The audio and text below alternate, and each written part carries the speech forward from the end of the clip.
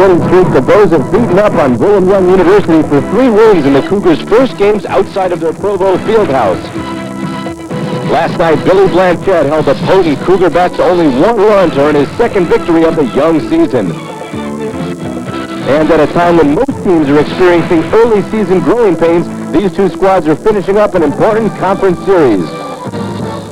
From Rainbow Stadium, it's Hawaii versus BYU.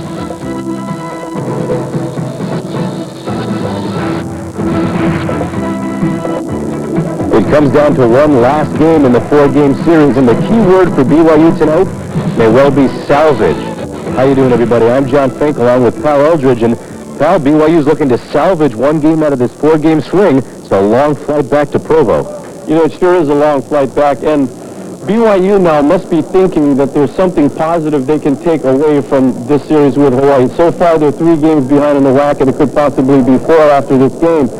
But the one positive thing they may be able to think about is that at least when the WAC season does start in a couple of months, that they know exactly where they are. If they're 3 games behind or 4, they at least can be motivated now to do some catching up. Pitching for BYU tonight is freshman David Manson. He's from Murray, Utah, a suburb of Salt Lake City. And for Hawaii, the pitcher is supposed to be Brady Pereira, but we understand he's a little bit tentative still with that arm injury. So, you know, it's just like a wait-and-see game for us here. So we'll find out how Pereira's arm is and also how this high school standout Madsen is for BYU right after this.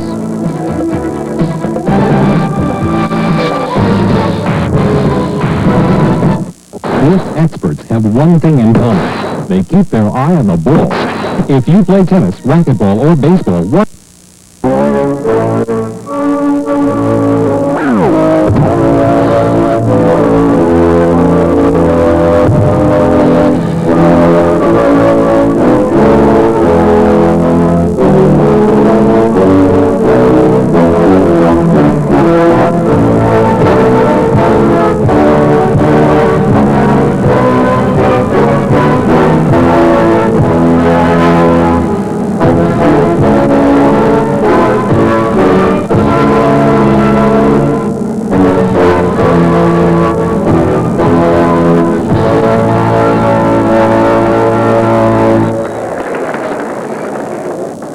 Rainbow Stadium. Rainbow Stadium, site of a sold-out crowd. Not full, as you can tell, but it probably will be, although, again, I don't know why people would not come if they've got tickets, pal. 4-game series concluding tonight, and again, we mentioned it's only February 9th in Hawaii and BYU with 4 games into the WAC season after tonight. Pal, it's an awfully long flight back to Provo, and I don't think, you know, when Pullins was optimistic coming in, we both talked to him, I think he figured maybe he could get a split out of this series. Well, I think so, too. And, yeah, it is about 3,200 miles, I think, back to Provo, and it takes about 7 hours or so by air. And if they don't win at least 1 game, it is an awfully long trip back there. And I think that's what they're trying to do as we look at the series batting averages. You can see BYU now gone down a little bit. Hawaii hitting pretty well at 306. But look at the pitching stats now. I mean, those are the ones that I think are the telling stats of the series so far. The ERA there for BYU, that's something that like a Colorado State might usually have up there in mountain country, but coming in here to Hawaii, their first outdoor visits, they've been inside in their field house for a little while, and you can see what it's done. Those walks have just killed them because a couple of games, both games last night, pal, BYU actually out-hitting Hawaii, but in the run department, that's all they keep track of in terms of results, Hawaii winning both games. Yeah, in baseball, like in any sports, the only stat that counts is the W and the L at the end of the match. But, you know, you mentioned Colorado State, and this is going to be a very interesting year in the WAC because Rich Alday, the coach at New Mexico, and Kirk Mason, the coach at Colorado State, this is Alday's second year, and Mason now has moved over from a long stint at Stanford as one of the chief assistants there. So they're going to be very competitive and a lot more competitive than they've been in the past. So I really look for an interesting year in the WAC, and it's going to be interesting to see the teams down here. Gary Pullins still looking. We've said this quite a bit now for his 600th career victory. I think he'd probably get a couple of them here. Want to say hello to all our friends watching on the Prime Ticket Network as the Rainbows take the field. Crowd gives them their appreciative hand. And here to set up the defense for the Rainbows, Pal Eldridge. Starting defensively for Hawaii at first base, last night's winning pitcher, Billy Blanchett. Second baseman, hot-hitting Chris Duggar. At shortstop, Steve Otani. At third base, John Viella from Maui. In left field, Kenny Harrison. The center fielder, Dino Darren Moreland. And getting to start tonight in right field, Tim Albert. Behind the dish, Todd Takayoshi. And pitching from Lahaina, Maui, Brady Pereira, getting his first start, obviously, of the year. Coming off of a little arm injury. And there you look at his 1990 stats, a 5.40 ERA. Pereira, the type of pitcher that throws a fastball, a cut fastball, a slider, and, of course, the changeup. At times he has tended to fight himself on the mound. You know, he's a tough competitor, and when things go bad for him during a game, he tends to, to hinge up the belt a little bit, maybe too much. Well, we heard that possibly his elbow is a little bit sore. Well, I don't want to say sore, but tight coming in, but he's out on the mound now, so obviously they'll see how he can go. Here's the order for BYU. Gabe Diaz gets to start at shortstop again tonight. At third base, Ed Shatterly. First baseman Cooper and the designated hitter Brown, but in the middle of the lineup all series long. The catcher tonight, Michael Espiritu. He's been splitting with Milne. Wagner in center field, Brian Simpson in right field, Darren Milne in left field, and Jonathan Lopez, who at 2 for 3 on the season is the leading BYU hitter right now, is at second base. Temperature 73 degrees, humidity is 79%. Our first game here, the humidity was up around 90%. And the winds are calm. We have no movement with the flags. Mike Evans behind the plate. Greg Poole with first base. Over at third base, the umpire is Keith Howe. There's Les Murakami in his 21st season. 5 of those wins have been in a row.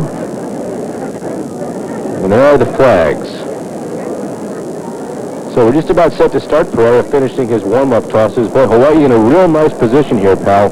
Knowing that if they win this, they're up 4 games on BYU, and even if they should lose this, something of course they wouldn't like to do, they still took 3 out of 4 from the Cougars. Now, last year in Provo, BYU won the first 3 games. You mentioned W's and L's. Well, we had a T last year because the last game of that series ended up a 10-10 tie that was called because of darkness. So BYU took 3 out of the first 3 from Hawaii, and Hawaii's returned the favor this year. Here's Gary Pollins at third base.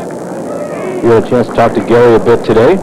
Yeah, I did. And he's remaining optimistic about the Cougars' chances. He realizes that they just come out of Smith Fieldhouse a few days ago to come here and compete in the opening series of their season, and it just happens to be a WAC championship series. So, the main idea for all these WAC teams is to get into that tournament at the end of the year. The winner goes, and, usually the number 2 team in that tournament is gone too. So, I know he knows that he's just got some work to do and that they're going to be all right. I do think he is positive about the type of team he has, so we've talked about that for 3 nights here. Hawaii, BYU, San Diego State, and Wyoming have all played in the 4-team WAC championships for the past 3 years.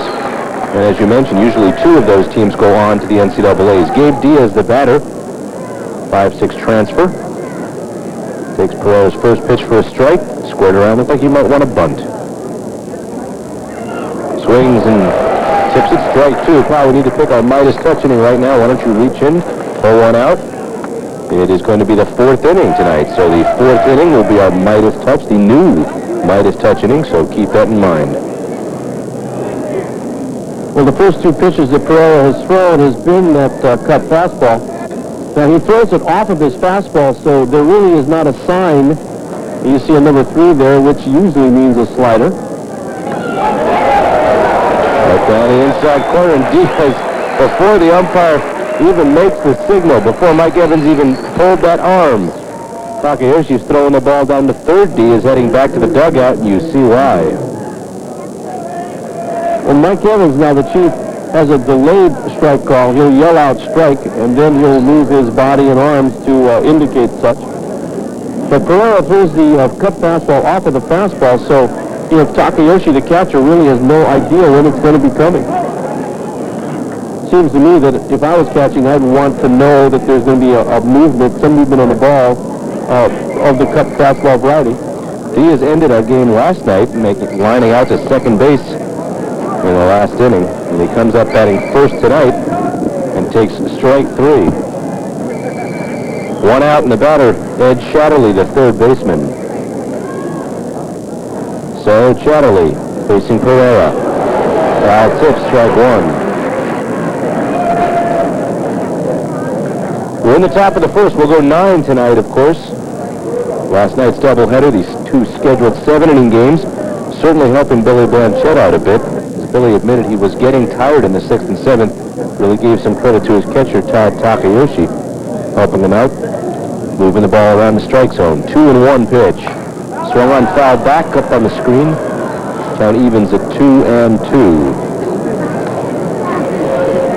There's Billy playing first base tonight. 2-0 on the young season. Not bad for a kid who pitched a whopping 5 innings in 3 games last year. He's come in and pitched 2 great games against Washington and BYU already this season. That ball, partial swing, strike 3. Chatterley goes down, so Brady Pereira looking very sharp here in the top of the first. The batter's going to be Chris Cooper. Chatterley just reaching for that, and he knows he's gone. So Pereira fooling the first couple of batters. Diaz taking a called third strike, and Chatterley with a meek swing at a third strike. So with 2 down, the batter is Chris Cooper. Cooper been up 11 times in the series at 4 base hits. Paul Eldridge, that was the entrepreneur. You heard his phone ringing there in the background. Well, bought a Blanchett at first. He'll take it himself. And the inning is retired rather simply. So Pereira looking good. And in the first, dropped 3 down and no score.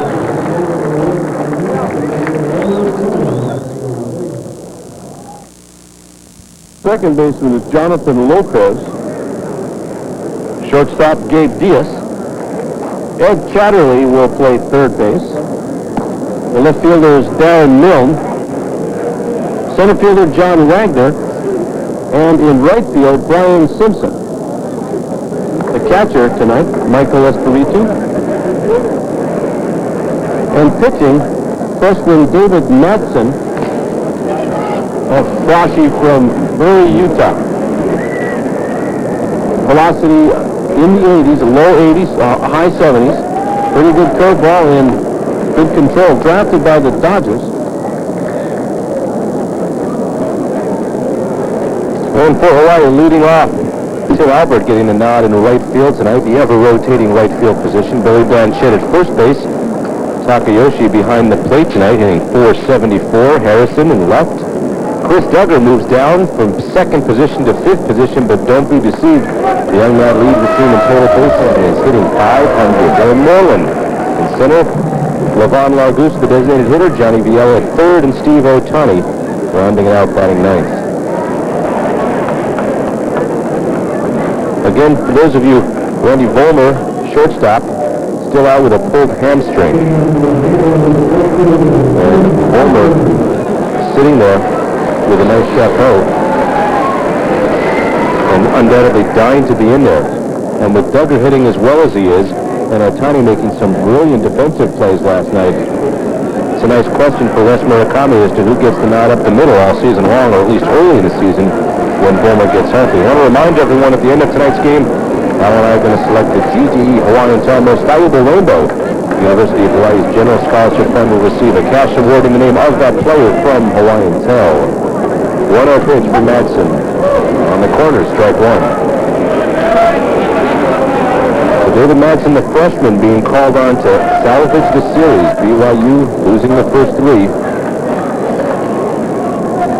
BYU coming to Hawaii in February for the first time ever because final exams take place in April when this series was originally set. That's up high, 2-1. In all likelihood, the Cougars will be back here in Honolulu for the Iraq playoffs in May. And you can be sure we'll be seeing a different Cougar squad in terms of readiness. You saw from the ERA and walks it has not been a pretty pitching series for BYU. Up high, ball 3. Albert, as you can see, 2 for 4 in the series, 4 for 9 on the season, hitting .444. Drills one to right field, base hit. So he waited on Madsen's 3-1 pitch. And it's a line shot to right field. Ball thrown back in by Simpson, and the Rainbows starting off with a base runner in the first. Take a look at this swing as he just waits for it and just follows through and takes it right where it was pitched, inside corner, and he takes it to right. And this guy's got great speed, so we'll probably take a look at Madsen's move, and won't be surprised to see him going. Left-handed Billy Blanchette is up.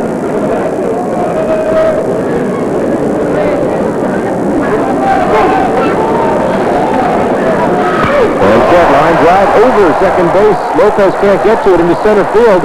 And the runners are going to be on the corners. And the Rainbows in business here in the bottom of the first. An aggressive Hawaii team swinging freely on Madsen.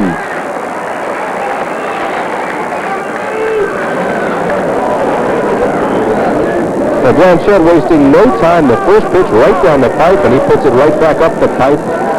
Base hit, and Alfred, with his speed and the ball in right center, he's easily over to third base. And of course, a question mark for that young man is the bullpen, which up to this point, we've seen Sean Jones from Honolulu come out and do a decent job, but Vandenberg and Hancock with some control problems the last couple of nights. And Les Murakami at third base. So here's Takayoshi, the third left-hander in a row. Takayoshi at .474 on the season, leads the teams in run, hits, total bases, and triples. That's right, the catcher leads the team with 2 triples. But don't be surprised, he led the team in stolen bases last year.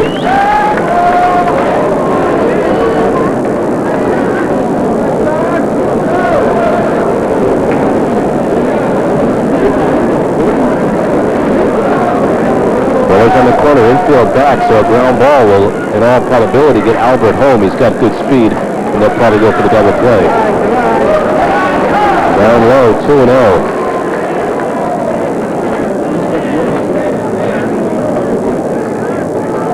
Blanchette having a dream weekend. Been hitting pretty well. He pitched a gem of a game last night. And he comes up in the first and gets a base hit.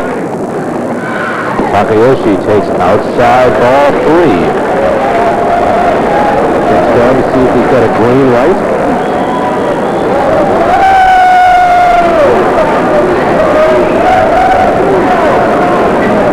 Kenny Harrison, and the hot-hitting Chris Duggar for Hawaii.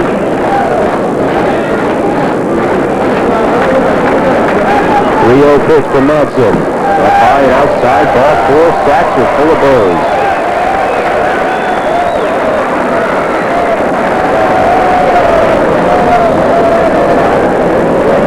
We're coming in from third base, Chatterley trying to calm down his freshman pitcher, and coming out to the mound is Espiritu. Gary Pollins. Now, you know, Pollins was saying to his squad at some point, because all coaches who get down 3 in a row would say, come on guys, just come back, let's just play our game, and here we are in the bottom of the first, and right now bases full of bows, the cleanup hitter coming up, and nobody out. Hawaii next weekend, Southern Cal coming to town for 3 games, then Fresno State for 3 games, then Arkansas for 3 games, and then Murray State and Arizona State. So great baseball coming up, but you'll notice none of it WAC play. So this is a big game for Hawaii and BYU. Harrison swings the first pitch. He's in the hole. It's a base hit. One run is going to score. Coming around is Blanchette. Holds up at third as the throw comes in from Simpson. So the Rainbows pretty much got the green light. If they like what they see, they're going to swing at it. And Madsen's got to find the plate because Blanchette swung at the first pitch and drilled a single. And there you see the base hit between the first and second baseman by Harrison. RBI single for Harrison. Bases loaded, nobody out. And this kid Duggar 3 times last night swung at the first pitch he saw for 3 hits. So Duggar, who's batted 2nd and 7th in this series, now comes up batting 5th with the bases loaded. And last night he hit one back to the warning track and left. So this guy's bat has been explosive, the Bellevue Community College transfer. Rainbows with 3 hits here in the bottom of the first. And last night in their 2 wins, Hawaii had 6 hits in the first game, which they won 7-4, and 6 hits in the second game, which they won 3-1. So Hawaii's offense has been good enough. The BYU pitching has helped out, and tonight they've got 3 hits in the first, and that ball's down low. Duggar had an idea. Gotta believe if it were in there, he could have swung.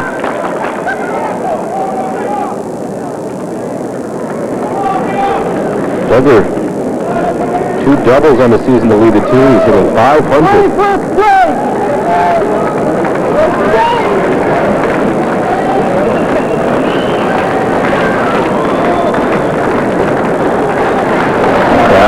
Ball 2. Well, if the adage is true that hitters have an advantage over pitchers early in the season until pitchers really get their form down, this guy's living proof of it, because Duggar comes into the University of Hawaii, and with Vollmer out, he gets a start at second base, as you see some action getting set to take place down in the BYU pen. That's Aaron Miranda with backup catcher Millen. Duggar taking advantage of the opportunity. 2-0 pitch. James ground out a second, chance for 2. Diaz 1, back to first, double play. Run scores, and it's 2-0. So no RBI for Duggar. That play going 4 to 6 to 3. Just a shot right at the second baseman Lopez over to Diaz. Diaz avoiding the runner and throwing to Cooper at first to catch Duggar by a step. So 2 out now. Takayoshi moves over to third on the play. Blanchette coming home. And the batter is the center fielder, Darren Moreland. Moreland also hot so far this season. He's been up 20 times. That's the most on the team. And he's batting .400. He's got 8 base hits. Last year, Darren hit 223 and 89, hit 302. So he's showing signs of the form that got him that 300 average a couple of years ago, early in the 91 campaign. Ground ball foul wide of third base. Coach Murakami moving out of the way. Might be in his contract never to touch a foul ball.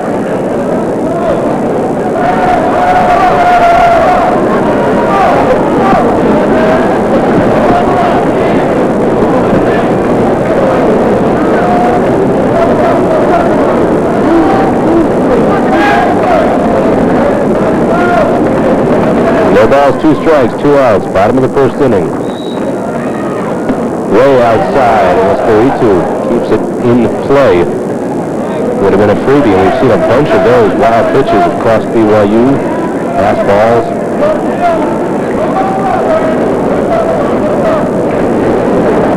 David Madsen, his first collegiate start in front of a sold-out crowd in Hawaii.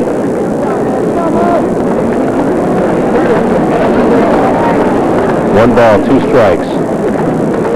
Madsen's pitch. Down low and outside, 2-2.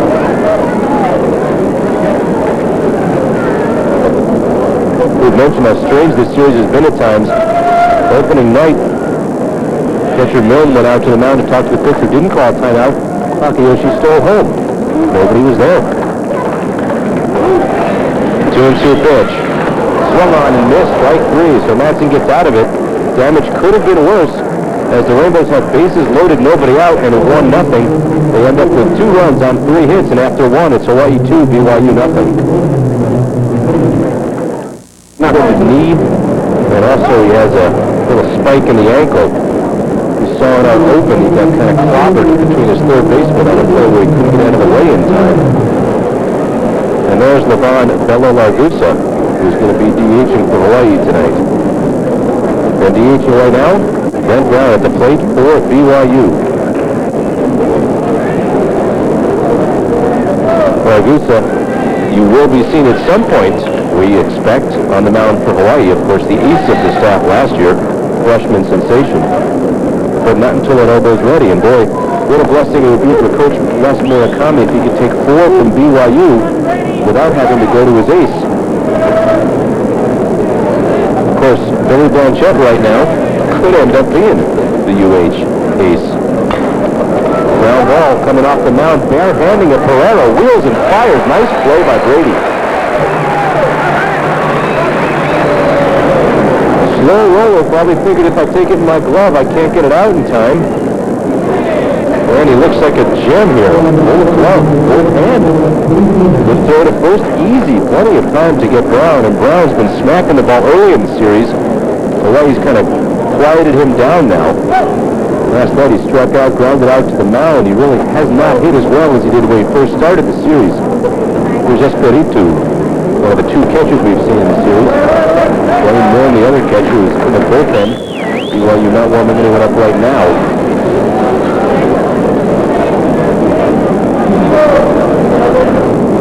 Espiritu looking for his first hit on the 91 campaign. 0-1 pitch, but the ball inside. Espiritu ducks out of the way.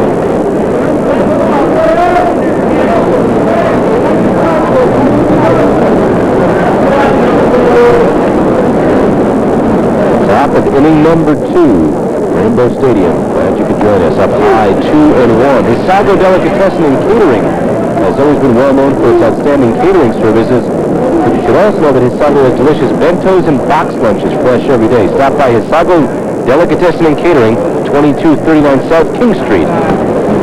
Next time the Hungries get you, that of course right here in Honolulu.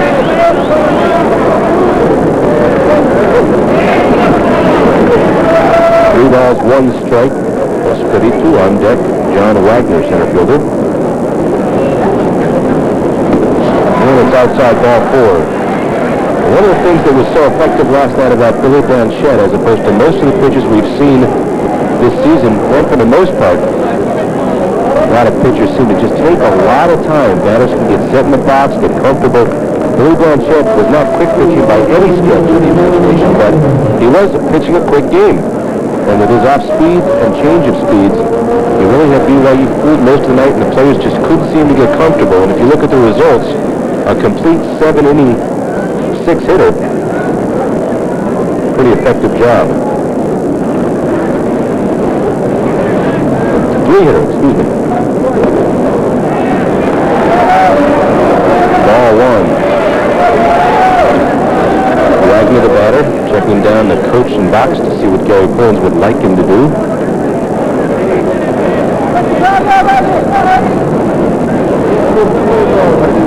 Wagner 4 hits in 9 at-bats thus far in the series.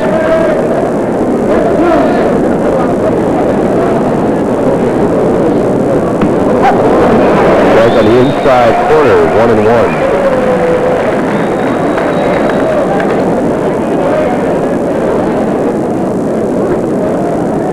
1 ball, 1 strike, 1 out. Top of the 2nd inning. 30 Pereira takes a look over. That Pullins is Wagner taking his sweet time. Now he throws back to first. Wagner's got that great eye makeup. Got that Alice Cooper look, which is so effective nowadays. There it is. He got a little bit rounded tonight. This guy must be fun around Halloween. 1 ball, 2 strikes. He's a feisty guy. He got hit by a pitch by Tucker opening night and just stared and stared at Tucker. I mean, the score was 7-4, I believe, at that point. The last thing Tucker wanted to do was hit somebody. But Wagner's a competitor. When he's made outs in the series, you can tell he goes back to the dugout. He's upset with himself. He's feisty, and you got to be that way.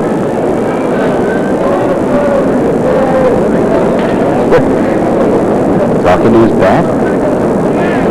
1 ball, 2 strikes. He may just be one of those characters. Every team's got to have him. 1 ball, 2 strikes. It's a ground ball foul. Pullins comes over and makes the play. You see the marked difference between Pullins and Les Murakami there.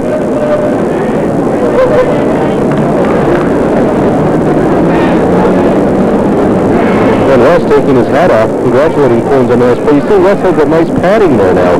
They really have gone first class. That elbow has been on that railing for 20 years. And they got it taped, but now they got a nice elbow pad there to make sure that Les doesn't injure that pitching elbow. Oh, you see that little line over there? Looks good. He owns that corner of the dugout. Now, I've suggested, as a practical joke at some point, somebody might want to loosen that banister, but I sure would want to be the one to do it. Maybe some senior will do it at some point. I mean, not that I want Les to fall or anything, but just a little joke. You know, guys light hot foots and put shaving cream in helmets. Strike three.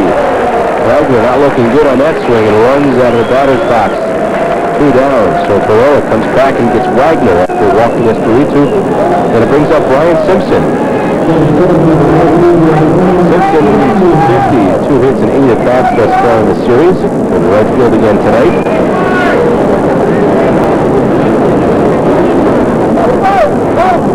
2 out, a runner on first, outside, ball 1.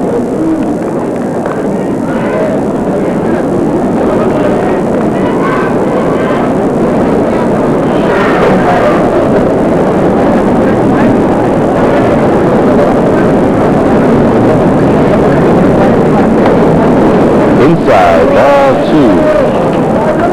So Simpson will check down with Gary Owens. Find out if Gary wants him to swing.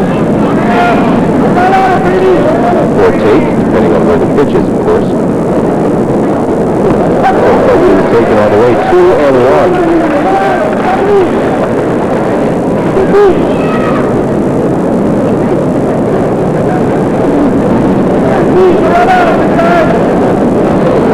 Espiritu on first, 2 out. Barella throws back to first, and Espiritu dives back in.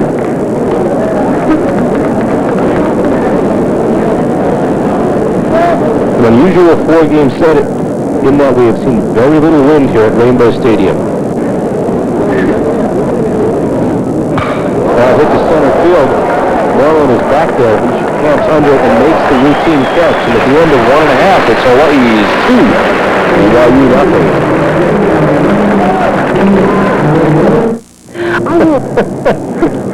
5'10", 2-something, thinks Young, any dugout anywhere. That's your line. But look at the face on that guy. He's got his game face on, doesn't he? Look at that. He just bit into a lemon. What is that? Golly. I'd like to compare that with your picture when you caught for BYU. Is it much different? Now, if you guys have one of those things, I mean, you're going way back. I understand they destroyed them all. Batting for Hawaii, and I'm very pleased to announce for the first time, Lavon Bella Largusa. Designated hitter. Yes, we are coming up with pinkisms this year. Well, at least as long as I'm up here, which is going to be today. Jim Leahy, of course, will be back with Cal next week for the SC Series. Largusa, sophomore, pitching sensation, also played some right field last year. Hopefully won't have to do that this year. Can also play some first base. What a good hitter, too. Had the broken wrist last year, which they didn't diagnose till late, and I mean like a few months after the season. And they did find a diagnosis to put the cast on. He just got the cast off 6 weeks ago. Now he's got a little tenderness apparently still in his elbow.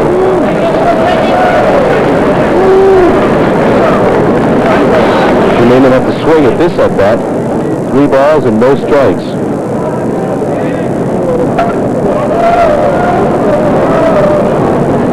Madsen's pitch down the pipe.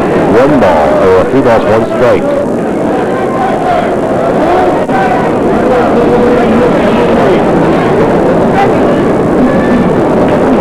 Used to hit 328 last year, second on the Bows to Viola's 347. 3-1 pitch, ground ball to third, coming over, can't get it. Chatterley Diaz though, long throw, and he gets him. So good play by Diaz. The ball I don't believe was tipped by Chatterley. And again, that interesting play power. If Chatterley does get that ball, can he get up in time and make the play? I don't know. But Diaz does make the play, so it becomes relatively moot. But Diaz has shown some range now in this series. He's got a pretty good throwing arm, and you mentioned in the first game that he looks a little bit odd throwing from there because you expect somebody bigger with that kind of an arm. Yeah. So Diaz with a good throw on that one. And that'll bring up John Viola. We mentioned the leading hitter on the team last year. And Viola hits a ball foul back to the screen. Batting number 8 tonight. So Coach Murakami shifting things around as Viola over the course of the series, traditionally, for Hawaii has been the cleanup hitter. Well, you see Diaz, who still hasn't grown into his pants. You know, at 5'6", you'd think they would have given the guy sewn up the legs or something. Ball fouled off and up into the crowd. And it's 0-2 on Viella. Well, I saw something I really enjoy seeing, and that is, before the game today, I'm talking about 4:15, we come out to the yard, and you see John Biella hustling down to the batting house in left field, and he's hitting some off with the tee and off with that automatic pitching machine they have. So, he's a guy that really wants to improve his skills. You see Biella 278 on the season, voted the most outstanding player last year. 0-2 pitch from Madsen. Outside, 1-2. So Hawaii, with a couple of singles, a walk and a single, getting a run in the first, but then a double play ball. Duggar hitting it hard, but right at the second baseman, bringing in the second run, and then Moreland striking out. So it's 2-0 Hawaii. Up high, 2-2.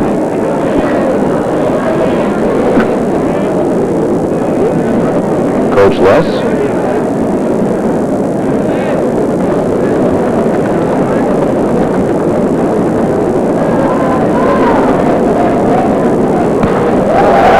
It's going to go past a diving second baseman. Lopez, kind of a dying throw by Biella, going with the pitch and a base hit to right field. What a great baseball expression. A dying quail. And that really explains it all, and it does explain that base hit just then. With 2 strikes, John Biella will spread the stance out a little bit, choke up slightly more than he usually does, and just try to put the ball in play, and that was a good example of what I just said. Just a dying quail he hit for. You call that? But I wonder if it was an Uncle Charlie that he hit for a dying quail. Negative, it was the Express. Oh, it didn't fall off the table, huh? Okay, Steve Ohtani coming up. Shortstop. Heart and soul of this team. Ohtani with some defensive gems all in one inning last night. And smiling after each one. And for Ohtani, I would suggest with his great defense, the key is going to be also how he hits. He's hitting 200 right now. He has also been up 20 times. He and Moore, as I mentioned, leading the team in at-bats so far. So Ohtani relegated to the number 9 position as he hits one foul and upstairs on our roof. And that means that my partner, pal, or my pal partner, will ask the first trivia question of the evening. So now that is number 24. On the roof. True or false? It's true. It's number 24. Okay. San Diego is the most southern city in the major league.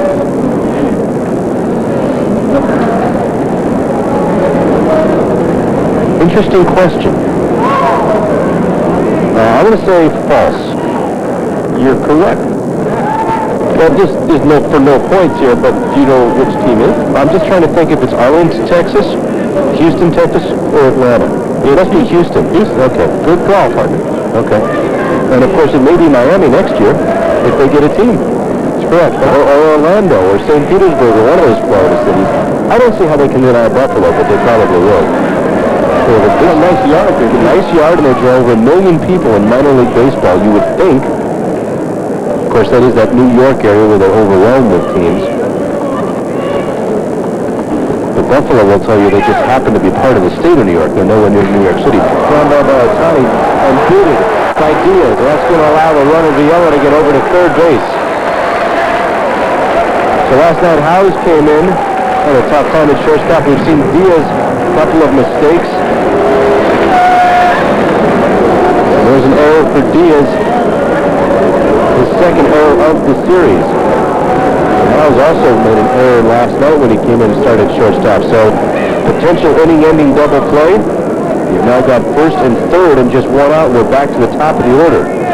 Well, most of the time, we just discussed this last night, but most of the time when a ground ball like that is booted, it's the player's fault. You know, that was a double play ball all the way, and now they both have runners on first and third, one out, and here's the leadoff hitter. So we're going to say that was the player's fault. I mean, it didn't take a bad hop. It was right there. Well, Loved up the first baseline. It's going to be a tough play because Albert's got great speed. He's going to beat it out. And he did it on his own. The swing and bunt goes in the book as a base hit. Looks as good as a line drive.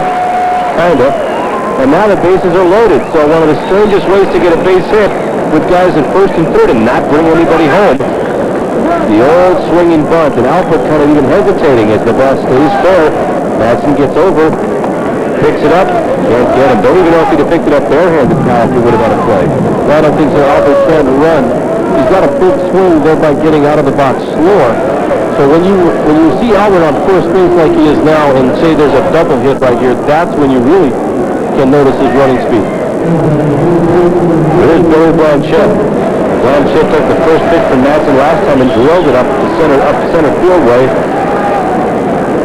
Holds its own. His players where to move. He moves his center fielder Wagner almost dead straight center. Blanchett has had a fun series against BYU so far. Takes down low, ball one. Did you ask him about his gloves yet? No, I haven't. I've seen it a few times too. I just forgot about it. Well, those are flags, aren't they? They sure are. And who was it who's got those orange ones? The match is at Josh Baker. And Laguse also has the phosphorescent or fluorescent gloves. We'll have to go with the follow if the lights go out here. Inside, on the inside corner, actually. Well, Billy wouldn't swing at that pitch anyway. He's gotten 2 breaking balls for the first 2 pitches. And he rarely will swing at a breaking ball with no strikes on it. Well, Evans will not get any crowd favoritism because, as you mentioned, he yells the call and then he throws the arm out, and a lot of the crowd will not hear that. And with Blanchett leaning over the plate a bit, it looked like it might be inside. Blanchett calls time. A lot of mannerisms by Billy at the plate. He just did that with his gloves. He does it again. 1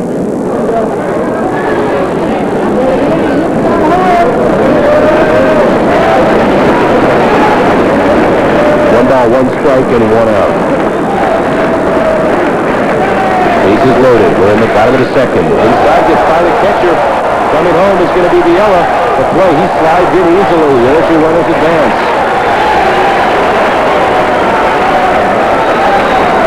So Tony moves over to third, Alpert to second. And that guy just can't handle this. Again, it's early in the season. When I asked him yesterday, he said, one thing I can tell you, you'll see better accuracy with our pitching. Wild pitch. And Viella comes home. I always have my parties catered by Marion's and never fail. Their food is so on.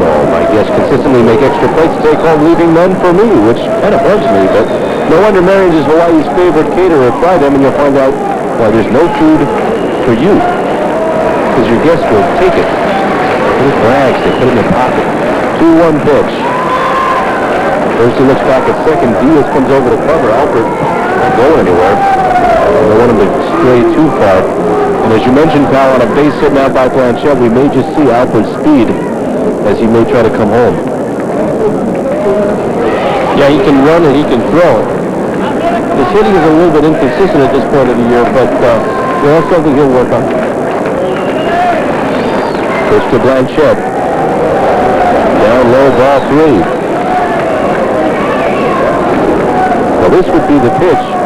3-1, a good hitter's pitch. It's going to have to be a pitch that Blanchett likes, and if it is, he'll probably try to go with it, left or right. He's bring the runner home from third base. Lopez deep at second base, ground ball to second with score run. That ball hits Blanchett. And I'll tell you, it's to Madsen's credit that the ball hit Blanchett, because if it doesn't, that ball's back at the screen, and it's 4-0. Because I don't think Espiritu would have had a chance on that pitch. That baby was wild. Yeah, it was. It bounced and then it hit Blanchett, and that counts even when it does bounce. The rule, of course, says that a pitch ball doesn't say anything about if the ball hits the ground. A pitch ball hits the batter, he's entitled to first pitch. That would have been on the throwing side of Espiritu. It would have been very difficult from the backhand that ball after it bounced, but Blanchett couldn't get out of the way. He gets hit by it. And the bags are full, and all that means is that Takayoshi, the number 3 hitter, arguably the most dangerous hitter in the Hawaii lineup, comes up. You know, John, being a coach myself and understanding what Coach Pullins is going through, because you really have not coached this game unless you've been through something like he's going through. I mean, I don't think I've ever seen a 4-game series, or a 3 for that matter, that has had such pitching problems as we've seen the Cougars have these 3+ games. Well, certainly it's unusual for BYU. We've seen the New Mexicos come in here and get blown out 22-1. But they've not been as deep or as talented as the Cougars have been. But I don't think you can expect anything near this if and when BYU comes back in May. And of course, if you haven't been a coach but you've been a player, you know what this is like too. 1 ball, no strike pitch. Takayoshi. Strike 1. On third base for Hawaii, Stevie Otani. Second base, Tim Albert. And at first, Billy Blanchette. 1 ball, 1 strike, 1 out. Infield playing back, double play depth. Pitch, ground ball to third. Chatterley picks it up. He has trouble getting out of his glove for 1 to first. Double play. Pitcher's best friend, the Cougars, dodge a bullet and give up just 1. 2. It's Hawaii 3, BYU nothing.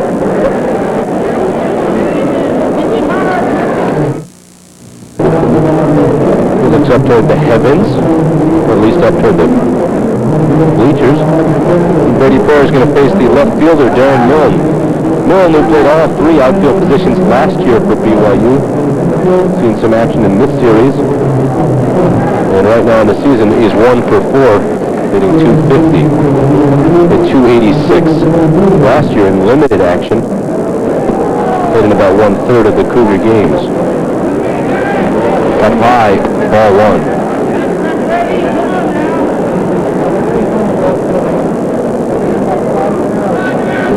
Now, is it possible to be Sandy in Utah? I mean, I know he's from Sandy, Utah, but there aren't a lot of beaches there, are there? No, there's a lot of desert, though. They do have a lake there, of course, kind of a big one. You can float in it. 2 balls and no strikes to Milne.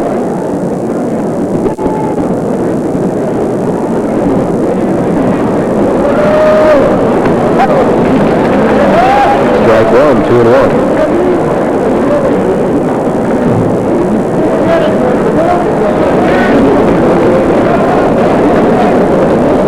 So Brady Pereira stakes to a 3-0 lead after 2 innings by his teammates. His job now is to move the ball around, but keep it in the strike zone. Let him hit it. And with that, he goes behind 3-1.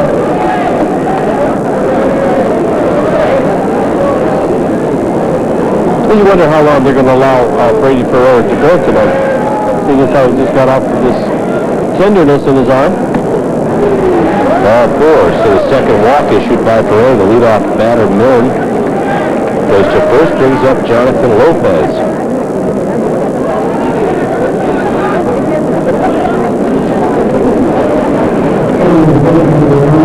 Lopez, the second baseman for 2 of the first 3 games of the series. Brent Shirley also played second base. Lopez, the transfer from L.A. Harbor Junior College in San Pedro, California. Swings the first pitch to Otani. Otani drops the ball, flips it quickly to second to get the force. If he'd have picked it up cleanly, he would have had a chance for a double play. But he flips it over to second baseman Duggar, and there's 1 out. Well, you see Otani got the ball mid-hop. Now, the best place is to get the bounce, by the way, is right off the turf or at the top of the arc of the ball. So he was halfway in between, tough ways to come up with the play. Looks like he also might have been looking toward Duggar to make that quick flip with the hope of getting 2. So 1 out, we go back to the top of the order. Gabe Diaz took a call third strike to start the game off in the first inning. Diaz takes a strike on the inside corner.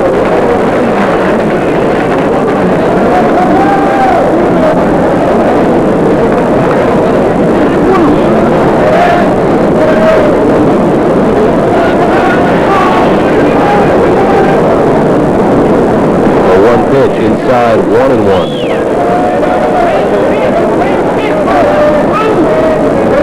A lot of times you'll see guys with the undergarment on, Kyle, and it's kind of loose. Going to keep their arm warm. Pereira's got his pretty tight. There's a pretty tight sleeves. Well, that's a special shirt ball's hitting to center field. It's going to be a base hit. Making the turn at second base is Lopez. He'll go to third as it goes all the way to the wall. And he'll come in to score. Now Diaz going for third base. Here comes the throw. There'll be a play. He dives in ahead of the throw. A triple.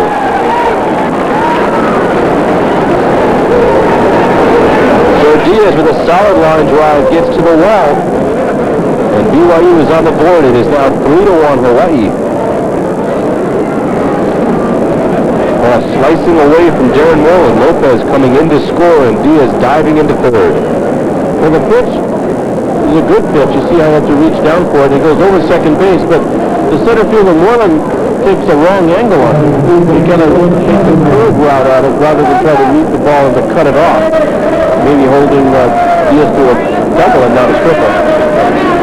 And of course, once it hits the turf out there, it's just going to keep going away from you because the righty hitting it and the ball tailing away toward right field.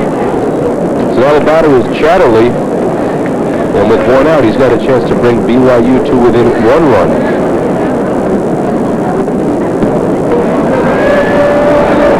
Two balls and no strikes.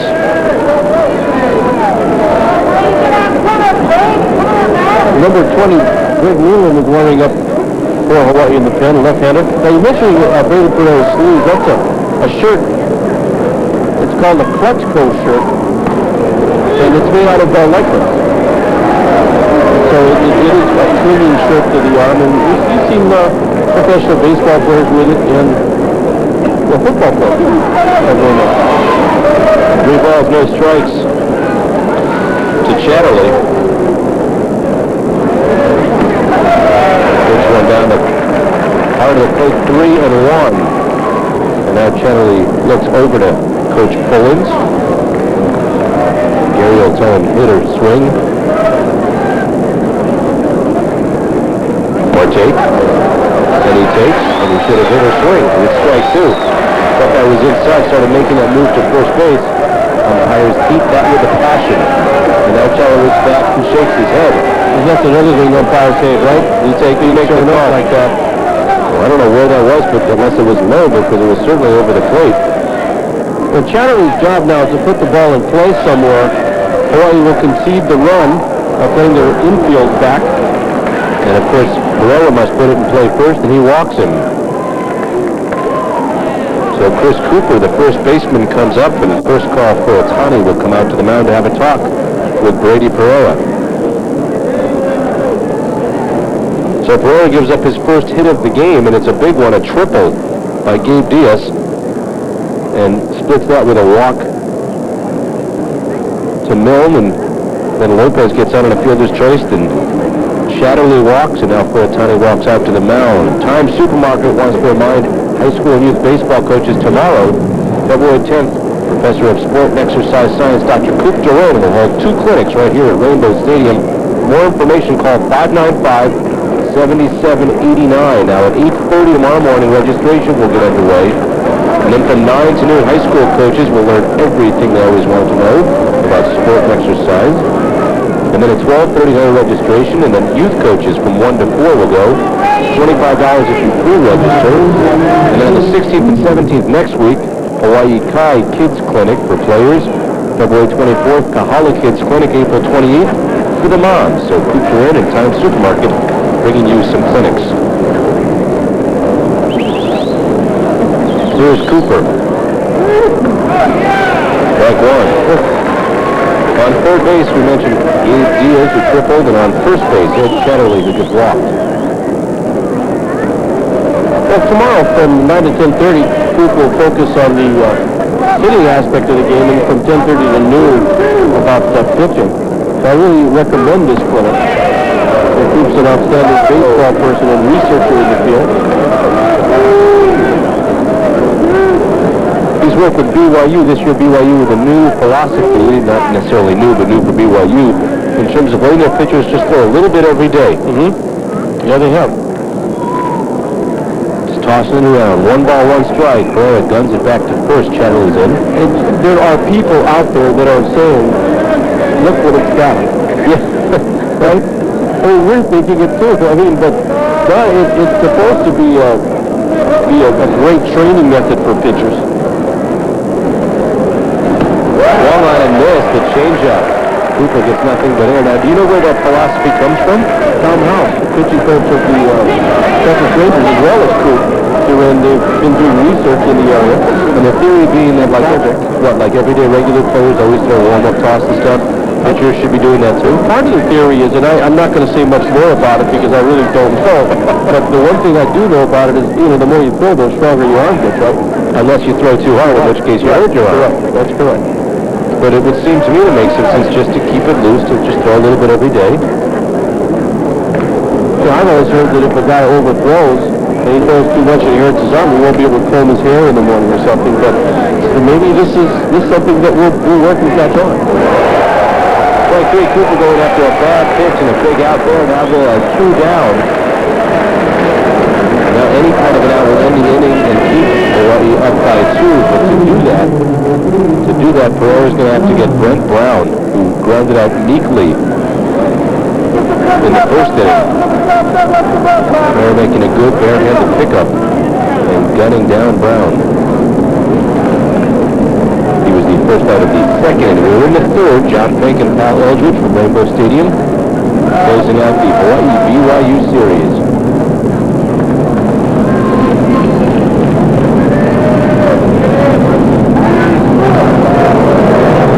Now back to first, Blanchett holding up the ball. Greg Poole says no.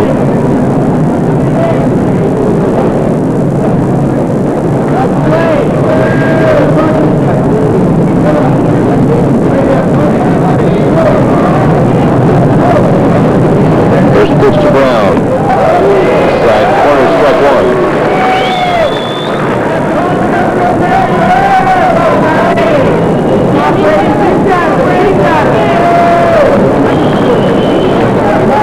Brown will certainly be relied on this year by BYU to provide some of the power that was lost when Daniels and Wilstead graduated. Outside, throw back down to third and diving back in ahead of the throw.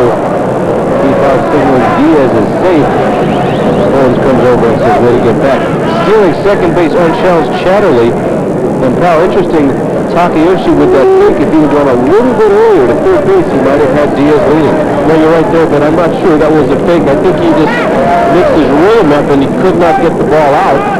And then he decided to go to third base, but he did double clutch the third. And you're right, had he thrown it immediately on the first try, he would have had him out. When he made that fake to second, Diaz made that extra stutter step home. That ball popped up in the infield. Blanchett with a play, and Brown's going to go down easily again. And Pereira gets out of it, as do the Rainbows, and it's 3-1 after 2.5. So Kenny Harrison singled in the first, and then was erased as the beginning of a 4-6-3 double play. Brady Pereira, now looking like a guy who plans on pitching much longer. You see him with the ice on his elbow. Now look on his face. The weight of the world. So he's gotten through 3 innings, and if it is really that sore, a gutty end to the inning as he gets out of trouble by striking out Cooper and getting Brown to meekly pop up to first. 0-1 pitch to Harrison. Swung on and fouled out of play down by the Rainbow dugout. And the count goes to 0-2.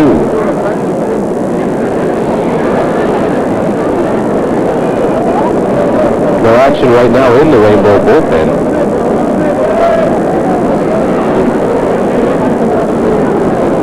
The 0-2 pitch from Madsen is outside, 1-2.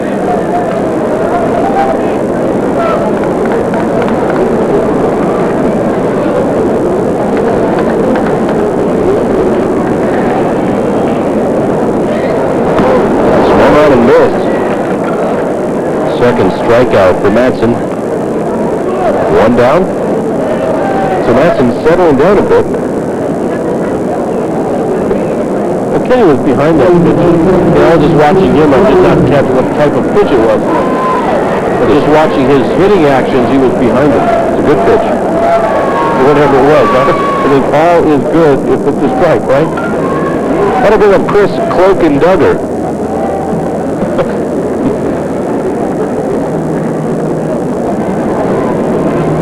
well, you know, it kind of works for him, the cloak kind of, because he kind of like came in and like, who is this guy, right?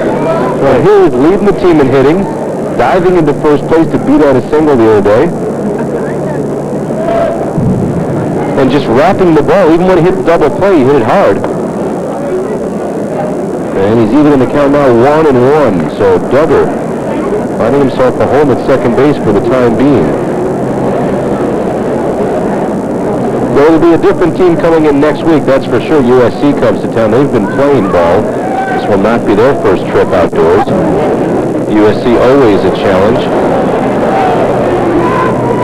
And their coach, is he the most active winning coach? He's somewhere up there, I know that. He's got like 4 million wins or something. Well, now this is Mike Gillespie. I'm sorry, the former coach Dado, yeah. Mike Gillespie's been there, I believe this is his 4th year there. So he's an outstanding coach that has come there and is now bringing USC back into baseball prominence. Who is it? It's Dado, and then you got the guy from Texas. You got Fraser, Miami. Ron Fraser, Miami. Yeah, this guy's 1,000 wins, something up there. Yeah, Jim Brock of Arizona State. Arizona State, yeah. Murakami's somewhere on that top 20. Yeah, he's in there. Orville Brayton of Washington State, who will be here for the tournament. 2-2. And that one inside. Ball 3.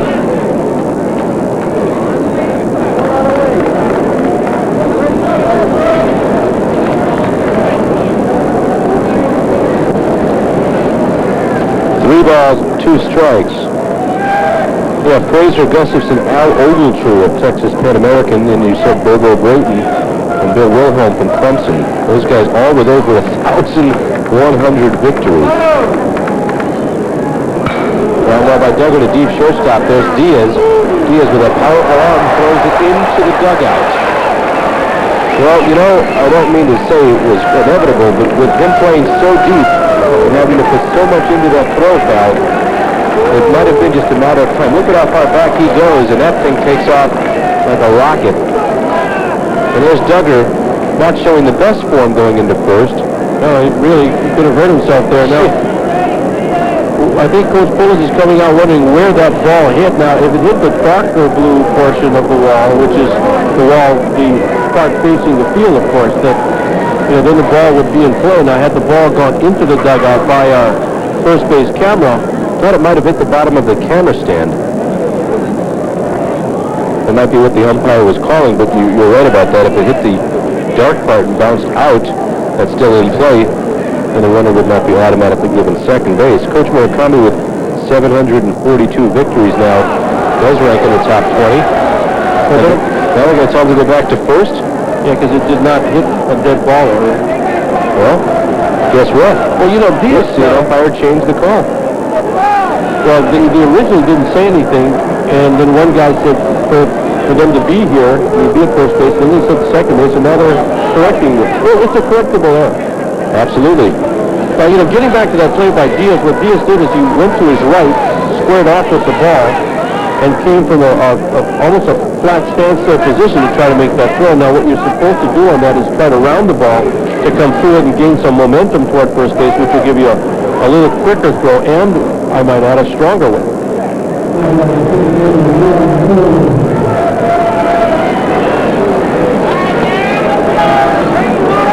Well, you see the ball coming out, and I'll tell you, if it didn't hit the wall, it would have had to hit something at a perfect angle to bounce out like that. So perhaps it did hit the wall. In any case, the umpires correcting themselves as Gary Collins comes out and asks.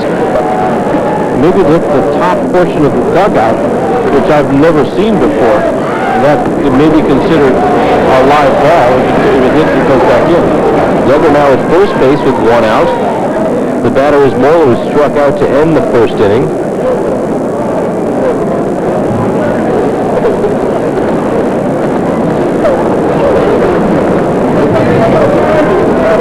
You know, you're right about that. We saw Duggar dive into first base last night to beat out a hit as Moeller hits one to center field. The ball a mile high and too high to do any damage. As Camper under it is Wagner, and Duggar will have to go back to first. But now this time Duggar running to first, hitting the base, looking like he could have really banged up his ankle and fallen over the base. You got to run through the base. If you're a kid out there, you don't dive into first, you don't slow down, you don't stick your leg out, you run through the base. But there are times that you need to slide to first base, and that is when a ball does go high. Now, I don't question his judgment in sliding at first base. I question how he slid at first base. Yeah, you mean to avoid a tag, avoid a wide throw, sure. The batter, Levon Largusa, takes high, ball one. Largusa grounded out to Diaz in the second inning.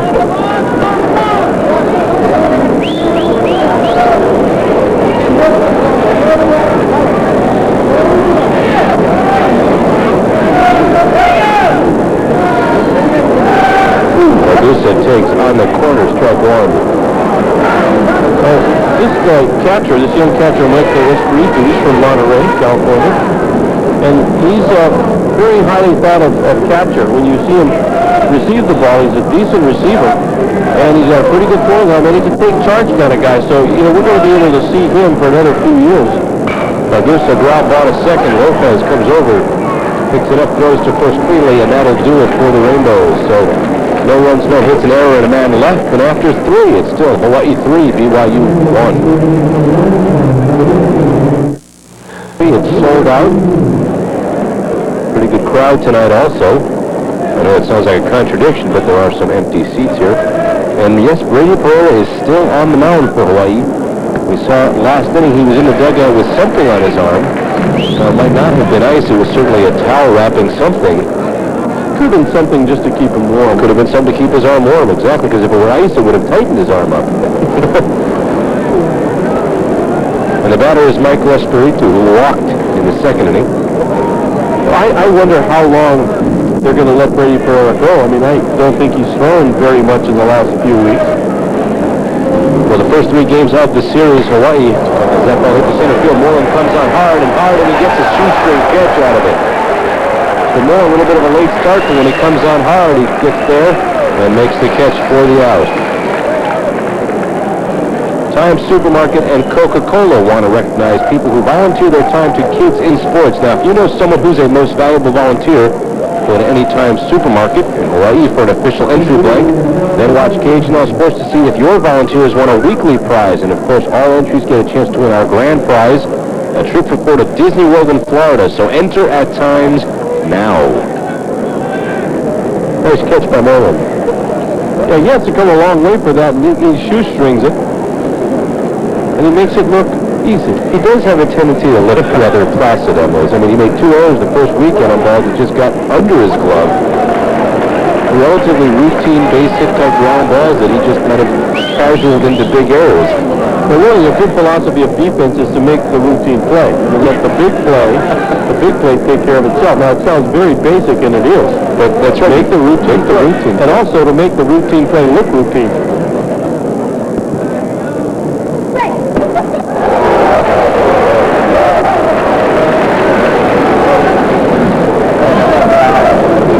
Breaking balls now that Pereira has thrown Wagner. Yeah, that's right. Wagner's the guy in the last game that really tattooed the ball. Was 1 for 3 with a double, but every ball he hit was a line drive. Lined out to short and also to second. Struck out in the second inning in this game. We mentioned all three Hawaii starters won their respective games. Apana, Carl, and Blanchette.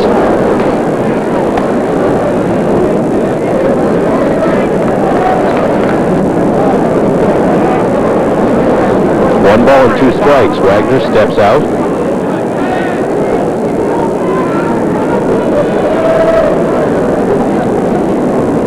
Got those socks down low around his ankles again. 1-2 pitch. Hits this one deep to left center. I don't know if anyone's going to catch up to it. Moreland goes back near the warning track and reaches up and gloves it at the track.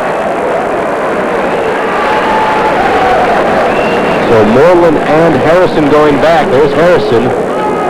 And he gives way to Moreland, who has the better angle. And right at the warning track, he makes the one-handed grab. And in Provo, that's a home run. In fact, that may have even been a 2-fencer in Provo. Yeah, in Provo, that's a car shot. Out on a highway somewhere. Well, they got Brian Simpson, who flied out to Moreland to end the second inning. Gotta love those eyes. That ball hit to center field. Can Nolan make three? He does. All of them with one hand, all of them looking relatively easy. And I guess as long as you catch them, that's okay. After 3.5, it's still on Hawaii.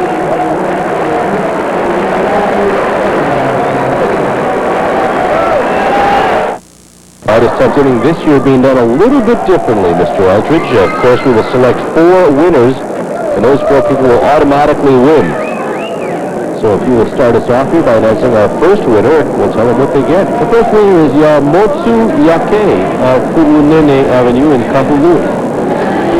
And the Yake family will get they can split a t-shirt and a cap, because that's what you get for being our single or first winner. And we move on to our second winner. Ken Makino of a post office box in Wailuku. I wonder how he fits in a post office box. That's where he lives. And he's a good Maui boy from Baldwin High School, batting. Down the yellow 1-1 count. So Mr. Makino wins himself a $20 gift certificate from Midas. So the way it works is we have 4 people, they automatically win. NCAA rules preventing us from tying in any player performance with any type of prizes, so we've decided just to give prizes away this year, make it nice for all you people who play on Midas Touch inning. And Viella goes down swinging, so Viella, who's singled his first time at bat, was struck out by Manson. Our third winner tonight is Grace Kato of IAEA, and Grace will get herself an auto lube certificate from the good folks at Midas. So as you can see, it does pay to play, because you win with KHNL's Midas Touch inning. Steve Otani, the batter, got on an error by Diaz back in the second inning. And our fourth winner tonight, Ned Rowley from Kailua. Now, Ned, you get yourself a $50 gift certificate from the good folks at Midas, and possibly much, much more, as that one goes over everyone's head. The way it works is if the Rainbows score 13 or more runs in this game and they win, they got to win the game too. Our home run player, or our fourth player, that's Ned Rowley tonight from Kailua, will win a round trip for 2 to Las Vegas, courtesy of Midas KHNL Creative Holidays. That includes airfare and hotel for a couple of nights. So make sure you send your postcards with your name, address, and phone to the Midas Touch inning, 1415 Dillingham, Honolulu, 96817. Also at Midas this month, during the month of February, Midas customers will get a certificate good for $3 off any large Domino's pizza. And you can also register their contest to win a pizza a month for a year. So good times at Midas. Well, I wonder if you could go in and while they're working on your car, you could probably call Domino's and they could win your pizza right there. Right there? That sounds like a smart thing to do. Oh, thank you. Johnny taking all the way on the 3-0 pitch, 3-1. Our Midas Touch inning, 4 winners every game throughout the course of the year. Nice cap, maybe that's why he's catching with one hand. He can't see very well out there. Now Brian Otani's on, ball 4. So the enemy of the Cougar pitchers all weekend long, rearing its head here in the bottom of inning number 4. That'll bring up Tim Albert. Albert 2 for 2. Swinging bunt and a solid hit to right field.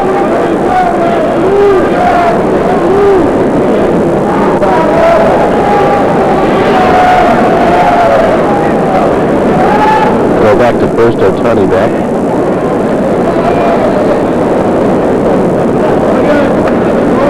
Tim Uncle Albert.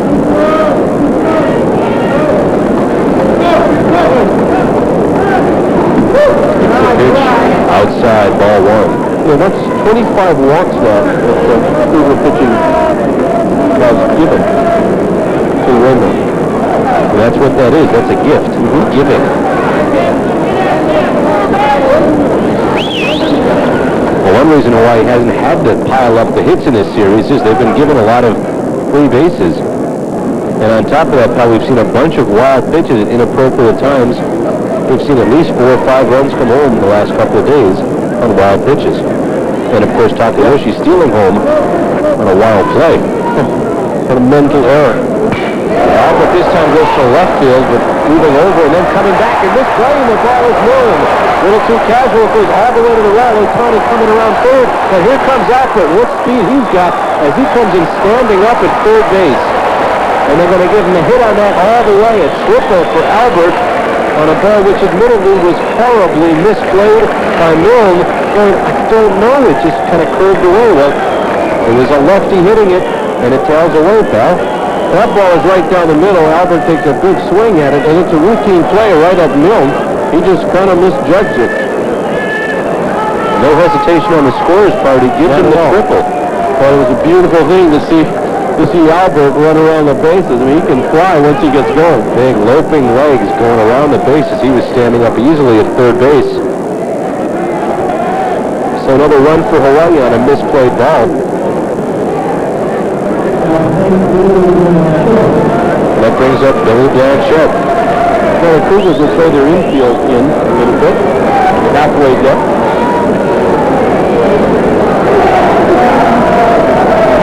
And Blanchette last year in 165 at-bats struck out 23 times. So opportunity here for him to at least get a piece of the ball, which he usually tends to do. And if he does, you probably will see Albert come flying in from third.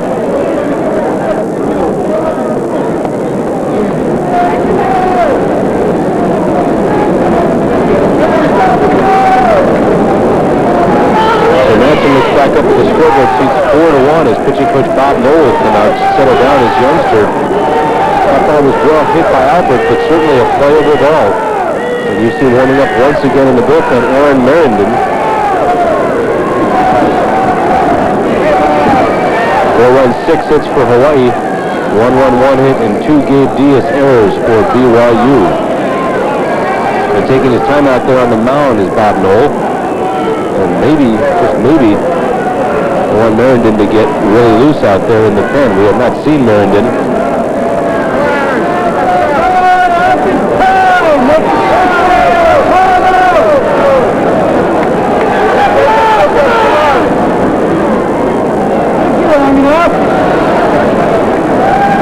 One ball, no strikes to Billy Blanchette. We've got 1 out. We're in the bottom of the 4th. Our Midas touch inning. Midas with all those specials on struts and shocks this month too, all kinds of deals. Check out midweek for the coupons. And also specials involving dominoes.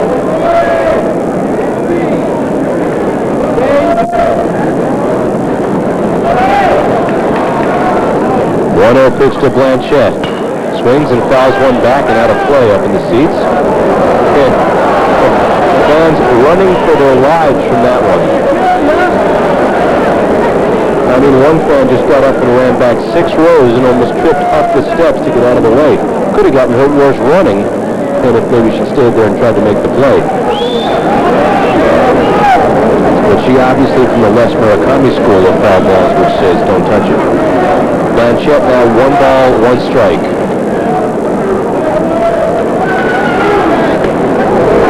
On the heart of the plate, good fastball that time, 1-2.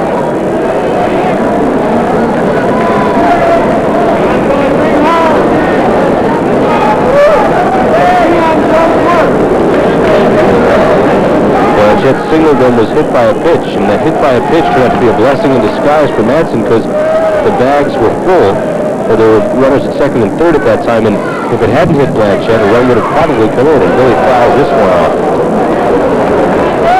As it ended up after Blanchette was hit, Takayoshi hit into an inning-ending double play, so by throwing it and bouncing and hitting Blanchette, Madsen actually caught a break, one of the few he's caught so far in this game.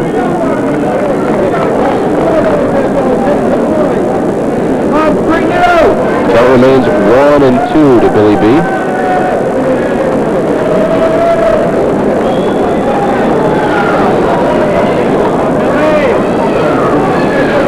Takes it up high, had a notion. 2-2. Blanchette, one of 3 former Punahou players on the Rainbow squad this year with Craven and Franz Ewan.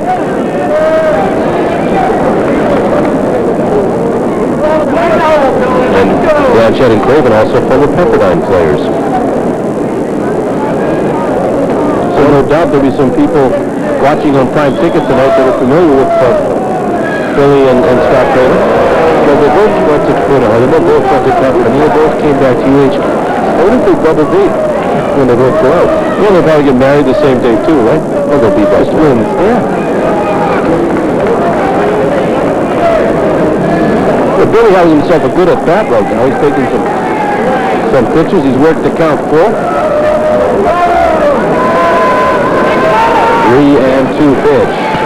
Swings and fouls this one off. Coming over is the third baseman. And the catcher and the third baseman isn't going to get there. Once again, that high foul ball. We've seen it throughout the series, pal, when balls have even been caught in the infield, even by the Rainbows. Players have not looked steady. And maybe it's early in the season. Maybe it's just that it's just tough.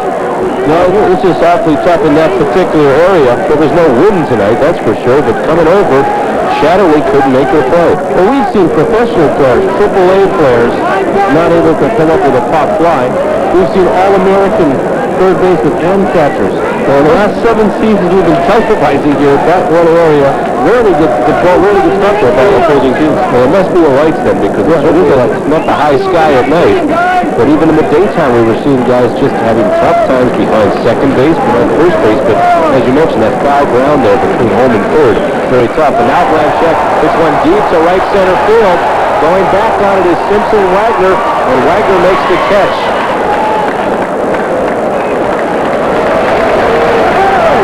And tagging up and coming in to score is Tim Alford. So Blanchett with a sacrifice fly. And that dropped foul ball, making a big difference. Now this ball is hit a long way, and John Wagner, the center fielder, does an outstanding job because he was playing relatively shallow for Blanchett. Warning track. Warning track power, they call that. Although Billy does have decent power once in a while to right field. Well, of course, you would also call that a QAV. Good at that. That's right. Quality at that, because he hit the foul ball that should have been caught in all reality, and then he comes back and hits one deep enough to center to bring in Albert. So here's Takayoshi. Takayoshi walked into a double play in the second inning. He's 0-for-1.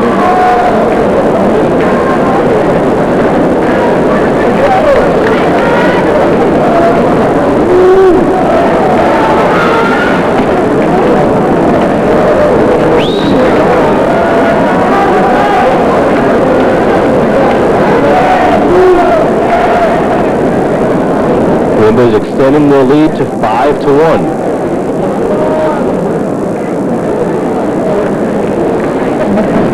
2-0 pitch from Madsen to Takayoshi.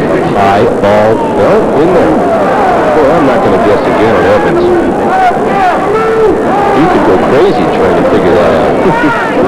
Espiritu putting his glove up. Looked like it was well. It was obviously right around chest high. Good enough for Evans to tell us it's now 2-1. Well, the best thing to do with Evans' umpiring is just delay your call from up here, since he delayed his call from down there. Ball 3-1.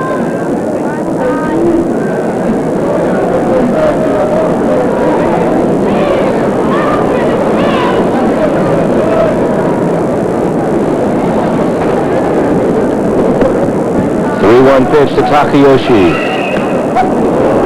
Strike 2.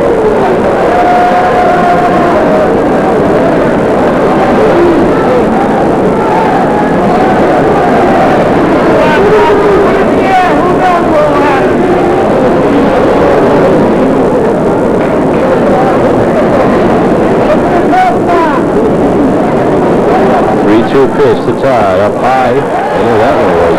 Ball 4. So with 2 out, a walk for Madsen, and the batter will be Kenny Harrison. Harrison singled in the first, struck out in the third.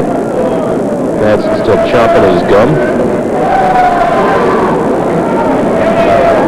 There will be some great baseball coming our way here in the next few weeks. USC comes to town next weekend. It'll be followed by Fresno State and then Arkansas. Then Murray comes in. Murray State comes in. Arizona State. Then the Rainbow East tournament. And then it becomes WAC time. And the Rainbows don't leave town till April 3rd when they go up to Colorado State and Air Force for an 8-game road trip. Then we're right back here for Wyoming And Grand Canyon comes in. That's a big place to come all the way over here. Grand Canyon comes in. Rainbows go back to New Mexico. Have a series at Cal and Southern Cal. An interesting side little road trip. Hawaii doesn't play too many road trips non-conference. And they'll finish up with Utah after they come back from San Diego State in the WAC tournaments, May 16th to 18th.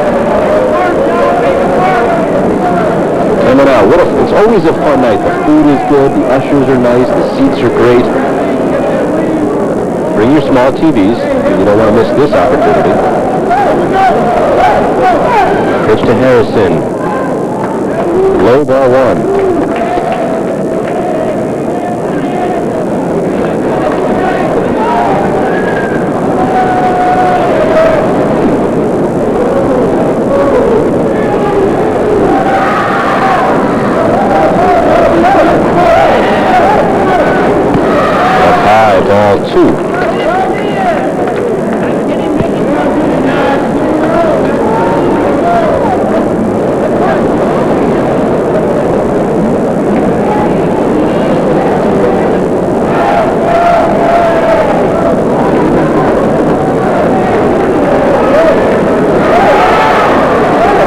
Takayoshi with 1 foot off the dirt onto the AstroTurf.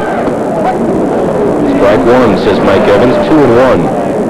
Takayoshi always bringing pride to Pal Eldridge as a good base running catcher. He led the team in stolen bases last year.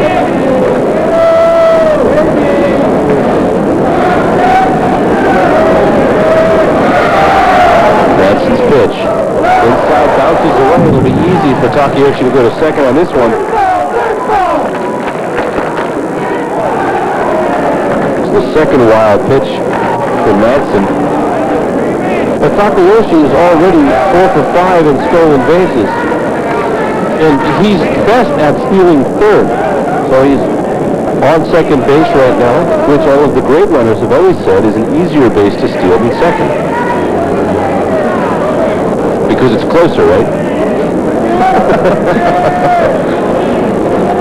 Well, there are those that said, yeah, but the catcher's throw is 37 feet and a few inches closer, but you can get a lot bigger lead from second base. Sure. And a lot of times the catcher also has to get around a batter to try to make a throw to third. Another deep ball! Harrison swings one, is down the left field line, coming over, and not able to get there is Milne. Well, right now, Takayoshi is studying the pitcher, and he's putting him into some categories that he will determine what type of pitcher he is by the head, how the pitcher looks at him, and if he establishes some kind of a pattern. But right now, at second base, Takayoshi has done that after one pitch. Maybe you look at another one, but I wouldn't be surprised if he takes off. You know, as a catcher, pal, I would think it would help, since you have to read pitchers all the time. If you've got some speed, you probably should be a good base runner. Because you've got to watch pitchers' motions, because you've got to follow from behind the plate. So that's why you were such a base stealer, correct? No? Well, I mentioned before, I saw second base one time. I was at second base once. Third base once also. As a matter of fact, there's a former teammate of mine, right there, number one. So if there were any question, we could always ask Gary. You know, Phillips and I tell a funny story. Our coach is Glenn Tuckett, and he is the athletic director at BYU right now. And he finished his career with 498 victories. He was elected to the College Baseball Hall of Fame. And Fulham and Eldridge cost Coach Tuckett 500 victories. Broken Duggar swings or takes it with 4 to third base, and there's Takayoshi with the steal, and thanks to that move, Harrison ends up at second base, so the double steal working to perfection. Now we'll take a look at what Takayoshi does. You see that jump he gets. A little bit high throw by Espiritu. I think if the throw was low, it would have been a real close play. So now Duggar, who's the hottest hitting Rainbow, with a 1-0 count in his favor. Madsen getting up toward the 90 pitch mark.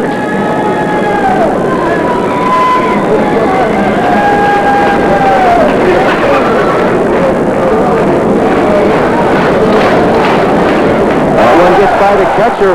And it was just off Espiritu's glove, and coming in easily is Takayoshi. I gotta believe that's a fast ball. I don't know if Espiritu took his eye off that, but I really believe that it hit right off his glove, pal. Yeah, I think it's a fastball because you're right, it did hit off his glove. It was maybe 6 inches above the ground, but it was a catchable pitch. We're going to look at it here. Maybe should have caught that. I mean, it broke down on him. And we'll take a break because the pitching change is coming up for BYU. Hawaii leading 6-1. Stay tuned for an important offer from Barron's. Ticket from the California area. And he comes in with Chris Duggar at the plate to count 2-0, and Hawaii now leading 6-1. And obviously, whatever that last pitch was that got by Espiritu was enough for Gary Pullins to come out and pull his pitcher.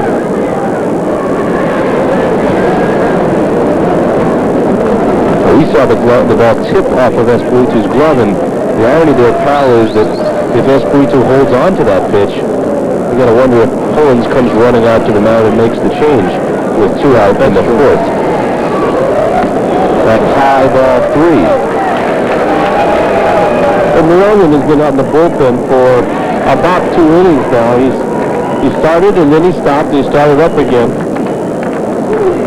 One of the many junior college transfers on BYU this season. Throw back down to third, and getting back into third base was Harrison. And Shadowly, with that throw being right on the bag, landing on top of Harrison. And the pitch was a strike, and so it's 3-1.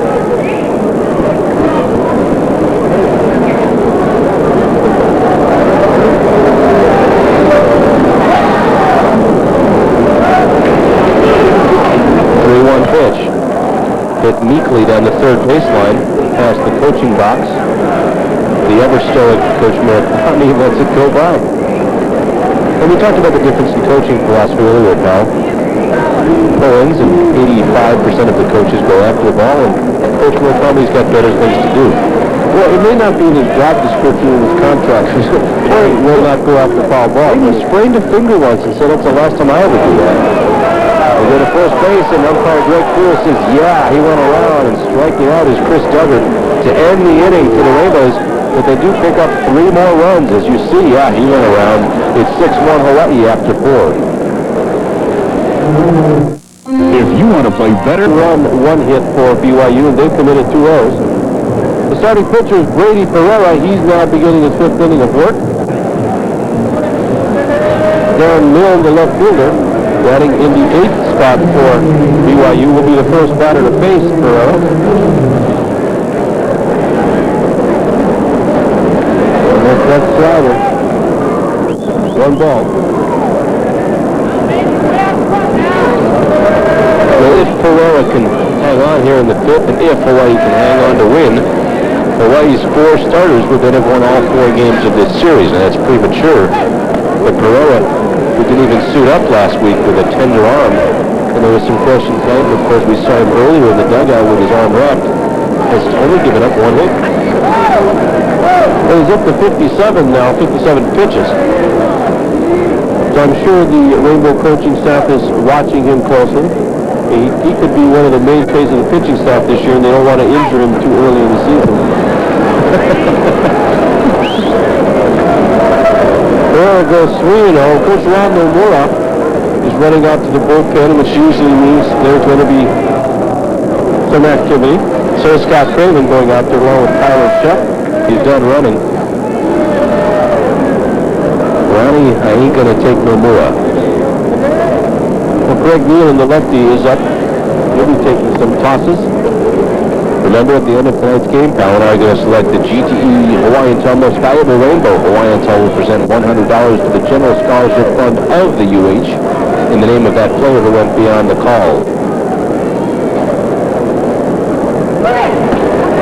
A strike on the outside corner, 3-1. Great crowd here for the concluding game of the BYU Hawaii series.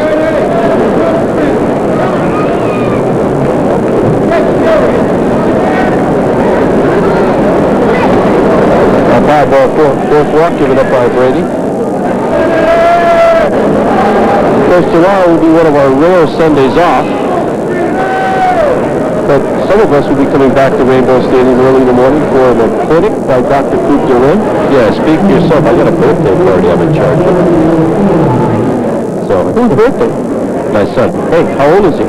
He'll be 7. Is that the soccer wing? That's what he wants to do for his birthday party. And he'd like me to be referee. I thought he was going to say Dad be the goalie. No. He beats me too much. I got to be the referee. But here's Jonathan Lopez, the second baseman, Which is always good, because then we can get into little arguments and things, which will be kind of a fun party. You'll always lose with 7-year-olds, guys. That's right.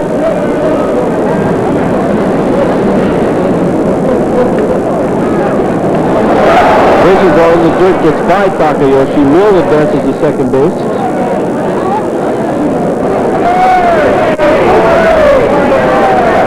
That should be scored a wild pitch, but you just never know. We'll watch it again, Paul. An interesting inning for Pereira. I mean, if he gets through this inning, as we mentioned, and the Rainbows hold on, he could get credit for the win.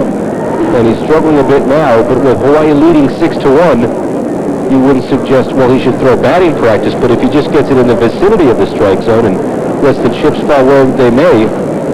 Well, the funny thing about that ball he just threw to Takayoshi is that Snack was in front of the ball. He did go, but you watch when the ball hit the ground, it turned off to his left, so Takayoshi was in position to receive it. Tipped the plate. It might have just hit that corner of the plate. We've seen some strange bounces tonight. You know what I think it hit? I think it hit the hole where the right-handed batter puts his right foot. Anyway, the count is 1-0 to Lopez.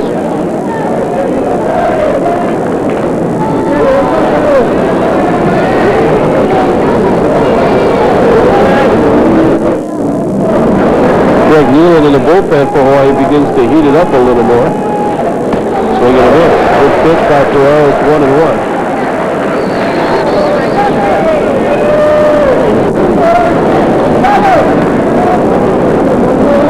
See, if Pereira gives up 2 hits in this inning, and the ball's hit well, he's going to be taken out anyway, in all probability.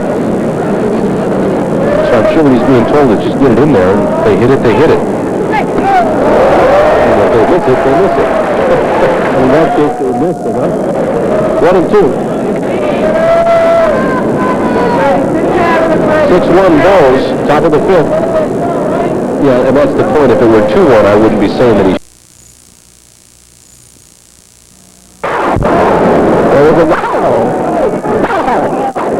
Lopez knew that ball wasn't going to hurt as he stoically stood there and said, I'll take that one. Yeah, right there, okay. And now young people out there, that's the way to take the pitch. You turn your back to it. It's a little safer that way. It doesn't hurt quite as much. Here's Carl Fuatani, the Rainbow pitching coach. Walking to the mound, does not touch the line. We were commenting last week as to why coaches don't touch the line. You know, and right now it's probably because you think you're going to fall off the other end of the world or something. But really, I think it was because they would mess up the line in the old days when you don't have the paint like they do now. Well, there's also the old adage, of course, don't step on the crack to break your mother's back. I mean, it's nothing changed. Greg Nealon trots in. We'll be like Takayoshi. Well, at least their start of the game. Yeah.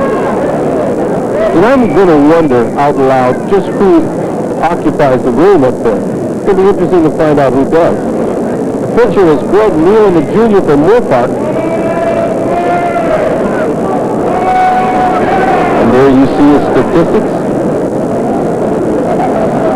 Got to lower that ERA a little bit if he's going to be competitive. Greg Curly Nealon. First batter to face Nealon is leadoff hitter Gabe Diaz. Diaz is 1 for 2. He struck out and tripled. Tripled in the only Cougar run.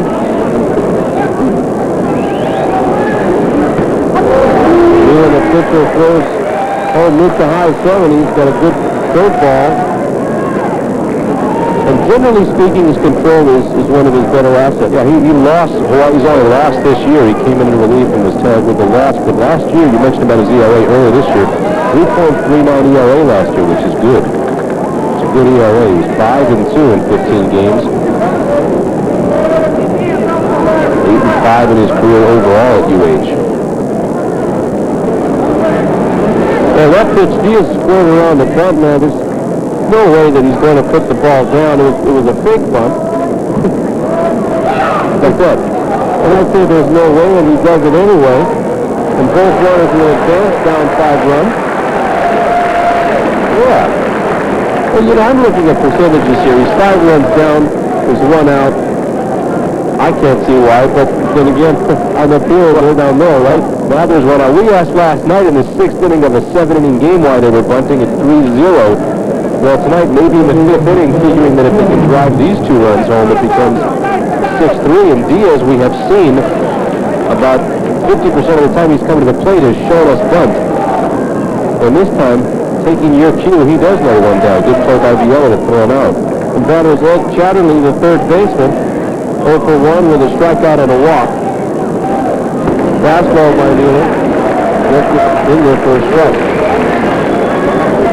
1 out, Cougars threatening here with runners on second and third.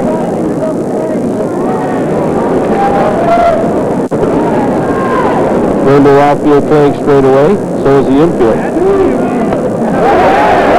As a matter of fact, I think the Rainbow infield and outfield always play straight away. Check swing, strike call by Greg Poor, the umpire first base. That ball bouncing. I don't know if Takayoshi caught that on a fly, but Chatterley tried to hold up and too late. And he's in a hole now. And I talked to Greg Poor before the game. Of course, he was the chief umpire last night in that incident, you might say, at home plate. A high bouncer to the left of Duggar. He's got to hurry, and he makes the play in time.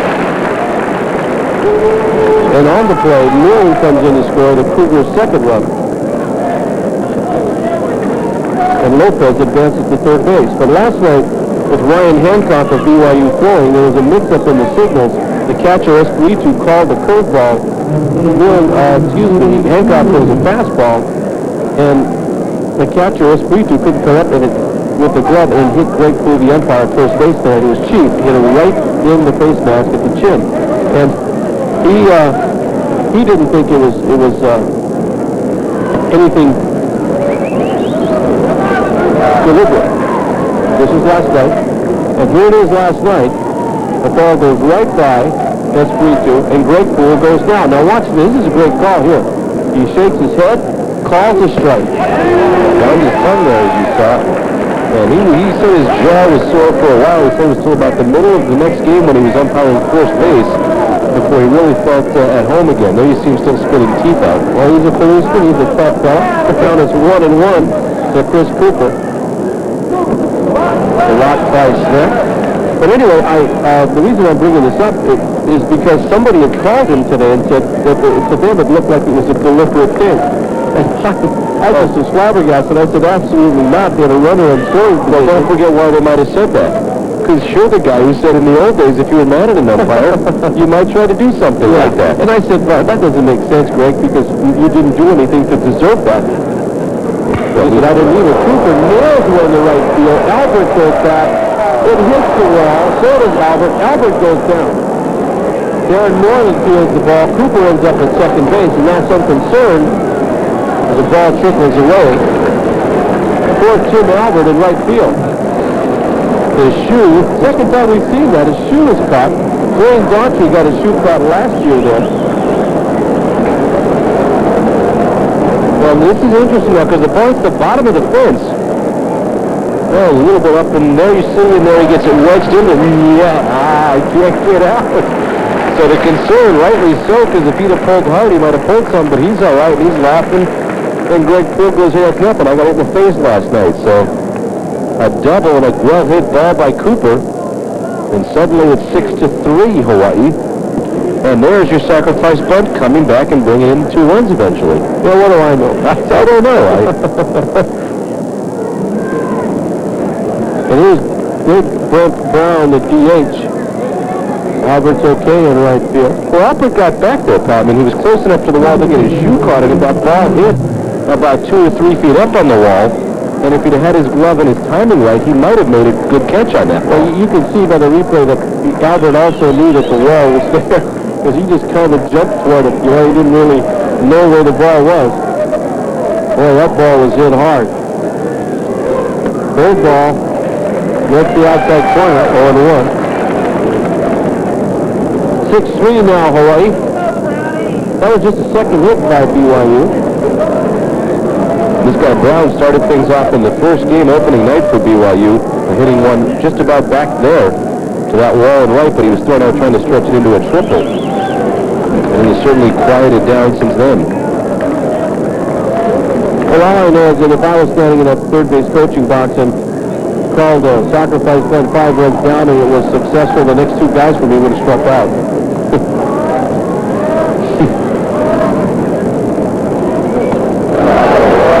Big cut by Brown, just nothing, 1-2. They're scoring at home, charged both of those runs, Leon and Lopez, to Brady Pereira.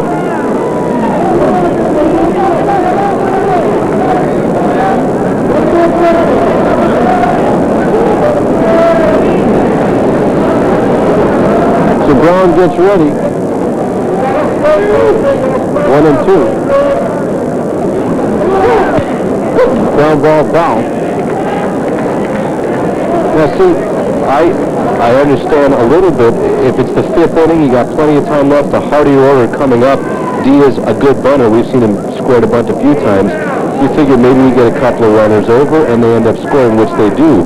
But last night, down 3-0 in the 6th inning of a 7-inning game when they went to bunt. That was interesting, and maybe it was just to shake up the pitcher a little bit, but it did not work last night. It does work right here as they get both runners home.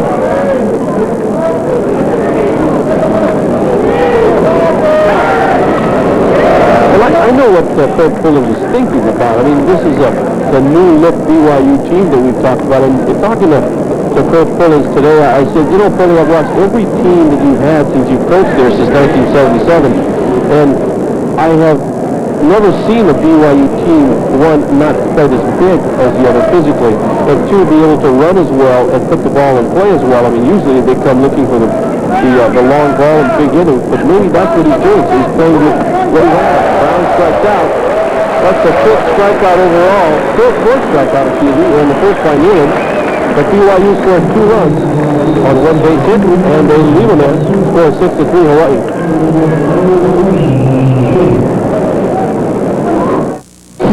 For Hawaii, he'll be followed by designated hitter Juan La Cruz and third baseman John Viola. Bowler on the night is 0 for 2 with a strikeout and a flyout to center field.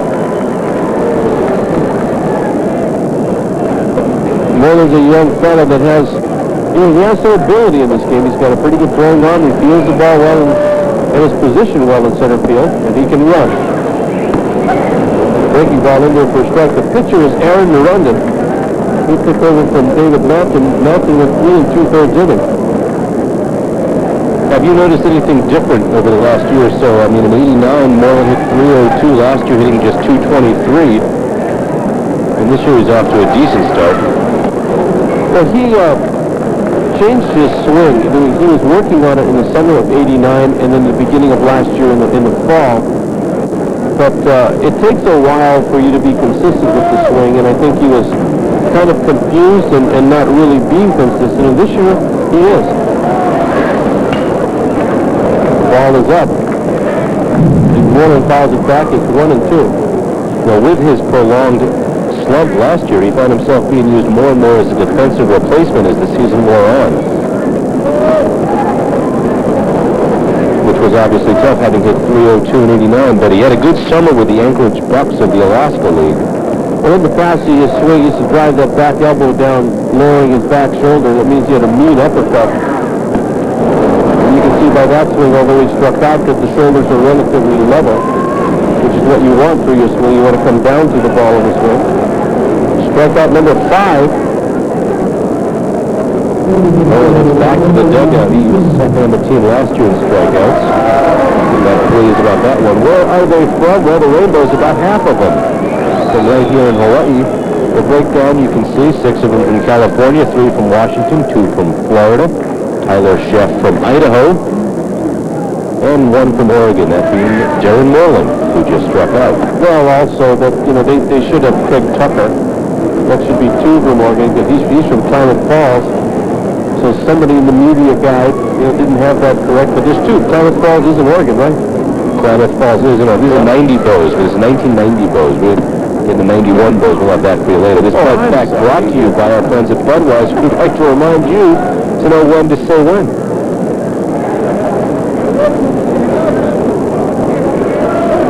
You're right. Craig Tucker's the other one. So there were two from Oregon. I think what stands out to me is that about 50% of the roster players, about 28 players, 13 of them from Hawaii. So a lot of West Coast players, California, Oregon, Utah, Washington, not from Hawaii. Well, Levon Larcusa has now worked the count 3 balls and 1 strike. I bet Levon is getting awfully tired of hearing, when are you going to pitch? I mean, I was out there with the team as they were signing autographs, and almost everybody came up there. If he gets jammed and hits one to Chatterley, he makes a long throw accurately for the second out.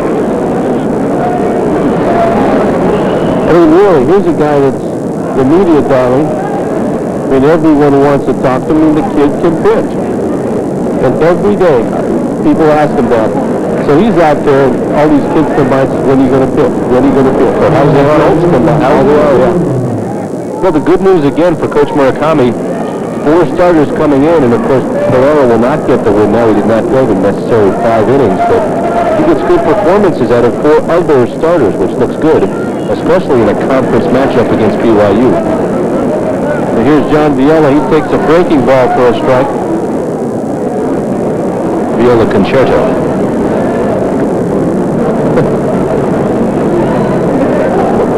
Fastball. Good location outside low, 0-2. Interesting, pal. Leading hitter returning on the team, hitting .347 last year.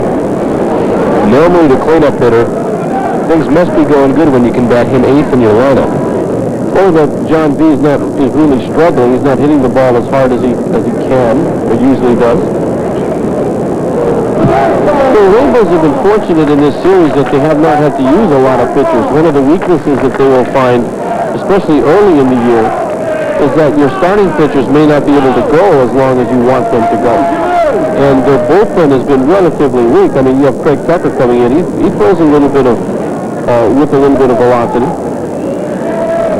So the Bull batsmen have kept the Bulls in the game and successful for 3 out of the first 4. Ground ball to the second baseman Lopez, who makes the short toss in time to retire the sides. Rainbows go down in order in the bottom of the 5th inning.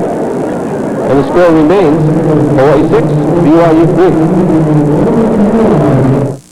3. This publication. Hitter in the BYU order will lead it off for the Cougars to start the top of the 6th inning. Here's a Wahine basketball final from over at Clem Gym a couple of nights ago. Wahine's beat Fresno State 82-74 in double overtime. Tonight, Fresno State returns the favor. They beat the Wahines 73-70 in overtime. So I guess you would say 2 evenly matched teams. Fresno State beating Hawaii 73-70 in a Big West matchup of Wahine basketball teams. Third ball way outside, 1-1. Now, on Sunday, February 17th and Monday, February 18th, there will be the 6th annual Hawaiian Sports Collector Show at the Queen Kapiolani Hotel. The dealers from 29 states, including reps from 6 card companies. So it's a big show there, the annual show. Sunday, February 17th from 9 to 5, and Monday, February 18th from 9 to 4. So let's all show up there. I will. Are you going? I might do that. I asked you to give me one of your cards, but you said no. Count is 1 and 2. It's only a Mickey Mantle. Third ball, a little bit up, 2 and 2. Esperito, a little 2-step there, thought it might have been in there.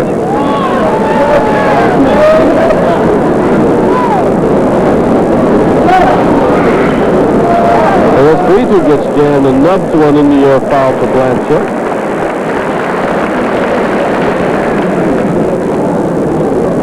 So with 1 out, the batter is John Wagner.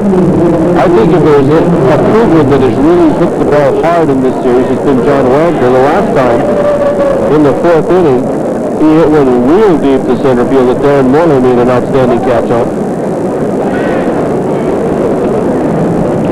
You see, the exciting thing about playing or watching a game in Provo or Denver or Wyoming, there's a lot of balls that go out, and it's pretty exciting to see the long ball on a regular basis. Last week when Washington was here, I thought about 5 or 6 of their balls would have gone out, and Coach Bob McDonald really thought it was more like 8 or 10. Nobody backs out more than Wagner does. I mean, he walks off the line, he checks his swing here, does he or doesn't he? That's one of those borderline ones, you know what we're talking about? Yeah, it's ball one, so the borderline says ball one.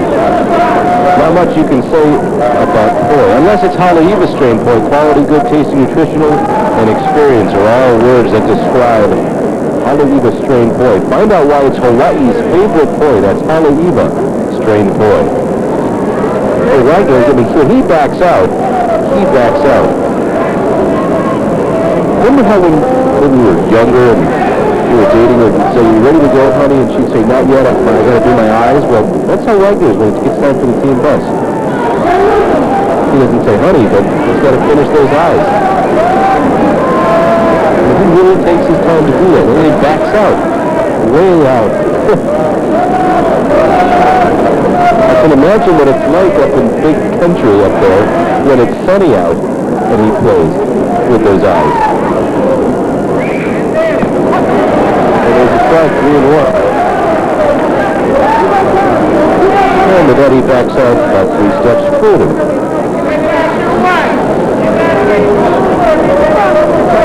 Well, these are some of the things. I mean, can you imagine the entire batting order doing that? Some of the things that can speed the game up. There's another strike in the outside corner. We saw last year when the pitching coaches for Hawaii used to send the signals in, and the pitcher would take an extra 15 seconds every pitch to get the signal. Well, you multiply that by 100 pitches, and that adds 25 minutes to a game. Well, you have now with no runners on the pitcher, you know, there's no limit to what the time he needs to get rid of the ball. Pop up, Duggar goes back, makes the catch out, number 2. When there's a runner on base, he's got 20 seconds. Well, what about the batter? The umpires may not want the batter to walk that far out. I mean, the guy walks about 20 feet out every pitch.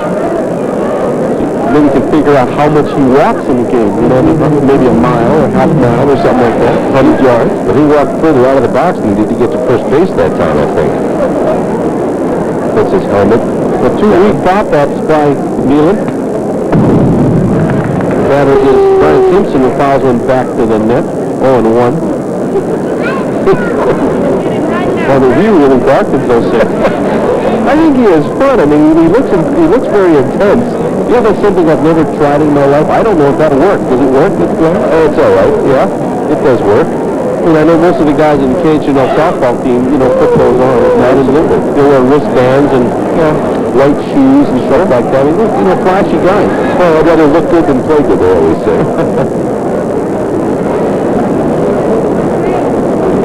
Count is 1-1 to Simpson. You know, Wagner wears that in the outfield. I would suggest that whether they're missing balls, some of the infielders might want to be wearing that stuff under their eyes. Fly ball that's foul in the bullpen. Count is 1-2. A new number this year for Gary Cohen's. Number 1. He put it on at the end of last year. He used to wear what? Number 30, huh? Number 30. Line drive to left field. Kenny Harrison waited back a little bit and the ball dove on him, so he came in, made the shoestring catch for the third out. BYU goes down in order in the top. Dylan Nolan School of Casual Fielding. 6-3 Hawaii, winning back.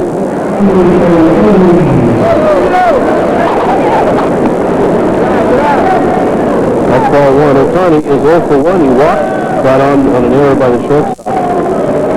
And he scored one of the 6 runs.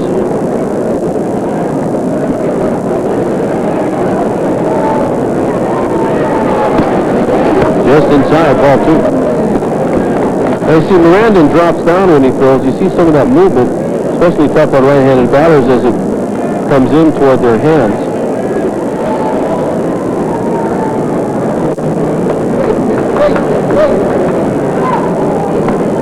There's a strike, 2-1.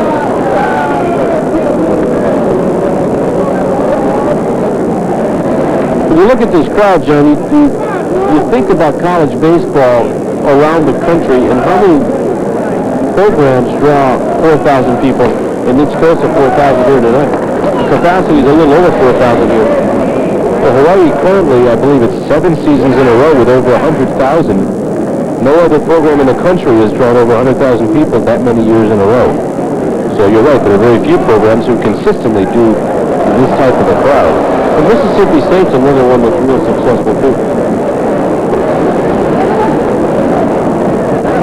So Otani works the count to 4. The Cougar outfield now shading Otani for the right center field side. Swing and a miss. It's the third strikeout from Randon and the 6th overall for Cougar pitching. That Otani continually moving up on that UA's all-time strikeout list, not the list you want to move up on. The batter is Tim Albert, the right fielder. Albert is having a pretty good week tonight. I love that line. He's 3 for 3, scored 2 runs, hit an exciting triple.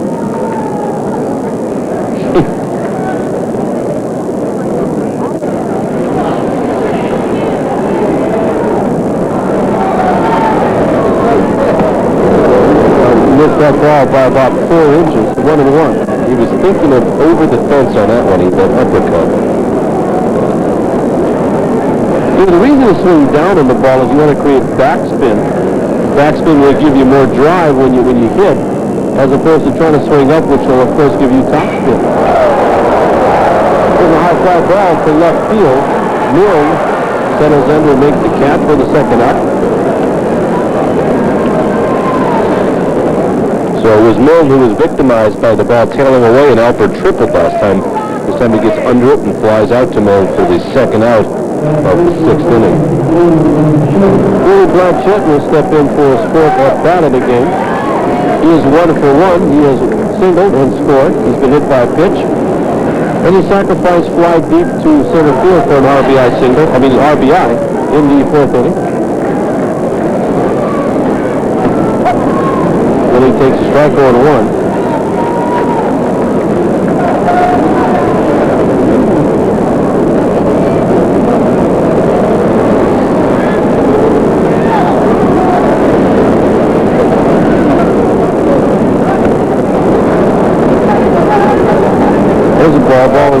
Ball 1-1. Of course, Bill Blanchette, the winner in yesterday's game, the second game, he went the complete game, giving up 1 run on 3 base hits. He struck out 6 for a second victory of the year.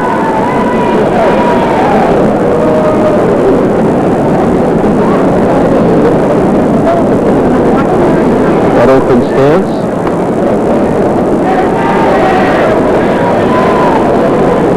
And the Randon now saying, hey, where was the pitch?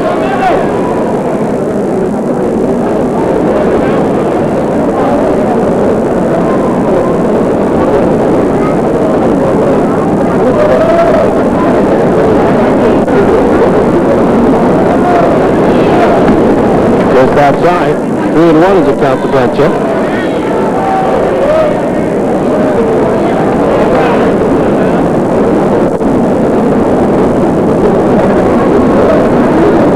First out, Billy seeing the ball well and hitting it well, so he's getting some playing time at first base because of the right-handed pitcher. That started for BYU anyway as Blanchette fouls it off. First probably has his left-handed lineup in there. The first 4 batters of the Bulls are left-handed, as well as the DH, Mark Russo.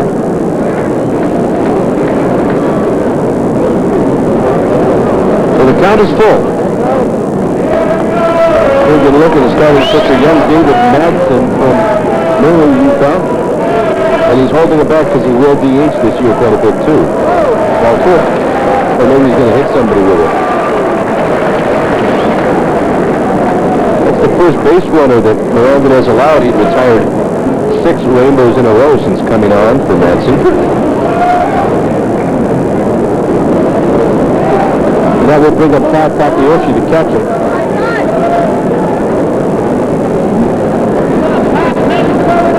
Takayoshi 0 for 1. 2 walks with a run scored. He's stolen a base. All catchers in the country really love it when another catcher steals bases. Everyone. As opposed to like second baseman don't care if second baseman. Really, they don't. When catchers steal, all catchers love it. Except when you're the catcher, he steals again. It's true. Well, he came up there smiling, and part of it undoubtedly because as the on-deck batter with 2 out and as the catcher, he had the pads on. So it took him a little extra time to come up to the plate. And there's a fly ball. Will it be a roofer? I think I heard it up there. Minor tink. It's 25 balls in the roof now. For every ball on the roof, we have a trivia question. Now, we started out counting with Roman numerals. Yeah. And then we went to counting, well, we started counting Wiggle. And then went to Roman numerals. Then we went to Hawaiian. And last year was famous numbers. This year's trivia questions. And my trivia question is now for you. Who were the Milwaukee Brewers before they became the Milwaukee Brewers? They were the Seattle Pilots. Good job, partner. You were absolutely wrong. No, right. I jumped on that one. That's good.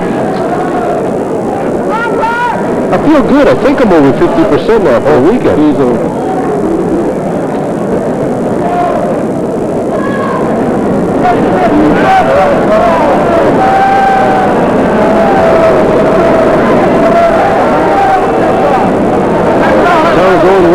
Todd Takayoshi, the senior catcher from Seattle, Kennedy High School. It was good last week when there were 2 teammates of Takayoshi that played for Washington, able to visit with each other. Now, you mentioned the Brewers. Wasn't it not the Brewers that Aaron ended up with and hit his last home run with because he was Milwaukee Brewers, Atlanta Brewers, and I think because he wanted to finish his career up there. Ended up with his last couple of swats for the Brewers. Well, almost gets Takayoshi.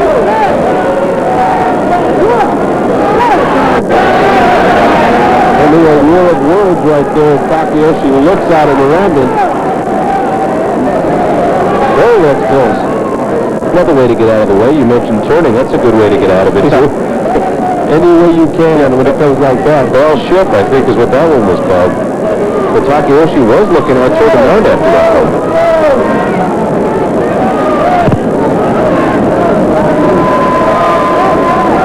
Oh, no question about it now, pal. He calls time as Miranda goes into his windup.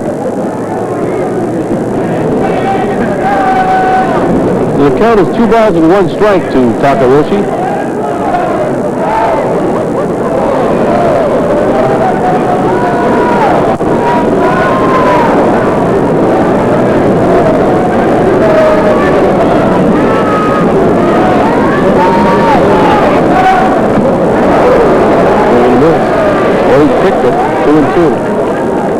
And Miranda does not give the runners at first base much of an opportunity to get a good jump ball of his delivery. He uses the slide step as he comes to a pause and doesn't lift the lead leg very much as he comes toward home plate.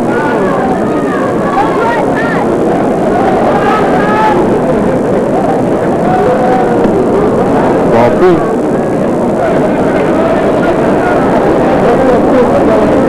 6-3 Hawaii, bottom of the 6th inning. Billy Blanchett has walked and he's on first base, and Todd Takayoshi now with a full count.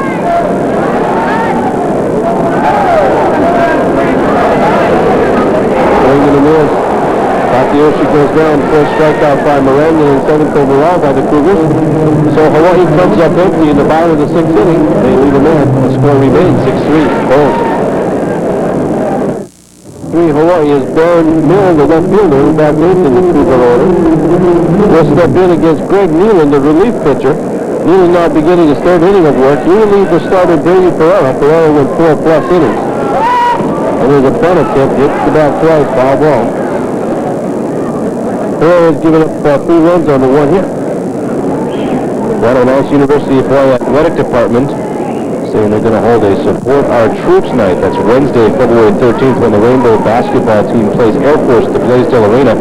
Gas Express is going to distribute 3,000 handheld American flags before that contest gets underway. And also, The Athletics Company Gas Express will present a $1,000 check to Colonel Ron Kritzer, commanding officer of Connery Marine Corps Air Station, for the morale, health, and welfare of the troops and their families. So it's Wednesday at the basketball game at Blaisdell. 1 and 2 is the count to Mills.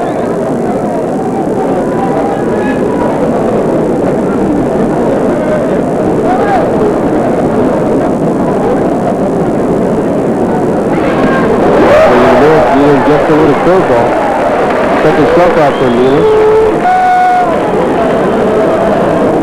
That'll bring up Jonathan Lopez, the second baseman.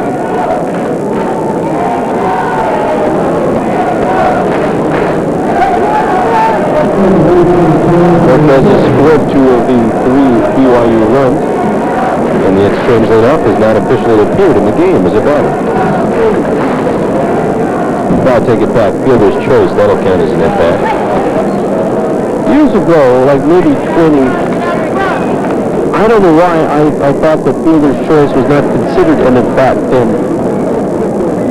You think that? Yeah, I just remember scoring that long ago, maybe 30 years ago. Papa, roof job. I can't answer you because I don't, I was not that old. I was too young to be scoring back then. Yeah, that is 26 now on the roof. Okay. The next question is, I know you've been saving something because you promised me you were, and I have been on a little bit of a roll. did I ask you who were the Texas Rangers before they became Texas Rangers? Yes, we did. Yeah, I got that. That was in Washington Center. Right. Okay, what was the original name of Arlington Stadium where they played? This one I didn't know. I knew the Harris County was the Astrodome. I didn't know it was a JFK Stadium? No, that's in Washington. No, I know. Oh, it was Turnpike Stadium. Did you know that? No, I didn't. Everybody knows that except you and me. Look at this. And he hit the ground ball single up the middle. That reminded me of the Loyola Marymount teams that Dave Snow used to coach, and we televised them, and they used to do that sort of thing to gain a bag on a beam. Well, Ron Hunt, who at one point until Don Baylor took over, was the all-time hit-by-pitch leader in the majors. He used to do him with his arm, his leg, whatever, just like that. So Lopez gets a base hit. That's hit number 3 for BYU, and that'll bring up the leadoff hitter, Gabe Diaz. Diaz has sacrificed, hit a triple, and struck out. Well, and in Steve Otani, for the Rainbows, you're looking at the guy who's been hit by more pitches than any other Rainbow player. So Turnpike Stadium, huh? Turnpike Stadium. Now, was it called that when they first moved there, or was it called that before they moved in? I think it was when they first moved there. Because if it was before they moved in, I would say that's an illegal question. Why is that? Because they weren't there? Because they weren't there. But since I don't know either way, I'm going to have to let that go. But maybe you want to ask me a bonus just in case, huh? Just in case. Well, sure. Who joined the American League with the Royals in 1969?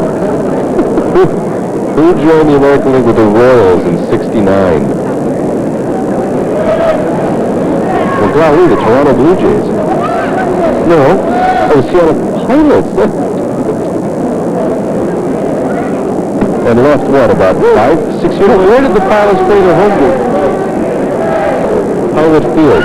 Sick Stadium. Sick? Yeah. Spell it. S-I-C. I don't know.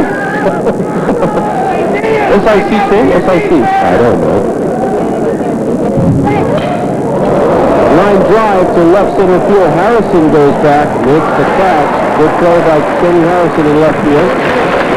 Another well-hit ball by Gabe Diaz. So with 2 outs, the batter will be Ed Chatterley, the third baseman. Chatterley's 0 for 2. He struck out, walked, and grounded out. He's also stolen. Well, again, I thank you for those questions, because not only did I not know where the Rangers used to play or what it was called, I didn't get the right team in '69. I don't know where they used to play. But I want to know, how long did they play in Seattle? About 5 years? Well, not even that. The Pilots? Yeah. I do remember Mike Hegan was one of their few stars. Sure. His father was one of the best defensive catchers ever to play the game. The runner goes. The ball is fouled into the Cougars bullpen. That was a run and hit if you've ever seen one. Lopez was almost in the dirt at second base when that ball was hit. So there's Pullins again, trying to make something happen. So Charlie now assumes an 0-1 count.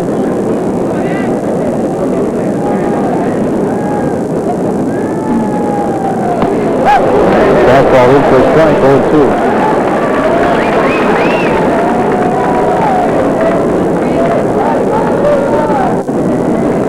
And I've spoken to several players from opposing teams who come in here and they see the crowd, and that does have something to do with how they perform. Ground ball to Stevie O, who flips the double to retire the first base runner, Lopez. So the Cougars don't score. They do get one hit, and they leave a man, and they still trail 6-3.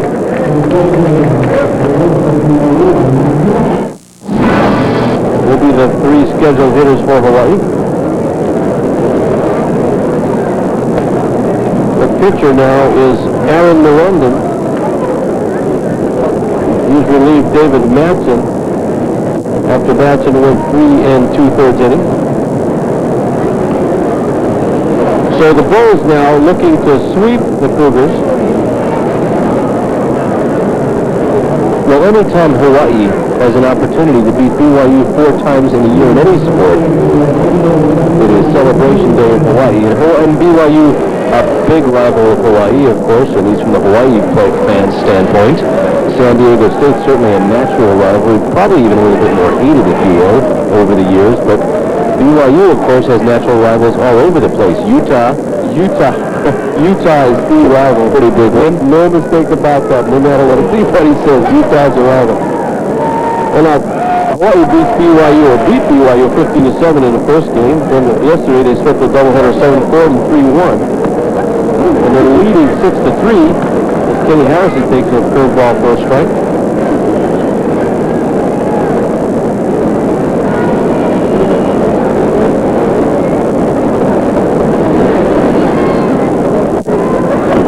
Harrison bunts, foul, 0-2. Harrison second on the team last year with 5 game-winning RBIs, hitting .274.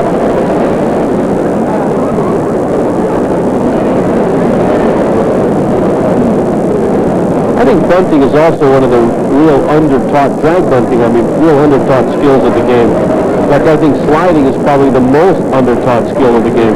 Well, you've got to be a great punter to get away with it on AstroTurf, too. Yeah, or real lucky. Lucky. Because, it's not the macho thing to do, bunt, right? Guys would rather swing it than try to get on base that way. Yeah. Of course, everybody yelling balk, balk, balk, but there's no one on base, so there is no balk, no pitch. Count 1 and 2.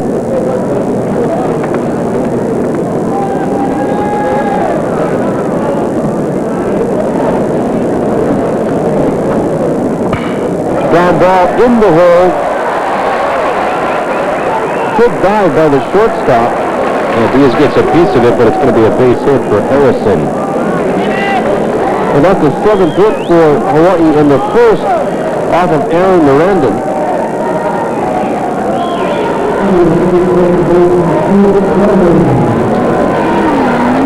Chris Duggar will be the batter. He's looking for his first hit. He's grounded into a double play, got on an error, and struck out. Mirandon playing pretty good with the percentages right now, pal. 10 batters, 1 hit, 5 strikeouts.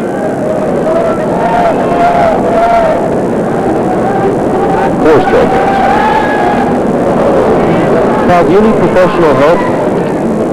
Yeah, you got to set up there. Yeah, Westport can find a cure for those baseball blues. Their professional staff can help you find the right stuff at the right price. Westport in Waipano carries everything from uniforms to glove oil.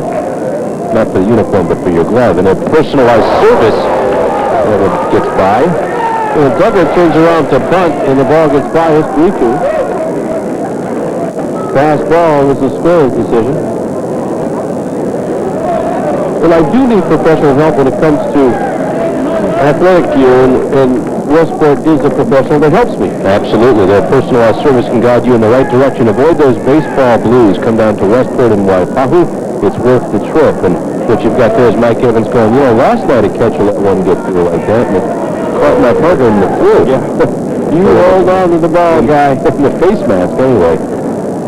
That's all I know. Of course, it was a strike last night. This one was a ball off. Classic moment, though. I mean, not putting down the potential danger of that, but when Greg Poole rolls around, comes up and gives it a strike sign. Classic moment in sport, right there. 2-0. Now, Chris Duggar has been really swinging the hot bat for Hawaii. Looking for his first bingo tonight. BYU plays their outfield relatively shallow. They've done it all series. Now, there's a school of thought on that. Where do most of the hits go in a baseball game? In front of the outfielders. And in between, right, between second and short. I mean, most of the balls hit in the baseball game are between the left center field gap and the right center field gap. Right. Okay, so the outfielders play close. They're playing the percentages better on getting the ball that's in front of them, right? Because they'll cut down the angle when they come in. Right, and they're closer to home plate. So there are some outfielders, there's some people you need to play deep on. Duggar leans over, hits one foul, that'll bounce into the BYU bullpen. Well, if Duggar hits a ball like he hit last night, which went to the warning track in the left, it'll be a good chase for Milne to get there in time. Because he is playing, as you mentioned, shallow. Well, having been around this program for many, many years, I've seen some monumental balls hit out of this yard. Bob Horner of Arizona State hit one over the left field light foot. Over the light foot. I was here. I saw it. Couldn't believe it. That's monumental. Yeah. I mean, it was high, obviously, and it just came down right over the light foot. Duggar hits the ball to the first baseman, Cooper, who will talk to Miranda. That's the first out. Meantime, Harrison rounds third, and he's going to come home. If you've been around baseball long enough, you remember if you tape measure shots. Where I went to school out east, we talk about the time Lou Gehrig, who played for Columbia, came up and hit one over the school administration building. Now, I don't know. I've read that. I've read it. I don't know how far that is, but I haven't gone to school up there. I can tell you that's a shot because nobody in the history of the time I was there even hit one in front of that building. Of course, Lou could play. Yeah, a little bit. But he could play a lot, too, huh? Yeah, Here's Jared Moreland. Will Cal Ripken break his streak? I don't know. I mean, I really don't know. I think he's 5 years away. I mean, that's how far away he is. As amazing as his string has been, he still has a few more years left to pass the Ironman Lou Gehrig for consecutive games played. Well, I also saw at this field Joey Meyer hit a ball to left field in a scrimmage game that they had here that hit the base of that stone wall that comes down. That is a shot. Last year, Jeremy Burnett, who was the first-round draft choice of the Mets, who played for Oklahoma State, hit it over the scoreboard over the 9. Yeah, that I saw. Then he also hit one in the same game over the right field fence, and not only cleared the fence, it cleared the road, it cleared the hill, and it landed down here by the dirt road in the back of that building. Well, We estimate about 500 feet that shot, but there have been some bombs in here. It really takes a blast to get it out as Moreland walks. That's the fifth walk now, doing it by BYU pitching and Miranda in second. well, with a lefty like Goose up, I cannot imagine that Moreland's going to stand around first base too long. And there you see Moreland setting up his fielders. And there are all kinds of opportunities for what a catcher will do if the runner goes. He can fake a throw, he can throw it through, he can throw it to the short man cutting in front of second, he can throw it to the pitcher, and he can throw it to third. While Gusa swings away and hits one foul, 0-1. Well, I think you said the key word several times there, and that word is throw. And there's so many people that will say, hey, concede the base to the guy. Now, there are times that you would do that, but not very many. You should at least throw the ball and let somebody else make a play on it. Well, and the safe throw, which sometimes can work to your benefit, is to throw it hard right at the pitcher, because that might pull the runner off third base far enough where you could then get a play going back to third. And, that play takes a lot to work on because you have to throw it hard, but you can't throw it too hard, otherwise the pitcher will miss it. You also have to throw it above the pitcher's head, or the runner at third base will see the angle and won't do anything about it. Ball up high. I think too many times you see people concede the bag. They say, hey, just do it. Well, if you do that, I mean, you're not giving your team a chance, right? So at least throw the ball, and then you have an opportunity to make a play and an out. And in this situation with only one out and down 6-3, you would think the Cougars can't concede anything. Line drive base hit in the right field. Harrison comes in, 7-3 Bulls. Moreland moves up to second base.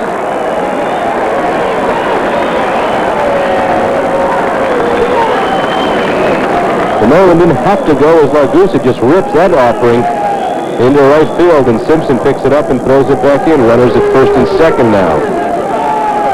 They were looking for a pinch runner for Levon Largusa as Gary Pullen trots out to the mound to speak to his pitcher Miranda. And Eric Evans, a freshman who redshirted on the football team, will be the runner for Largusa.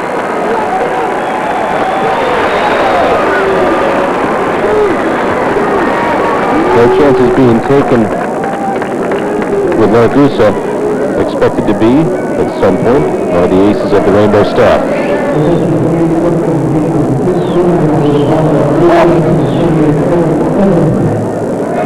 And Kurt Pullins concludes his visit. There's one out, and the Bulls have runners on first and second. At second base is Darren Moreland, and at first is pinch runner Eric Evans. And the batter is V, John Viella. Viella's 1 for 3. He singled, struck out, and grounded out to the second baseman. And Evans, the pinch runner, had a big part in the first game of yesterday's doubleheader. He started in left field, and also, if you recall, made the great catch going back when the bases were loaded for BYU and 2 were out at one point in the game.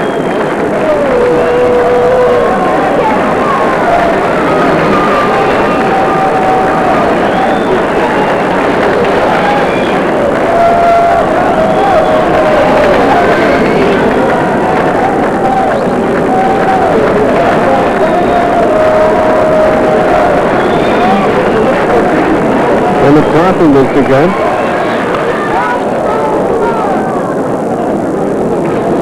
And you can see that Viella now getting jammed, not extending the hands, getting the bat out. The hitting is one of those things where you go 0 for 4 one night and all of a sudden you have a major problem in your mind. You know, and people forget that even the great ones go 0 for 4 once in a while. As long as only once in a while. Yeah, this is the game where if you get 3 out of 10, you're a star. That's correct. And nowadays, if you go 2 out of 10, they still give you $1 million. But you go 3 out of 10 shooting a basketball or completing a pass, and you're looking for work elsewhere. Outside ball 1, 1 and 2. Which would, again, go to tell you why baseball hitting is probably the most difficult thing there is in sports. I know people will have their own, it's tougher to shoot a basketball, it's tougher to run in football. How about pole ball? It's got to be tougher than pole ball. Yeah, I agree with you. I think hitting is. When Viella gets jammed, well, you know, you say that, but you and I can both hit a baseball, but I can't pole vault. I can't either. Well, maybe I'll even try it. In fact, I can't hit a baseball either. So it is the most difficult thing. Yeah, you know what? I like the kid about. I was a 250 hitter. I was a 250 hitter. That's why I think I studied that part of the game so much in the last 20 years. But you know, I used to be asked, "Gee, what pitch couldn't you hit, Coach?" I said, "I've thrown one." That sounds like Bob Uecker. That's great. Now remains 1 and 2.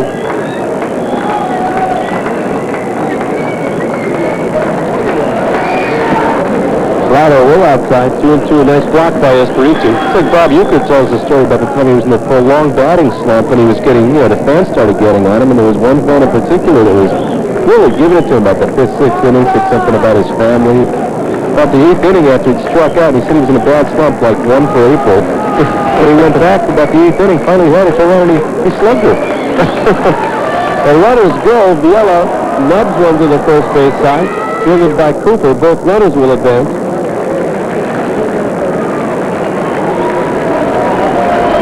So with 2 outs, Bulls on second and third. The batter is Steve Ohtani.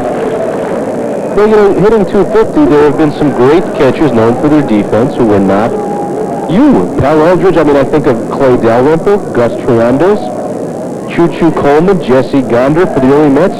All major names whose baseball cards I don't own. And there's Pal Eldridge to go in that group, too. But nowadays, you realize that if a catcher can throw and hit 250, he's making millions, big bucks, yep. I mean, Jack Morris is going to make $14 million. I don't know if he's going to be able to last long enough to collect it. Is he fooling around? Yes, he's going back home. It's where he lives. And I think he's getting progressively more every year. And he had a decent year. He ended up like 15 and 13 or 13 and 15. He's been a great pitcher. But if I'm not mistaken, he's 35 years old. And he's got a 3-year guarantee. Of course, Morris is a former Cougar of BYU. And Ohtani gets hit, adding to his record.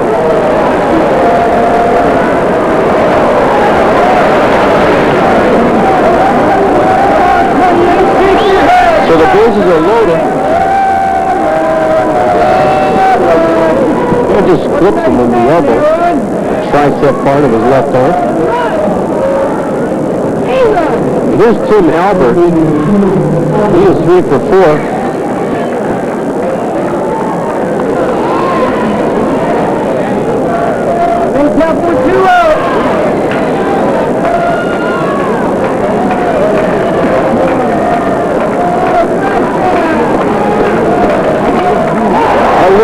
Over third base.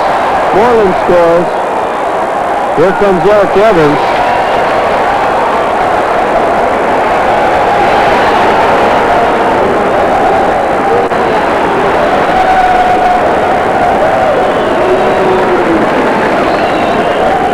Well, they say when you're going good things happen, right? I think this ball is a dying quail. It's a little flare over the third base, but you know, another good hitting philosophy is hit them where they ain't. Well, with 2 out and the bases loaded, the runners are going to be going. So whereas normally that might have only driven in 1 run, it drives in 2 here.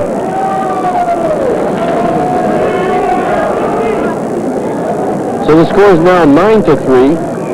9 runs on 9 hits for Hawaii. And here's Billy B. Takes a strike inside low corner. That's 5 at-bats in 7 innings for Albert with 4 hits.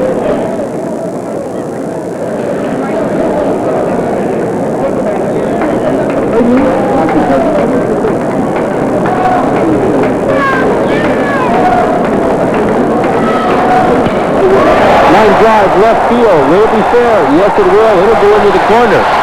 Here comes Ohtani. Here comes Albert. Billy Blanchett.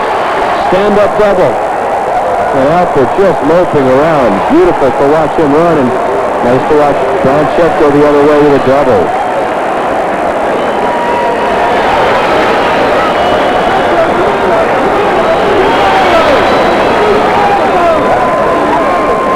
So this is what I think has made Blanchett a better hitter overall, his ability to go the other way. That's where the pitch was, Powell, and you're right, he went right with it and puts it down the line into the corner. And I got to tell you, John, he has worked awfully hard for several years to do that. He's always a full hitter. Kurt Fuller is coming out. We're going to have a pitching change.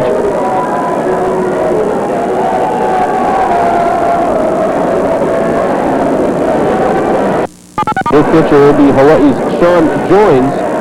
We'll take a break. We'll be back.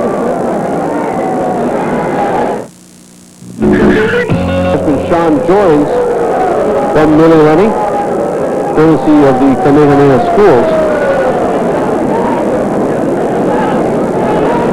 Sean has pitched in the series. He pitched in the opening game with 2 innings, walked 2, struck out 2.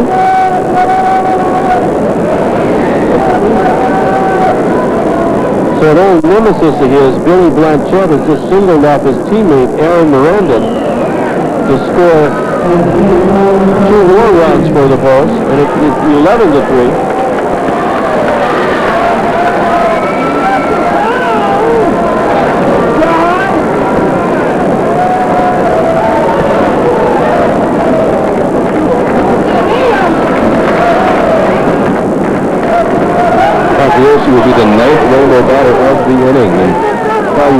early on that no matter what happened here, Gary Combs would know when the rest of his WAC season got underway where he stood. I'm sure that leaving, if this is how this thing ends up, this is not the way to put a cap on a 4-game trip to Hawaii. Well, it'll take you a while to recover. I mean, it's not only mentally, but in average, in season, in wins and losses, it's going to take him a while to get over this.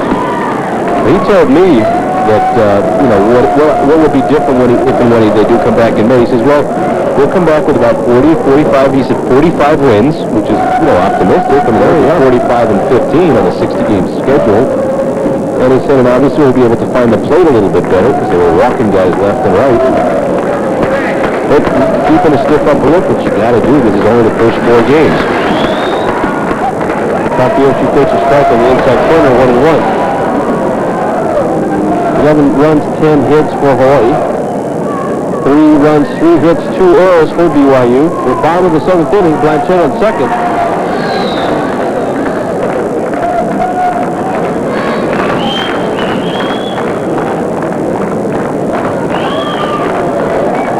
Curveball gets by Espiritu.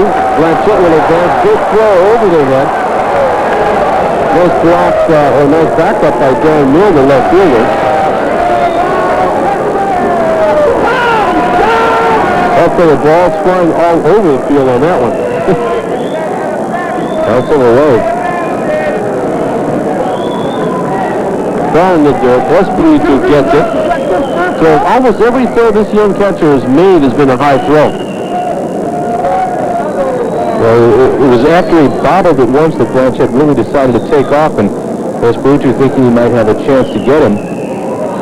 So he threw the ball to Mill in left field.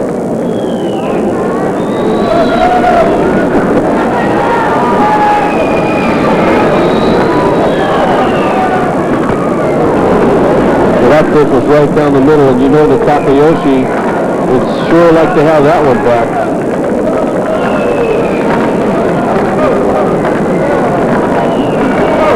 So the count is 2-2 on the hard-hitting catcher. That's third for Hawaii.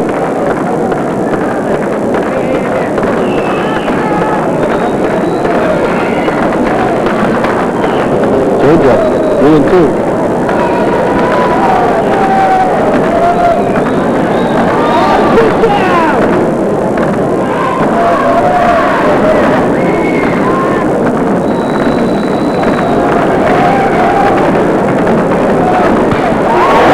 Base in the left field, Blanchett will score.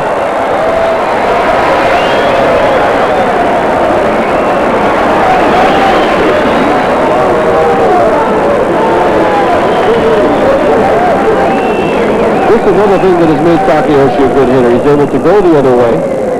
He's awfully smart. He knows his swing. Protected that play well. Well, shades of Billy B as he does the same thing, taking that pitch outside and just going with it. And Hawaii now 12-3. And here's Kenny Harrison, who started the merry-go-round by singling sharply after the shortstop's glove. And you see the throw back to first. Do not be surprised. Takayoshi the other night when it was 14-5 was thrown out trying to steal.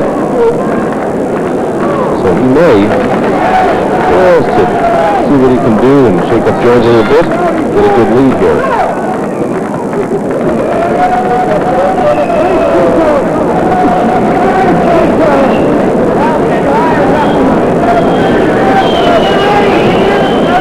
So Harrison versus Jones, they faced each other a few times in their careers here in Honolulu, in the Interscholastic League of Honolulu.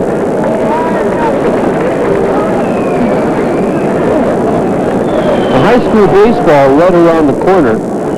There's a good tournament starting next week, the Vic Kitamura tournament, a longtime coach at Mid-Pacific, Damien and Farrington. High fly ball to left field. Darren Milne goes back and makes the catch. I'll tell you more about that tournament next inning. But the Bulls now score 6 runs on 5-base hit. And they lead a runner. It is 12-3. Hawaii. Attention. Inning makes some defensive changes. Chad Uehara comes in at second base, and behind the plate, Tyler French-Schupp. Leading off, Chris Cooper, the first baseman. Cooper 1 for 3, big double off the wall.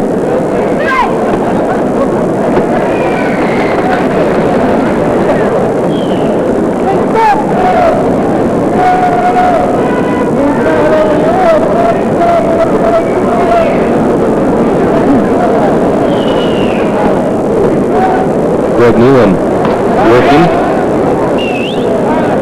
in his fourth inning of relief.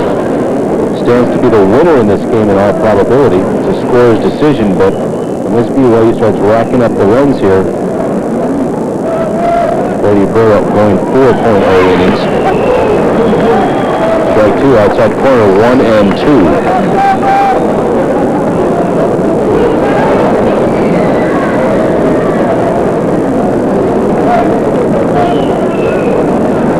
Well, I was mentioning that tournament, the Big Kitamura tournament, the annual tournament that will be held at Mid-Pacific, Kamaki, and more Ili fields.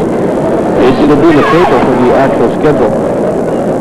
But it begins on Thursday at 3:30 at the various parks. And of course, depending, because it's a tournament, depending on who wins or who loses on Wednesday, where they play on Thursday. Ground ball going over as Blanchett picks it up. Nealon gets over quickly. Good hustle by Nealon to get over, and there's one out. The play going from 3 to 1.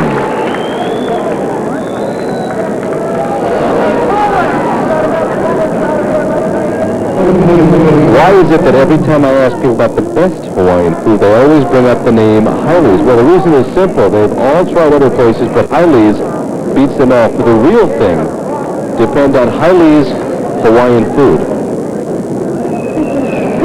Batter's Brent Brown, the designated hitter, and Brown has had a tough evening so far, has not gotten the ball out of the infield. Grounded out to the pitcher, popped out to Blanchett at first, and struck out in the 5th inning, 0 for 3. Pops this one foul as they're up into the seats, and quickly, Nealon's ahead 0 and 2.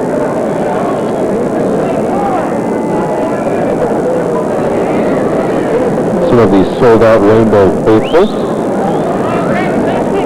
You can see that BYU does, however, have some potential. I mean, you talk to some of the bulls, and they say, hey, they just don't have it, and other bulls say, you know, this is a pretty decent team. You can tell that the shell is there. They just haven't come together yet. Brown not coming together tonight, strikes out for the second time, and I agree with the first of those. I think this team does have something. I think when they come back in May, assuming they make the WAC playoffs, and the WAC playoffs are held here, I think there will be, as always, a formidable challenge for anybody. Because in a short series like that, you get a couple of hot pitchers. Lance Clark pitched an excellent game last night. And if Jensen can come back, they could have some good pitching to go with hitting, which I think will pick up as the year goes on. There's a fly ball to left field. Going back and making the catch is Harrison. So pitching quickly, keeping BYU off stride. A quick 1-2-3 inning for Nealon. We'll go to the bottom of the 8th. Rainbows 12, BYU 3. The BYU bench with a partial wrap on his arm. That looks like David Manson. That's Miranda. I'm sorry, Miranda. Yeah, Miranda would have had the ice off long ago. You hope. Joins pitching again his second inning in relief and batting for the first time tonight. Chad Uehara 0 for 3 on the season. Uehara, backup second baseman, junior from Kaneohe.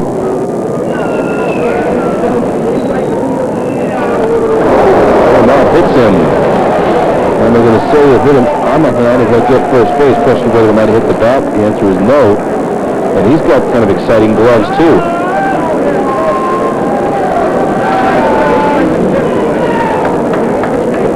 We'll see where he gets hit here. Right on the top of the left hand, which is against the bat, which means it hurts.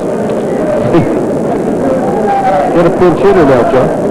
Larry Barrixa comes in. Larry Barrixa, it ain't so. Barrixa, but, you know, Barrixa, it ain't so. I guess I had to throw that one out. Who's batting for Darren Moreland? Runner on first, nobody out. You could say break Simon River. That's true. A break sayonara. See, but that's see, good. Just came to you, boom, just like that. Yeah, that's how you do it. Breaks out from Farrington. And on a third, good stop by the third baseman. He's got one play, goes all the way across the diamond and gets him. Good play by Chatterley. And the crowd giving him an appreciative hand. He had to reach way up, and he looked at second, had no play to get Uehara. You'll see him look towards second. Can't go there and fires across, and that's a good throw, pal. That's a good play. And I was very excited, didn't give me a chance to comment, but, you know, he's been a hitter that has been a consistent hitter. He's a guy that if you could find a place to play, be a little stronger defensively, I mean, he can swing the bat. He's a great two-strike hitter. So Eric Evans will get his first chance at the plate. He came into a pinch run after Levon Lardusa singled in the big seventh inning for the Rainbows. A 6-run seventh inning, which blew this thing wide open. So the runner on second is Uehara. Of course, remember, if Uehara scores for our 13th run, we're going to send Mr. Rowley to Las Vegas.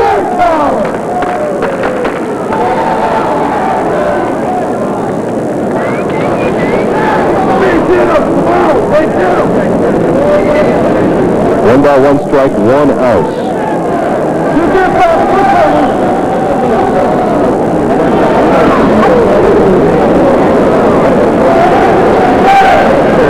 And Duff looks like he's going to pinch hit Franz Ewan, so Hawaii making the wholesale changes here. In the 8th inning, and all probably the final at bat tonight. Ground ball, Chatterley comes in at third. He's got one play, makes the long throw to first, and not in time, beating it out. Good hustle by Eric Evans. And we talked about Evans last week and this week when he made an appearance that he can run. And he got out of the box quickly. It's a fine play by Chatterley. Makes a good field and a good throw. First round Moore makes the correct call. Did he take the one extra step, though? Should he maybe have come in and fired as he picked it up? Your momentum will allow, will make you do that. Yeah, granted, he doesn't know Evans has that speed either. Take a step with that right foot first. So they're not holding Evans on either. No, they're not. Here's Franz Ewan. And Ewan drills one to center field. And that ball's going to come in front, and the ball is caught for the out. And hanging on at third is Uehara. Boy, I thought he might tag on that and come home. He frankly should have. Absolutely, because if the ball drops in, he's going to score. There you see Wagner. And guess what, folks? Guess where that ball landed? Well, they call it out. Franz Ewan flying out to center field for the second out of the inning. Uehara holding on at third base. Well, no matter what, if that ball is trapped or if that ball is caught, you tag at third base and you score the run. Not only that, Wagner's on the ground. Even if he comes up throwing, he's got to get up to his feet first. So we are still at 12, which means no trip to Vegas yet. And it's up now to Stevie Ohtani to bring that runner home. This is what creates excitement in a 12-3 ball game. Yes, it does.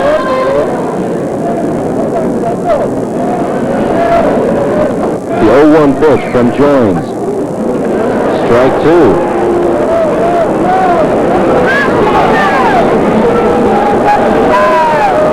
So the number 13, of course, very important because that's who you're watching in Hawaii on KHNL. And also, we give away trips if Hawaii scores 13 or more. And Ohtani fouls one down the first baseline, staying alive at 0-2. So here you are if you're a betting man or woman. Ohtani, one of the top 10 strikeout kings all time at UH, but if he can find a way to get on base and drive a run in, we're going to have ourselves a lucky winner. 0-2 pitch from Jones. Fouled back again. Of course, a wild pitch or a pass ball brings in the run if Uehara chooses to run.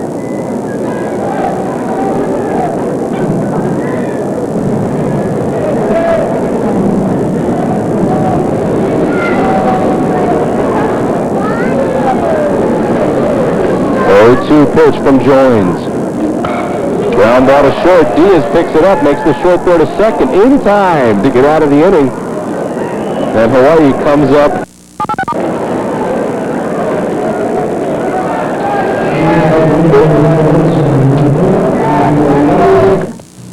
13th run, and got a very upset consumer out there, because look at this ball now. That ball bounces, hits trap ball, and it lands in his glove. Now, even if he did catch it, Val, as we said, runner's got to be tagging up on third on that to come home. Wagner comes up firing.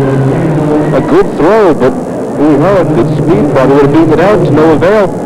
We stop at 12 with the Rainbows. But it's a crazy game. Well, it's a perfect 8th inning in a strange series, to say the least. But the runner did not score on that. I don't know if the coach told him to go back and tag, but we got some defensive changes for the Bows. Scorekeeper's nightmare. You see Scott Craven comes in at third base. And coming into center field, Dwayne Daughtry. Louis Harris stays at second. Otani Blanchett staying up. And a new pitcher on the mound for the Rainbows. That's Brandon Stop-and-Goda. Sophomore from Honolulu. Well, Stop-and-Goda, that's good for a pitcher, huh? Goda comes into the game, having worked 1 inning. And he'll face John Wagner. And there's Wagner backing out after the first pitch. So Greg Newland goes 4 innings. It was good work for Hawaii. Giving up no runs, all 3 runs being charged to Brady Pereira. Newland stands to be the winner if Hawaii can hang on here. Wagner 0 for 3. Struck out, flied out, and popped out.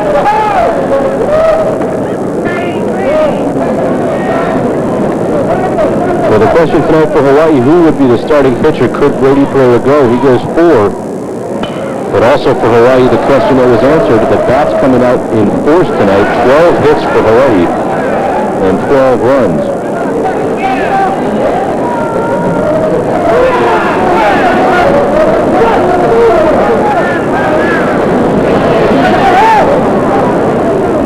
So you can use that one if you want, Brendan. Stop and go to with Jim. You can do that.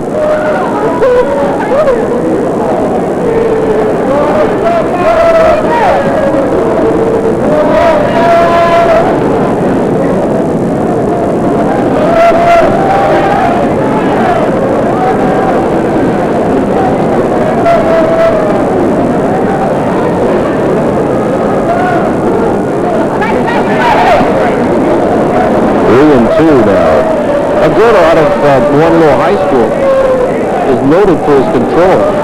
In high school, he only walked a few batters in 60-plus innings thrown. It's unusual that he would load a count on someone. Strike 3 called on Wagner. Wagner goes 0 for 4. Tough night for him. He didn't think so. So Goda retiring the first batter brings up Brian Simpson. Now, interesting, pal, you'd think in a game like this we might be seeing some substitutions coming on for BYU. But we are not, and that ball's popped up foul. Coming over is Blanchett. And Blanchett makes the play, and there are 2 down in the 9th. Does that surprise you at all? That we're not seeing any pinch hitters or anything? BYU, no, not really. I think Hawaii is the team that is ahead, and they're going to give their people a chance to play. Not necessarily BYU when you're behind. I mean, sometimes you see it, sometimes you don't. Most of the time, it's a team that's ahead that does the substitution.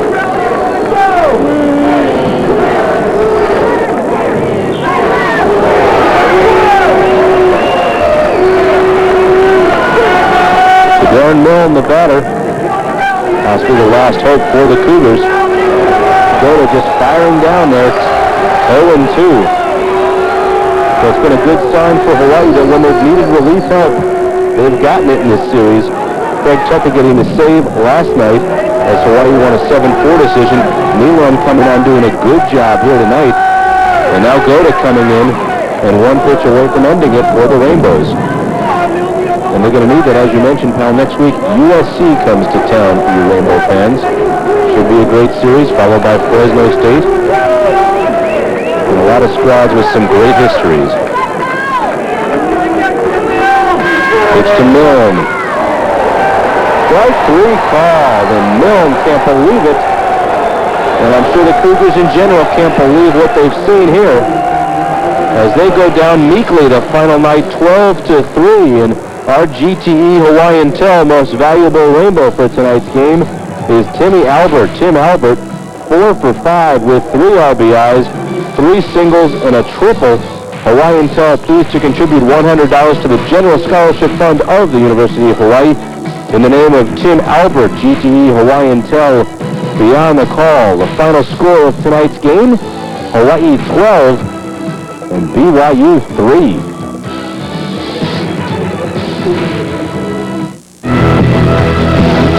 That was another breaking ball. Got him in the back. Lopez knew that ball wasn't going to hurt, as he stoically stood there and said, "Oh, I'll take that one." Yeah, right there. Okay. And now young people out there, that's the way to take the pitch. You turn your back to it. It's a little safer that way. It doesn't hurt quite as much. Here's Carl Fuatani, the Rainbow pitching coach, walking to the mound, does not touch the line. You know, we were commenting last week as to why coaches don't touch the line. You know, it's right now it's probably because you think you're going to fall off the other end of the world or something. But really, I think it was because they would mess up the line in the old days when you don't have the paint like they do now. Well, there's the old adage, of course, don't step on the crack, you'll break your mother's back. I mean, it's pitching change. Greg Nealon trots in. We'll be right, Takayoshi. Well, at least it's their stat of the game. Yeah. And I'm going to wonder out loud just who occupies the room up there. It's going to be interesting to find out who does. The pitcher is Greg Nealon, the junior from Moore Park. And there you see his statistics. Got to lower that ERA a little bit if he's going to be competitive. It's Greg Curly Nealon. First batter to face Nealon is leadoff hitter Gabe Diaz. Diaz is 1 for 2. He struck out and tripled in the only Cougar run. Nealon, the pitcher, throws mid to high 70s. Got a good curveball. And generally speaking, his control is one of his better assets. Yeah, he lost. Hawaii's only lost this year. He came in relief and was tagged with the loss. But last year, you mentioned about his ERA earlier this year, 3.39 ERA last year, which is good. It's a good ERA. He was 5-2 in 15 games. 8-5 in his career overall at UH. Well, that pitch, Diaz squared around the bunt. Now, there's no way that he's going to put the ball down. It was a fake bunt. Like that. And I'd say there's no way, and he does it anyway. And both runners will advance down 5 runs. Yeah. Well, you know, I'm looking at percentages here. He's 5 runs down. There's 1 out. I can't see why, but then again, I'm up here and they're down there, right? Now there's 1 out. We asked last night in the 6th inning of a 7-inning game why they were bunting at 3-0. Well, tonight, maybe in the 5th inning, figuring that if they can drive these 2 runs home, it becomes 6-3. And Diaz, we have seen about 50% of the time he's come to the plate has shown us bunt. And this time, taking your cue, he does lay 1 down. Good play by Viella to throw him out. And batter's Ed Chatterley, the third baseman, 0 for 1 with a strikeout and a walk. Fastball by Nealon. Just in there for a strike. 1 out. Cougars threatening here with runners on 2nd and 3rd.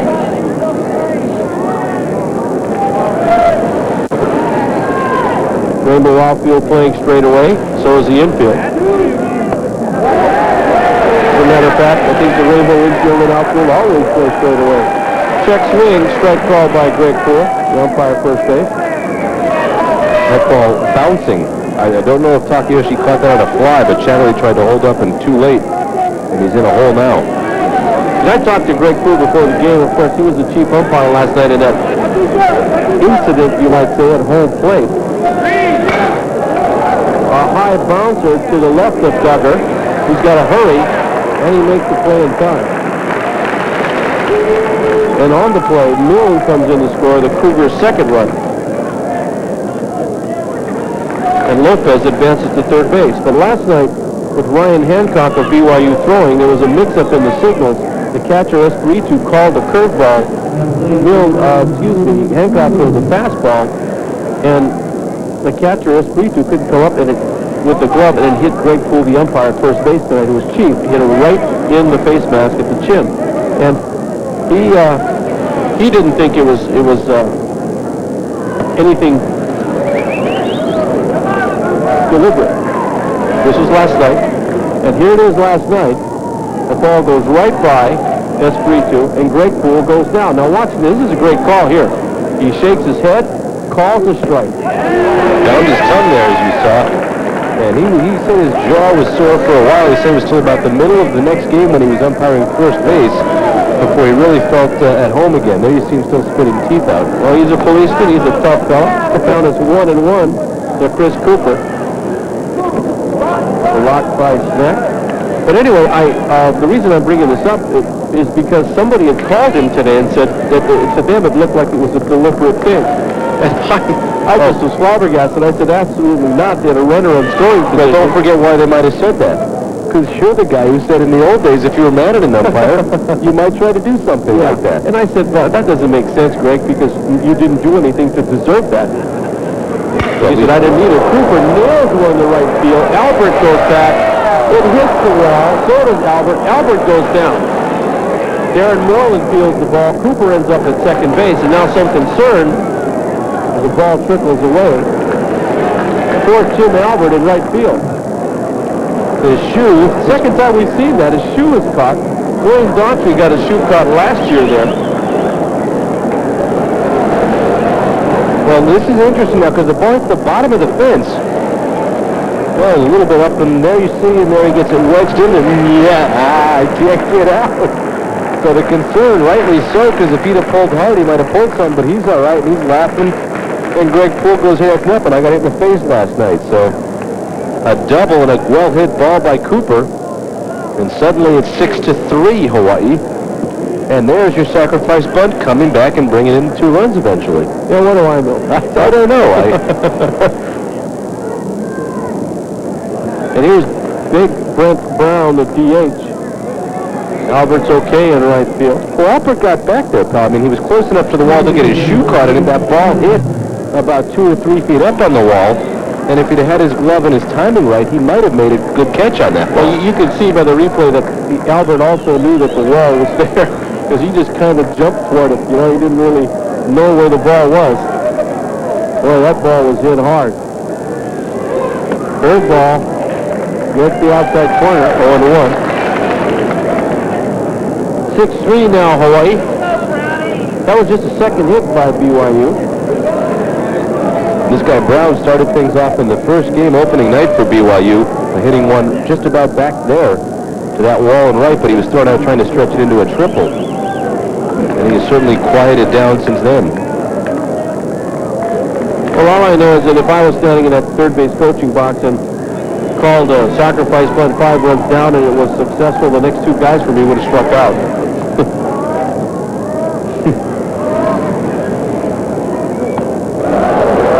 Good cut by Brown, gets nothing, 1-2.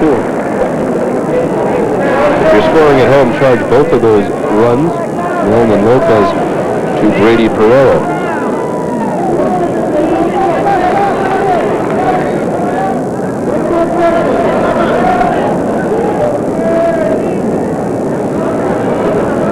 So Brown gets ready. 1-2. Ground ball foul. Now see, I understand a little bit. If it's the 5th inning, you got plenty of time left. The heart of your order coming up. Diaz, a good bunter. We've seen him square a bunt a few times. You figure maybe we get a couple of runners over and they end up scoring, which they do. But last night, down 3-0, in the 6th inning of a 7-inning game when they went to bunt, That was interesting, and maybe it was just to shake up the pitcher a little bit, but it did not work last night. It does work right here as they get both runners home.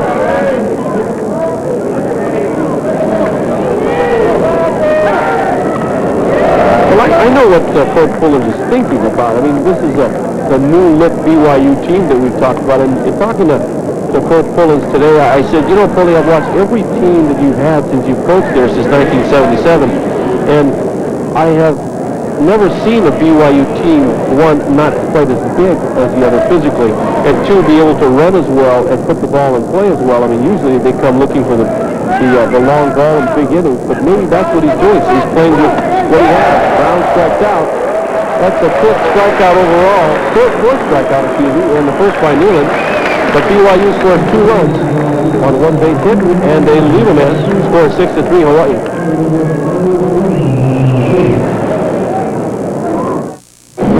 For Hawaii. He'll be followed by designated hitter Levon Larkusa and third baseman John Viola. Moreland on the night is 0 for 2 with a strikeout and a fly out to center field. Moreland's a young fella that has, he has some ability in this game. He's got a pretty good throwing arm. He feels the ball well and is positioned well in center field, and he can run. Breaking ball into it for a strike. The pitcher is Aaron Miranda. He took over from David Matson. Matson with 3 2/3 innings.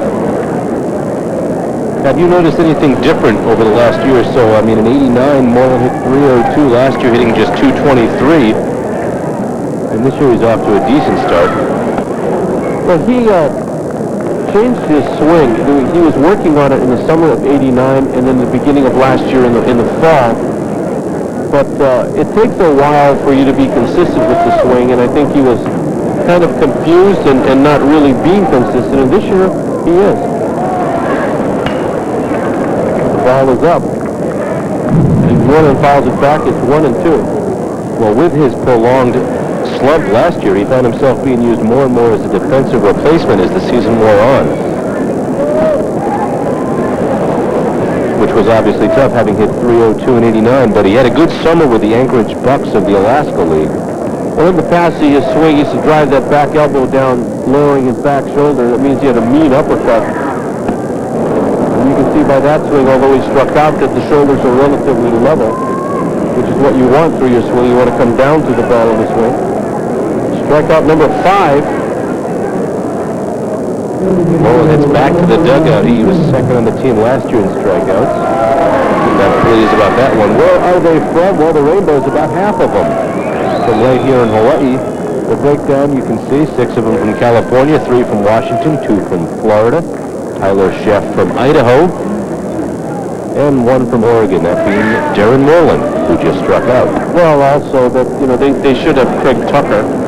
That should be 2 from Oregon, because he's from Klamath Falls. So somebody in the media guide, didn't have that correct, but there's 2. Klamath Falls is in Oregon, right? Klamath Falls is in Oregon. This is 90 Bows, but it's 1990 Bows. We had the 91 Bows. We'll have that for you later. This Buzz Fact brought to you by our friends at Budweiser. We'd like to remind you to know when to say when.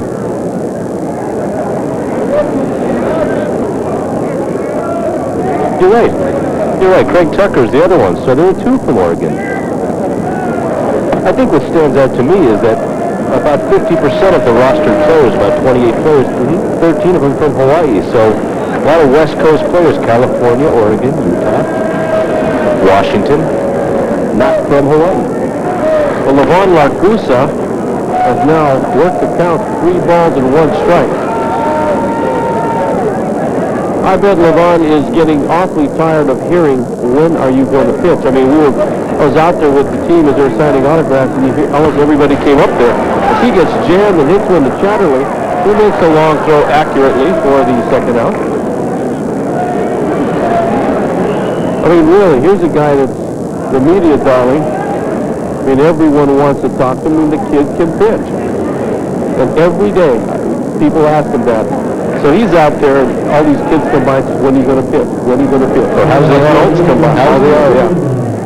Well, the good news again for Coach Murakami, 4 starters coming in, and of course, Pereira will not get the win now. He did not go the necessary 5 innings, but he gets good performances out of 4 other starters, which looks good, especially in a conference matchup against BYU. And here's John Viola. He takes a breaking ball for a strike. Viola Concerto.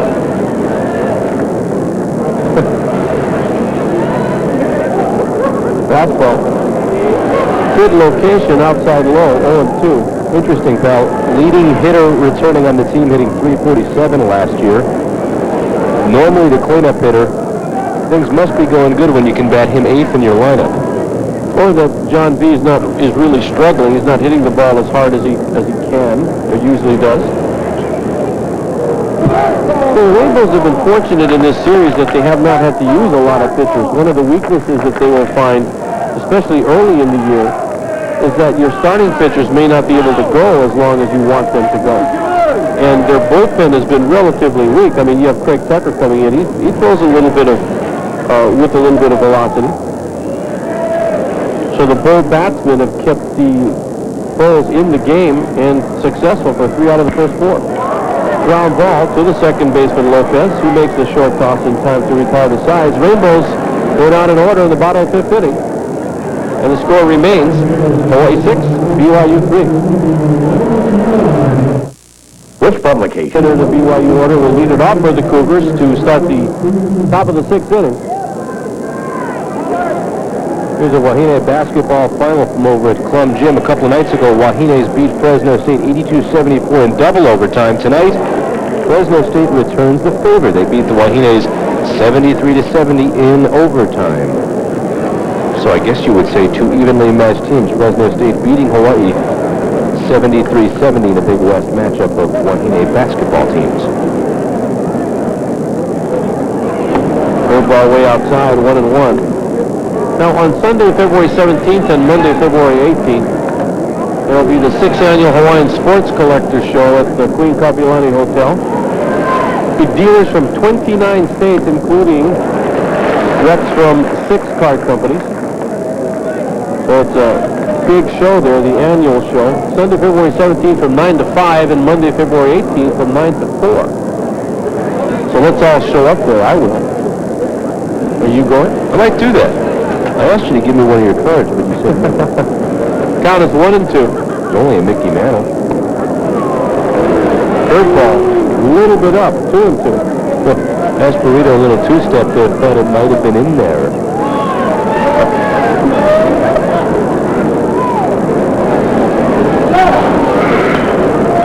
And Esperito gets jammed and nubs one in the air, foul for Blanchett.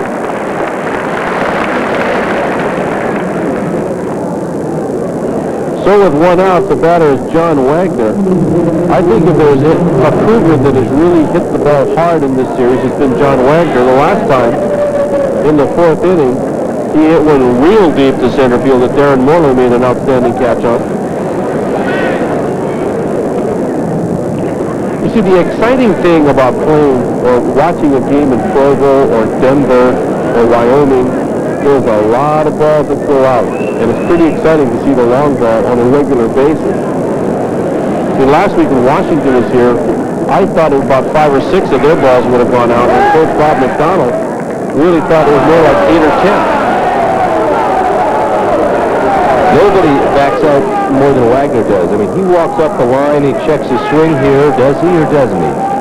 That's one of those borderline ones, you know what we're talking about? Yeah, it's ball 1, so the borderline says ball 1. Not much you can say about Poi, unless it's Haleiwa strain Poi. Quality, good tasting, nutritional, and experience are all words that describe Haleiwa strain Poi. Find out why it's Hawaii's favorite Poi. That's Haleiwa strain Poi. So Wagner, I mean, when he backs out, he backs out. Remember how when you were younger and you were dating, would say, "You ready to go, honey?" And she'd say, "Not yet. I got to do my eyes." Well, that's how Wagner is when it gets time for the team bus. He doesn't say honey, but he's got to finish those eyes. But he really takes his time to do that, and then he backs out, way out. I can imagine what it's like up in big country up there when it's sunny out and he plays with those eyes. Strike, 3 and 1. And with that, he backs out about 3 steps further.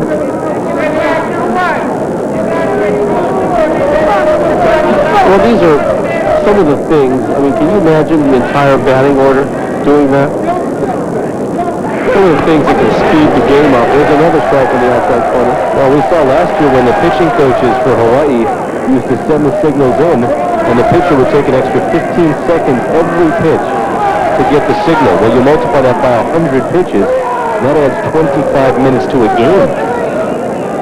Well, you have now with no runners on, the pitcher, you know, there's no limit to what the time he needs to get rid of the ball. Pop up, Duggar goes back, makes the catch out number 2. When there's a runner on base, he's got 20 seconds. Well, what about the batter? These umpires may not want the batter to walk that far out. I mean, the guy walks about 20 feet out every pitch.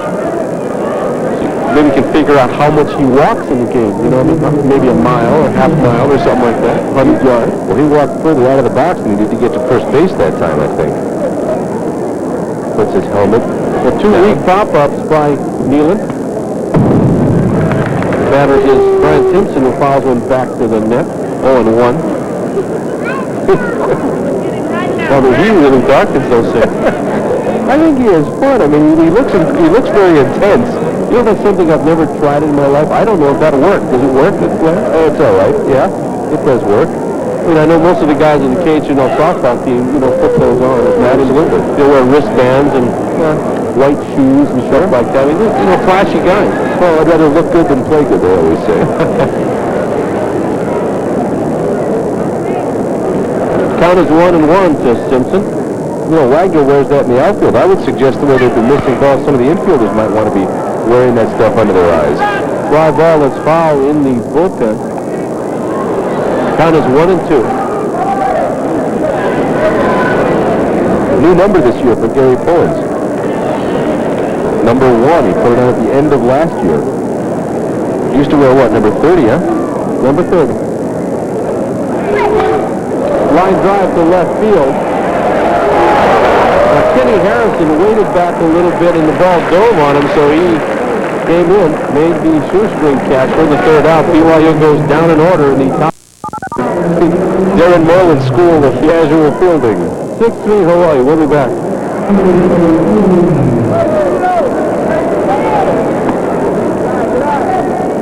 That's ball 1. Otani is 0 for 1. He walked that on an error by the shortstop. And he scored one of the 6 runs.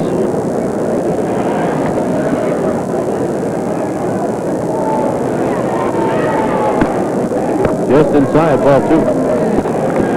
Now you see Mirandon drops down when he throws. You see some of that movement, especially tough on right-handed batters as it comes in toward their hands.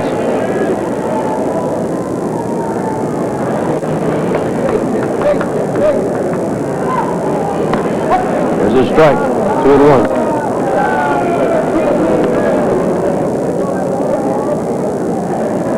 When you look at this crowd, John, you think about college baseball around the country and how many programs draw 4,000 people, and it's close to 4,000 here tonight. The capacity is a little over 4,000 here. Well, Hawaii currently, I believe it's 7 seasons in a row with over 100,000. No other program in the country has drawn over 100,000 people that many years in a row. So you're right, there are very few programs who consistently do this type of a crowd. And Mississippi State's another one that's real successful too. So Otani works the count to full. The Cougar outfield now shading Otani toward the right center field side. Swing and a miss. It's a third strikeout from Randon and the 6th overall for Cougar pitching. Is that Otani continuously moving up on that UA's all-time strikeout list, not the list you want to move up on? The batter is Tim Albert, the right fielder. Albert is having a pretty good week tonight. I love that line. He's 3 for 3, scored 2 runs, hit an exciting triple.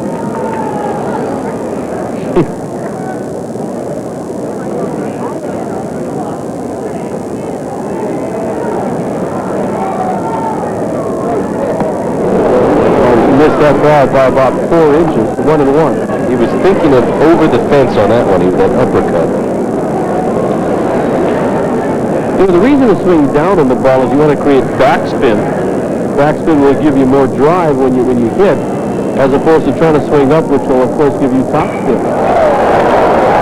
There's a high fly ball to left field. Mills settles under and makes the catch for the second out.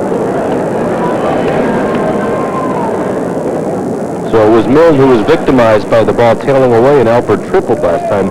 This time he gets under it and flies out to Mills for the second out of the sixth inning. Billy Blanchette will step in for his fourth at-bat of the game. He is 1 for 1. He has singled and scored. He's been hit by a pitch. And he sacrificed fly deep to center field for an RBI in the fourth inning. Billy takes a strike 0-1.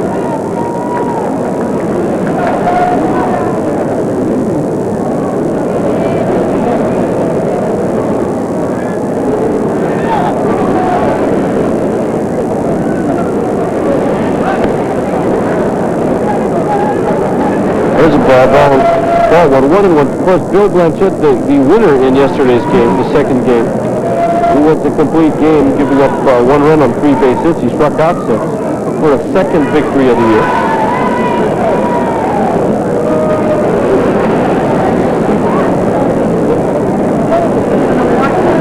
That open stance.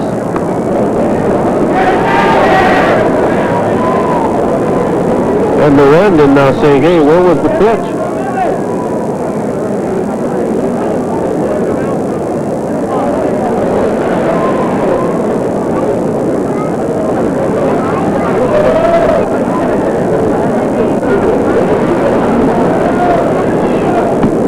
Goes outside. 3-1 is a count to Blanchette.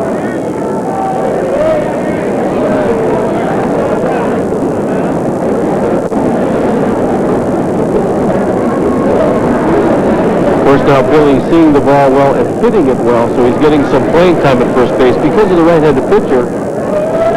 That started for BYU anyway as Blanchette fouls it off. Coach Murakami has his left-handed lineup in there. The first 4 batters of the Bulls are left-handed, as well as the DH, Mark Russo.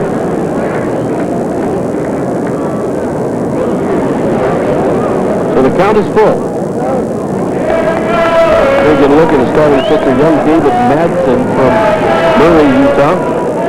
And he's holding it back because he will DH this year quite a bit too. Well, cool. Or maybe he's going to hit somebody with it. That's the first base runner that Miranda has allowed. He's retired 6 rainbows in a row since coming on for Madsen. That would bring up Todd Takeyoshi, the catcher.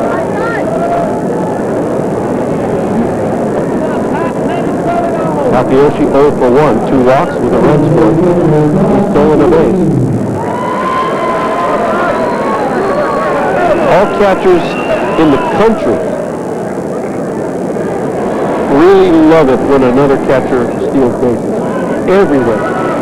As opposed to like second basemen don't care if second baseman. Really, they don't. When catchers steal, all catchers love it. Except when you're the catcher, he steals again. It's true. Well, he came up there smiling, and part of it undoubtedly because as the on-deck batter with 2 out and as the catcher, he had the pads on. So it took him a little extra time to come up to the plate. And there's a fly ball. Will it be a roofer? I think I heard it up there. Minor tink. That's 25 balls in the roof now. For every ball on the roof, we have a trivia question. Now, we started out counting with Roman numerals. Yeah. And then we went to counting, we started counting regular. And then went to Roman numerals. Then we went to Hawaiian. And last year it was famous numbers. This year's trivia questions. And my trivia question is now for you. Who were the Milwaukee Brewers before they became the Milwaukee Brewers? They were the Seattle Pilots. Good job, partner. You're absolutely wrong. No, right. I jumped on that one. That's good.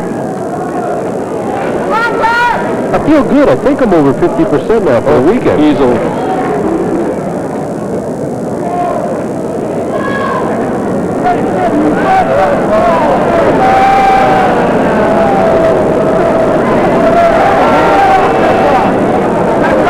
Going 1 to Todd Takayoshi, the senior catcher from Seattle, Kennedy High School. It was good last week when there were two teammates of Takayoshi that played for Washington, able to visit with each other.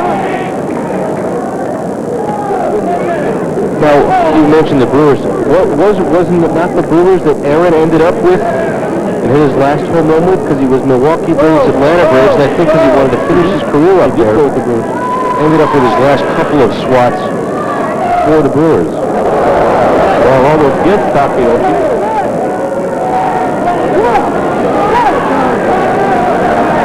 Only a war of words right there as Takayoshi looks out at Miranda. Oh, that's close. Another way to get out of the way. You mentioned turning. That's a good way to get out of it, too. Any way you can when it comes like that. Bail ship, I think, is what that one was called. But Takayoshi was looking out toward the mound after that one.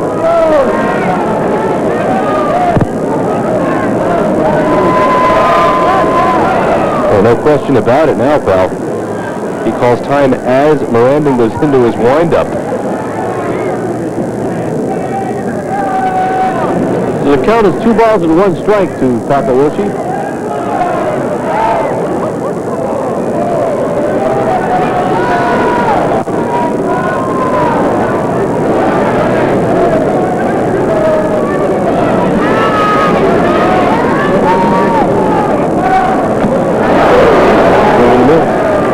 Picked it, 2-2. Well, Miranda does not give the runners at first base much of an opportunity to get a good jump out of his delivery. He uses the slide step as he comes to a pause and doesn't lift the lead leg very much as he comes toward home plate.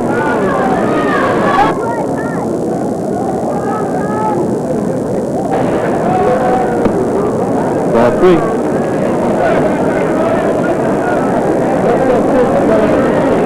Hawaii, bottom of the 6th inning. Billy Blanchett has walked and he's on first base, and Todd Takayoshi now with a full count.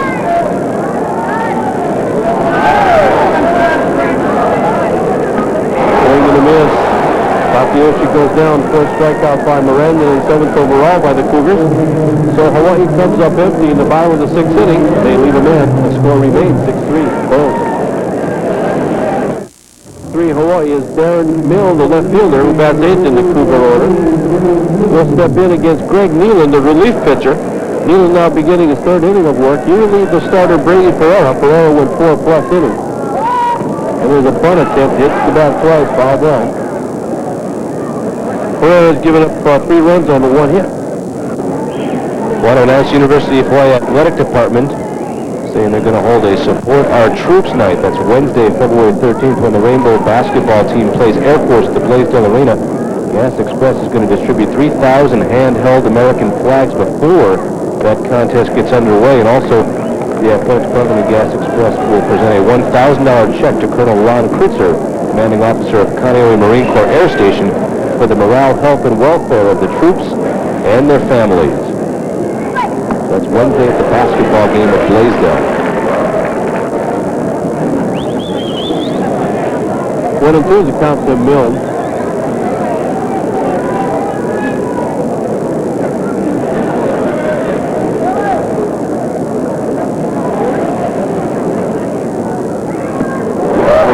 Nealon gets it with a curveball.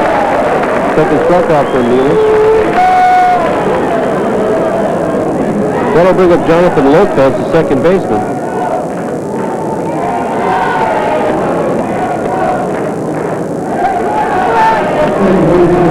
Lopez has scored 2 of the 3 BYU runs. And yet, strangely enough, has not officially appeared in the game as a batter. I take it back. Fielder's choice, that'll count as an at-bat. Years ago, like maybe 20, I don't know why I thought that fielder's choice was not considered an at-bat then. You think that? Yeah, I just remember scoring that long ago, maybe 30 years ago. Papa, roof job. I can't answer you because I don't, you know, I was not that old. I was too young to be scoring back then. Yeah, that is 26 now on the roof. Okay. The next question is... I know you've been saving something because you promised me you were, and I have been on a little bit of a roll. So. Did I ask you... Who were the Texas Rangers before they became Texas Rangers? Yes, we did. Yeah, and I got that. That was the Washington Senators. Right. Okay, what was the original name of Arlington Stadium where they played? This one I didn't know. I knew the Harris County was the Astrodome. I didn't know this one. It was a JFK Stadium? No, that's in Washington. No, I know. Oh, it was Turnpike Stadium. Did you know that? No, I didn't. Everybody knows that except you and me. Look at this. And he hits a ground ball single up the middle. You know, that reminded me of the Loyola Marymount teams that Dave Snow used to coach, and we've televised them, and they used to do that sort of thing to gain a bag on a beam. Well, you know, Ron Hunt, who at one point until Don Baylor took over was the all-time hit by pitch leader in the majors, he used to win in with his arm, his leg, whatever, just like that. So Lopez gets a base hit. That's hit number 3 for BYU, and that'll bring up the leadoff hitter, Gabe Diaz. Diaz's sacrifice, hit a triple, and struck out. Well, and in Steve Ohtani, for the Rainbows, you're looking at the guy who's been hit by more pitches than any other Rainbow player. So Turnpike Stadium, huh? Turnpike Stadium. Now, was it called that when they first moved there, or was it called that before they moved in? I think it was when they first moved there. Because if it was before they moved in, I would tell you that's an illegal question. Why is that? Because they weren't there? Because they weren't there. But since I don't know either way, I'm going to have to let that go. But maybe you want to ask me a bonus just in case. Huh? Just in case. Yeah, sure. Who joined the American League with the Royals in 1969? Who joined the American League with the Royals in '69? Well, golly, the Toronto Blue Jays. No. Oh, the Seattle Pilots. And left, what, about 5, 6 years ago? Where did the Pilots play their home game? Pilot Field. Sick Stadium. Sick? Yeah. Spell it. S-I-C. I don't know. S-I-C-K? S-I-C. I don't know. Line drive to left center field. Harrison goes back, makes the catch. Good play by Kenny Harrison in left field. Another well-hit ball by Gabe Diaz. So with 2 outs, the batter will be Ed Chatterley, the third baseman. Chatterley's 0 for 2. He struck out, walked, and grounded out. He's also stolen the base. Well, again, I thank you for those questions, because not only did I not know where the Rangers used to play or what it was called, I didn't get the right team in '69, and I don't know where they used to play. But I want to know, how long did they play in Seattle? About 5 years? But not even that. The Pilots? Yeah. I do remember Mike Hegan was one of their few stars. Sure. His father was one of the best defensive catchers ever to play the game. The runner goes. The ball is fouled into the Cougar bullpen. Well, that was a run and hit if you've ever seen one. Lopez was almost in the dirt at second base when that ball was hit. So there's Pullins again, trying to make something happen. So Chatterley now assumes an 0-1 count.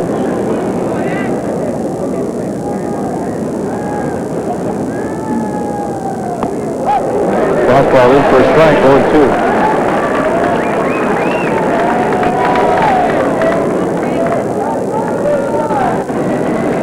And I've spoken to several players from opposing teams who come in here and they see the crowd, and that does have something to do with how they perform. Ground ball for Stevie O, who flips to Douglas, who retires the first base runner, Lopez.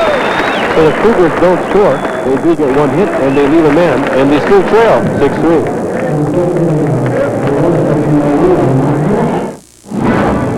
Will be the 3 scheduled hitters for Hawaii. The pitcher now is Alan Merendon. He's relieved David Madsen after Madsen went 3 2/3 innings. So the Bulls now looking to sweep the Cougars Well, anytime Hawaii has an opportunity to beat BYU 4 times in a year in any sport, it is Celebration Day in Hawaii. And BYU, a big rival of Hawaii, of course, at least from the Hawaii fan standpoint. San Diego State, certainly a natural rivalry, probably even a little bit more heated, if you will, over the years. But BYU, of course, has natural rivals all over the place. Utah is the rival. Pretty big one. No mistake about that. No matter what anybody says, Utah's a rival. Well, now, Hawaii beat BYU 15-7 in the first game. Then yesterday they swept the doubleheader 7-4 and 3-1. And they're leading 6-3 as Kenny Harrison takes a curveball for a strike.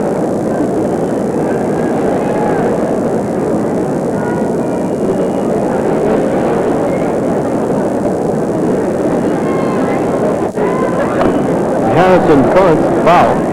0-2. Harrison's second on the team last year with 5 game-winning RBIs, hitting .274.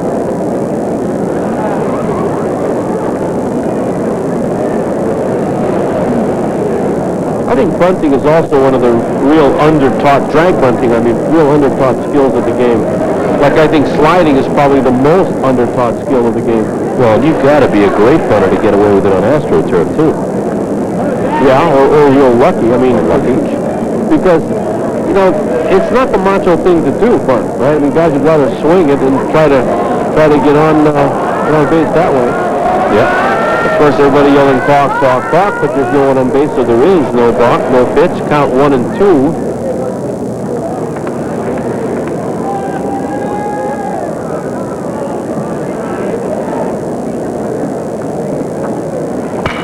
Ground ball in the hole. Good dive by the shortstop. Yeah, Diaz gets a piece of it, but it's going to be a base hit for Harrison. And that's the 7th hit for Hawaii in the first off of Aaron Mirandon.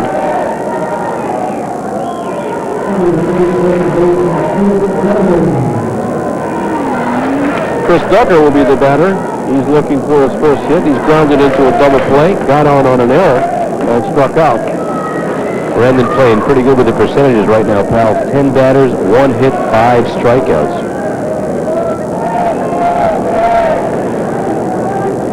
4 strikeouts. Pal, do you need professional help? Good. That is set up or what? Westport can find a cure for those baseball blues. Their professional staff can help you find the right stuff at the right price. Westport in Waipahu carries everything from uniforms to glove oil. Not for the uniform, but for your glove. And their personalized service gets by. Well, Duggar turns around to bunt, and the ball gets by his 3-2. Fast ball. This is a scorer's decision. Well, I do need professional help when it comes to athletic gear, and Westport is a professional that helps me. Absolutely. Their personalized service can guide you in the right direction. Avoid those baseball blues. Come down to Westport in Waipahu. It's worth the trip. And what you've got there is Mike Evans going, last night a catcher let one get through like that, and it caught my partner in the throat. Yeah. You hold on to the ball, guy. In the face mask, anyway. That ball, of course, it was a strike last night. This one was a ball off. Classic moment, though. Not putting down the potential danger of that, but when Greg Poole rolls around, comes up and gives it a strike sign. Classic moment in sport, right there. 2-0. Now Chris Duggar has been really swinging a hot bat for Hawaii, looking for his first bingo tonight. The BYU played their outfield relatively shallow. They've done it all series. Now there's a school of thought on that. Where do most of the hits go in a baseball game? In front of the outfielders. And through the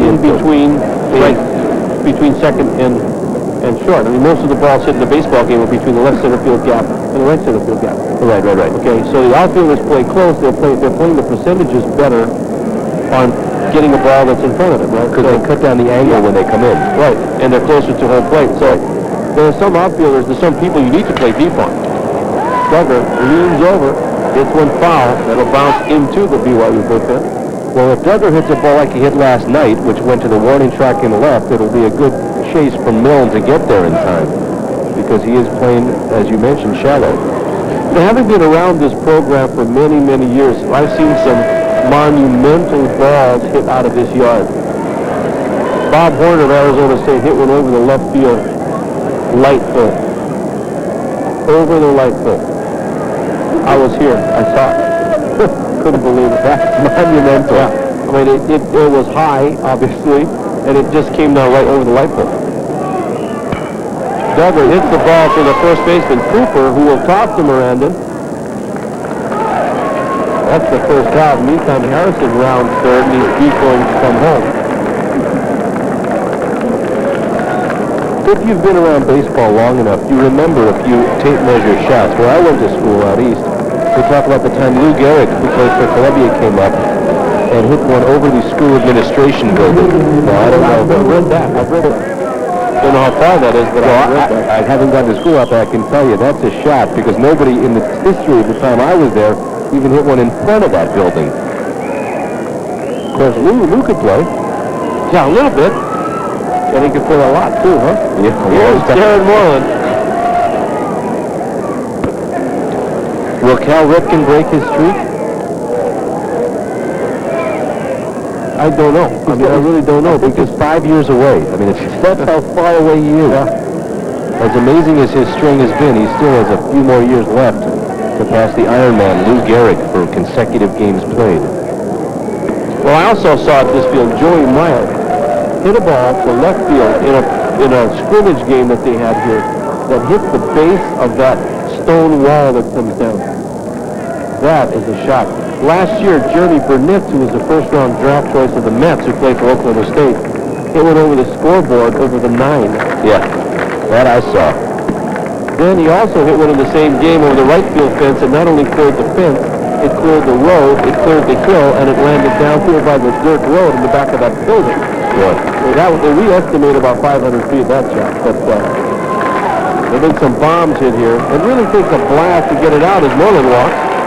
That's the 5th walk now, given up by BYU pitching and Miranda in second.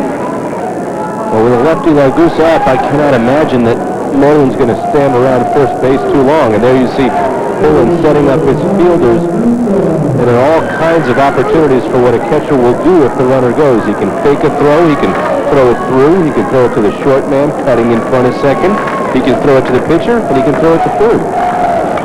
Ragusa swings away and hits one foul, 0-1. Well, I think you said the key word several times there, and that word is throw. And there's so many people that will say, hey, concede the base to the guy. Now, there are times that you would do that, but not very many. You should at least throw the ball and let somebody else make a play on it. Well, and the safe throw, which sometimes can work to your benefit, is to throw it hard right at the pitcher, because that might pull the runner off third base far enough where you could then get a play going back to third. But, you know, that play takes a lot to work on because you have to throw it hard, but you can't throw it too hard, otherwise the pitcher will miss it. You also have to throw it above the pitcher's head, or the runner at third base will see the angle and won't do anything about it. Ball up high. I think too many times you see people concede the bag. They say, hey, just do it. Well, if you do that, I mean, you're not giving your team a chance, right? So at least throw the ball, and then you have an opportunity to make a play and an out. And in this situation with only one out and down 6-3, you would think the Cougars can't concede anything. Line drive base hit in the right field. Harrison comes in, 7-3 Bulls. Moreland moves up to second base.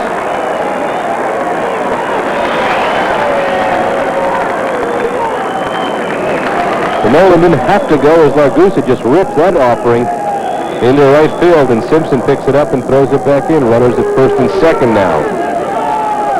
Well, we're looking for a pinch runner for Levon Largusa as Gary Pullen trots out to the mound to speak to his pitcher Miranda. And Eric Evans, a freshman who redshirted on the football team, will be the runner for Largusa.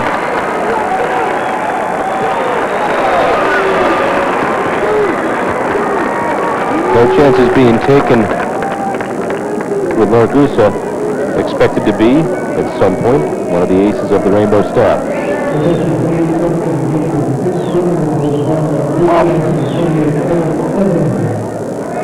And Coach Pullins concludes his visit. There's one out, and the Bulls have runners on first and second. At second base is Darren Moreland, and at first is pinch runner Eric Evans. And the batter is John Biella. Biella's 1 for 3. He singled, struck out, and grounded out to the second baseman. And Evans, the pinch runner, pal, had a big part in the first game of yesterday's doubleheader. He started in left field and also, if you recall, made the great catch going back when the bases were loaded for BYU and 2 were out at one point in the game.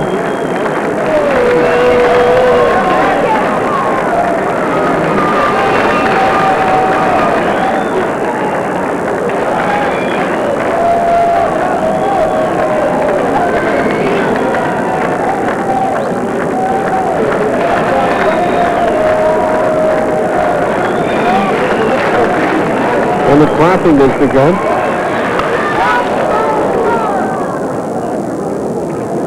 And you can see that Biella now getting jammed, not extending the hands, getting the bat out.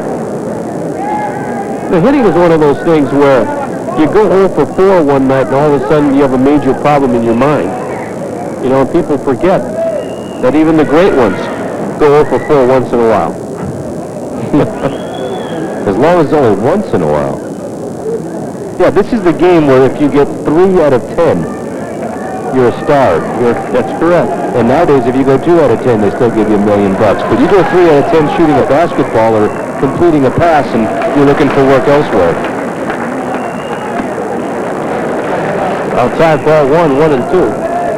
Which would, again, go to tell you why baseball hitting is probably the most difficult thing there is. In sports, I know people will have their own, it's tougher to shoot a basketball, it's tougher to run in football. Well, how about fullback? It's got to be tough in fullback. No, I agree with you. I think hitting is. Again, Biella gets jammed. Well, you know, you say that, but you and I can both hit a baseball, but I can't pole vault. I can't either. Well, maybe Never have even tried. In fact, I can't hit a baseball either. So it is the most difficult thing. Yeah, you know what? I like the kid about. I was a 250 hitter. Yeah, I was a 250 hitter. That's why I think I studied that part of the game so much in the last 20 years. But, you know, I used to be asked, gee, what pitch couldn't you hit, Coach? I said, I've thrown one. That sounds like Bob Euchre. That's great. Now remains 1 and 2.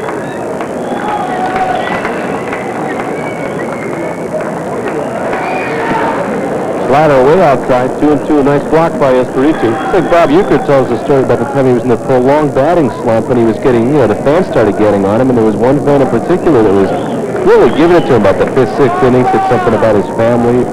About the 8th inning after he'd struck out, and he said he was in a bad slump, like 1 for April. And he went back about the 8th inning, finally had it, so and he slugged it. The runners go. Biella nubs one to the first base side, fielded by Cooper. Both runners will advance.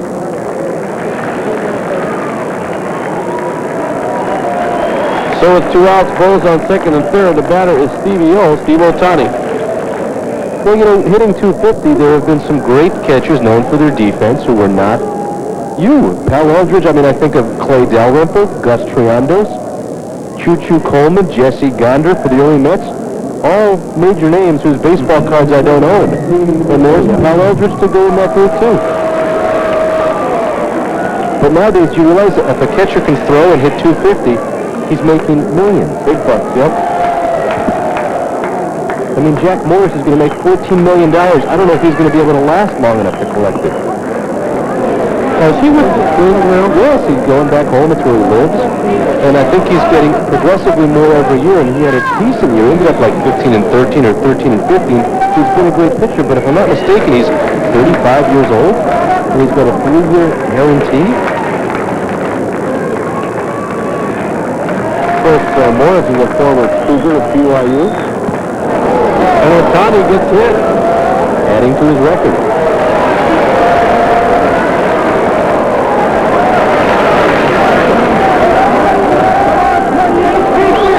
so the bases are loaded. That just clips him on the elbow, the tricep part of his left arm. Here's Tim Albert. He is 3 for 4.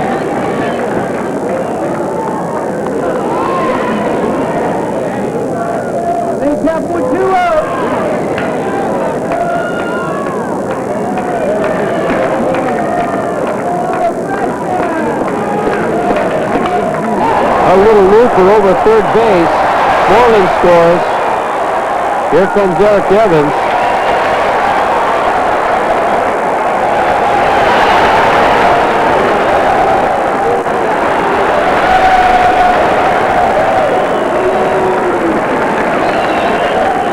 Well, they say when you're going good, good things happen, right? I mean, this ball is a dying quail. It's a little flare over the third base, but, you know, another good hitting philosophy is hit them where they ain't. Yeah, with 2 out and the bases loaded, the runners are going to be going, so whereas normally that might have only driven in 1 run, it drives in 2 here.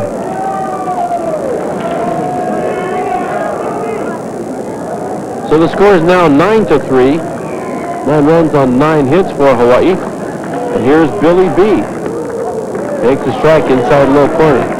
That's 5 at-bats in 7 innings for Albert and 4 hits.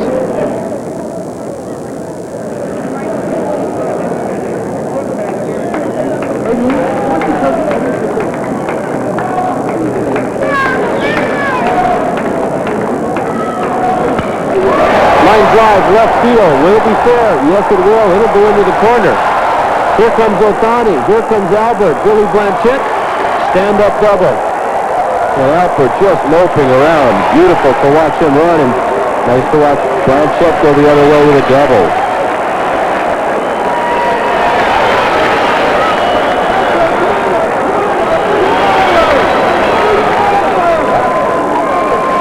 Well, this is what I think has made Blanchett a better hitter overall, his ability to go the other way. That's where the pitch was, pal, and you're right, he went right with it and puts it down the line into the corner. And I got to tell you, John, he has worked awfully hard for several years to do that. He was always a full hitter. Kurt Fuller is coming out. We're going to have a pitching change.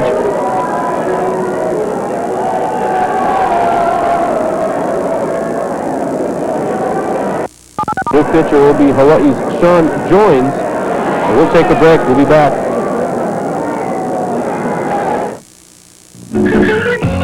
Sean Joines from Millie Lenny, courtesy of the Kamehameha Schools.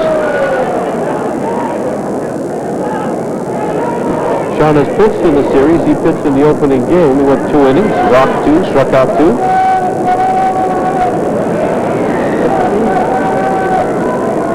So an old nemesis of his, Billy Blanchett, has just singled off his teammate, Aaron Miranda, to score 2 more runs for the Bulls, and it's 11-3.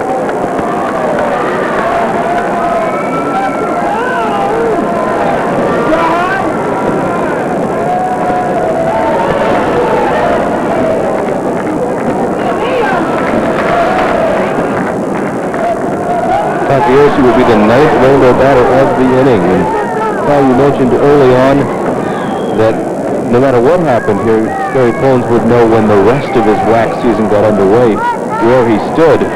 I'm sure that leaving, if this is how this thing ends up, this is not the way to put a cap on a 4-game trip to Hawaii.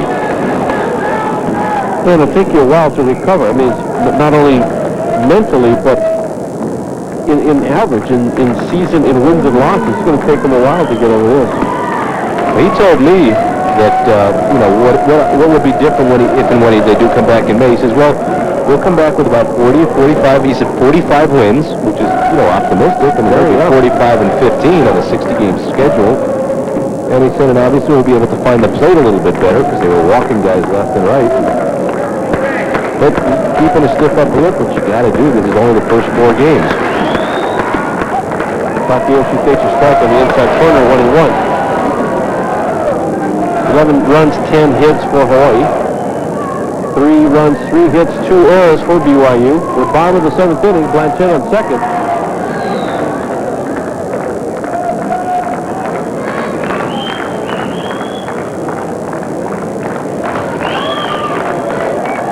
Curveball gets by Espiritu. Blanchett will advance. Good throw over the head. Nice block, or nice backup by Darren Mill, the left fielder. I'll tell you, ball's flying all over the field on that one. Bouncing away. Ball in the dirt. Espiritu gets it. So almost every throw this young catcher has made has been a high throw. Well, it was after he bobbled it once that Blanchett really decided to take off, and Espiritu thinking he might have a chance to get him. So he threw the ball to Milne in left field.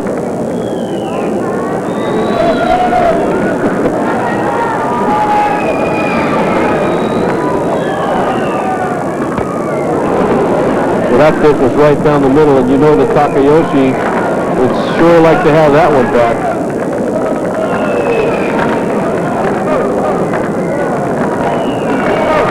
So the count is 2-2 on the hard-hitting catcher. That's third for Hawaii.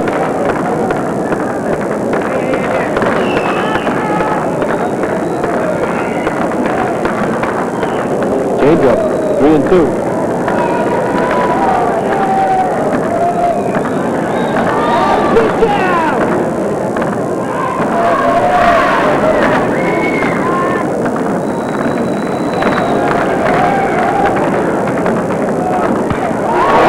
Base hit in the left field. Blanchett will score.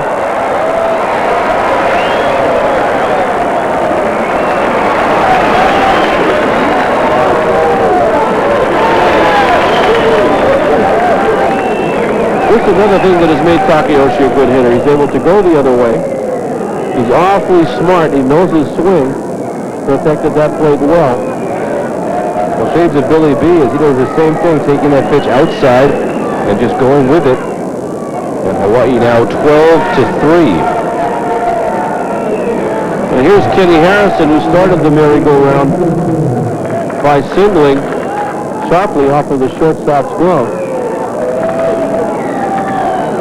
And you see the throwback to first. Do not be surprised. Takayoshi the other night when it was 14-5 was thrown out trying to steal. So he may just to see what he can do and shake up Jones a little bit. Get a good lead here.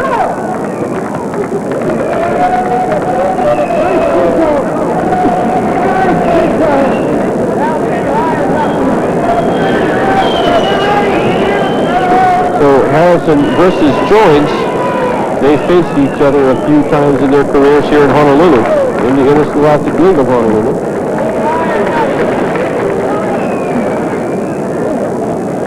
The high school baseball right around the corner.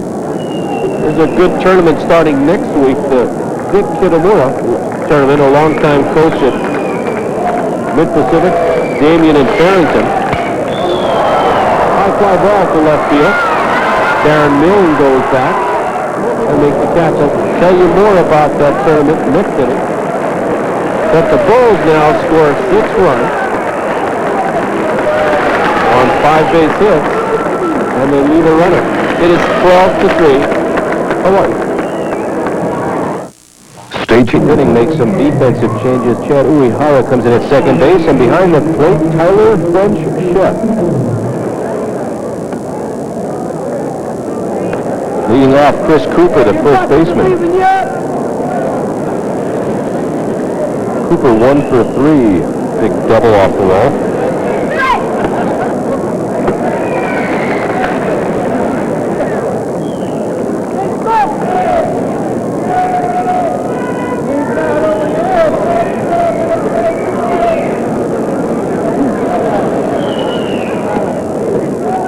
Greg Nealon working in his 4th inning of relief. Stands to be the winner in this game in all probability. It's a scorer's decision, but when this BYU starts racking up the runs here,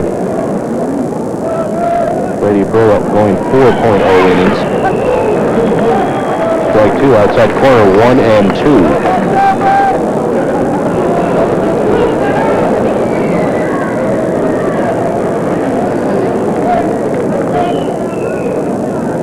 Well, I was mentioning that tournament, the Big Kitamura tournament, the annual tournament that will be held at Mid-Pacific, Kaimuki, and Mo'iliili Fields.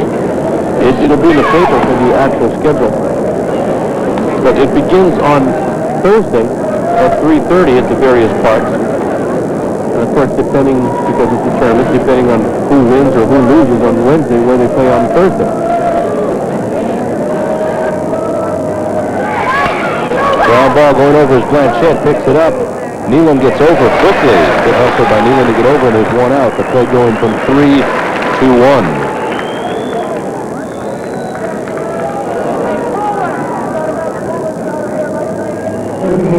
Why is it that every time I ask people about the best Hawaiian food, they always bring up the name Haile's? Well, the reason is simple. They've all tried other places, but Haile's beats them all. For the real thing, depend on Haile's Hawaiian food. Batter's Brent Brown, the designated hitter. And Brown has had a tough evening so far, has not gotten the ball out of the infield. Grounded out to the pitcher, popped out to Blanchette at first, and struck out in the 5th inning, 0 for 3. Pops this one foul, it'll go up into the seats. And quickly, Nealon's ahead 0 and 2.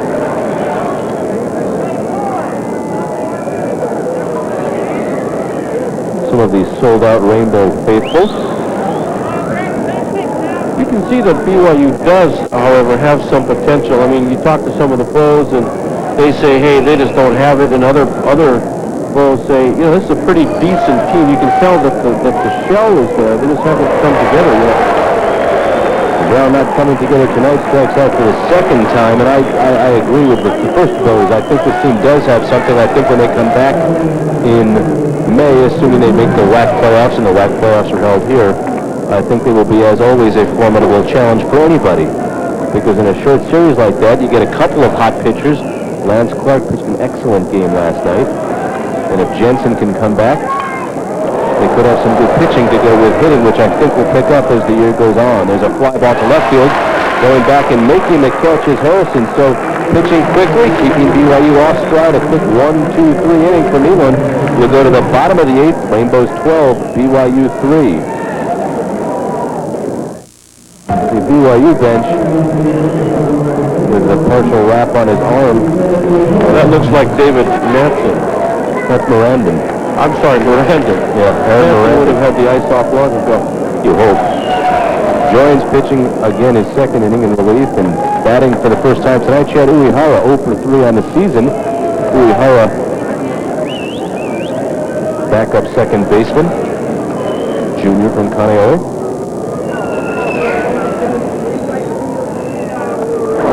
And that hits him. And they're going to say it hit him on the hand and he'll get first base. Question whether it might have hit the bat. The answer is no. And he's got kind of exciting gloves too.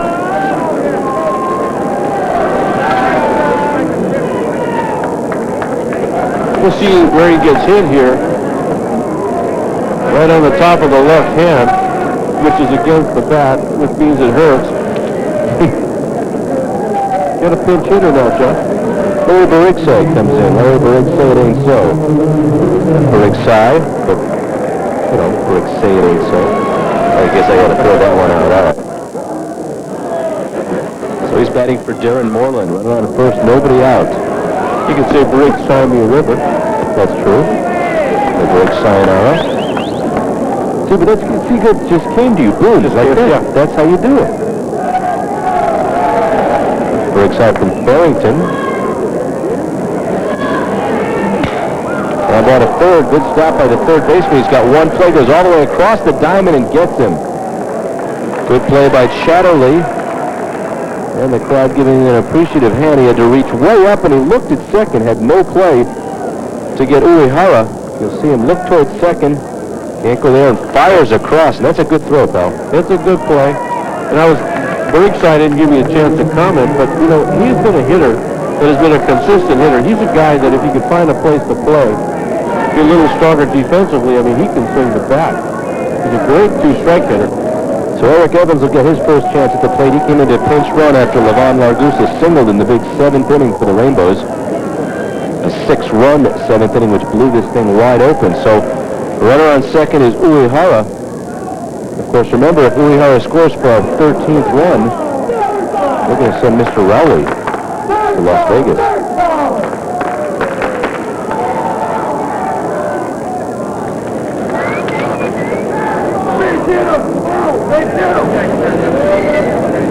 1 ball, 1 strike, 1 out.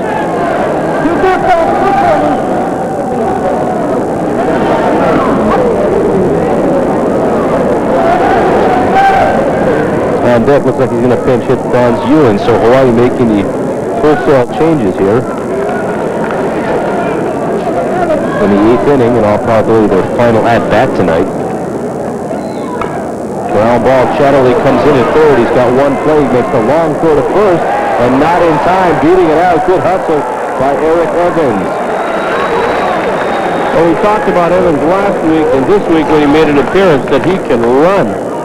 And he got out of the box quickly. It's a fine play by Chatterley. Makes a good field and a good throw. Coach Ron Nomura makes the correct call. Did he take the 1 extra step, though? Should he maybe have come in and fired as he picked it up? I mean, your momentum will allow, will make you do that. Yeah, granted, he doesn't know Evans has that speed either. Take a step with that right foot first. So they're not holding Evans on either. No, they're not. Here's Franz Ewan. And Ewan drills one to center field. And that ball's going to come in front, and the ball is caught for the out. And hanging on at third is Uri Hara. Boy, I thought he might tag on that and come home. He frankly should have. Absolutely, because if the ball drops in, he's going to score. There you see Wagner. And guess what, folks? Guess where that ball landed? Well, they call it out. Franz Ewan flying out to center field for the second out of the inning. Uehara holding on at third base. Well, no matter what, if that ball is trapped or if that ball is caught, you tag at third base and you score the run. Not only that, Wagner's on the ground. Even if he comes up throwing, he's got to get up to his feet first. So we are still at 12, which means no trip to Vegas yet. And it's up now to Stevie Otani to bring that runner home. This is what creates excitement in a 12-3 ball game. Yes, it does.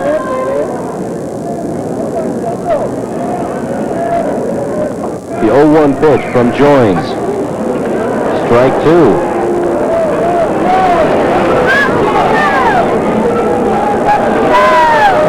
So the number 13, of course, very important because that's who you're watching in Hawaii on KHNL. And also, we give away trips if Hawaii scores 13 or more. And Otani fouls one down the first baseline, staying alive at 0-2. So here you are if you're a betting man or woman. Otani, one of the top 10 strikeout kings all time at UH, but if he can find a way to get on base and drive a run in, we're going to have ourselves a lucky winner. 0-2 pitch from Joins. Fouled back again. Of course, a wild pitch or a pass ball brings in the run, if Uehara chooses to run.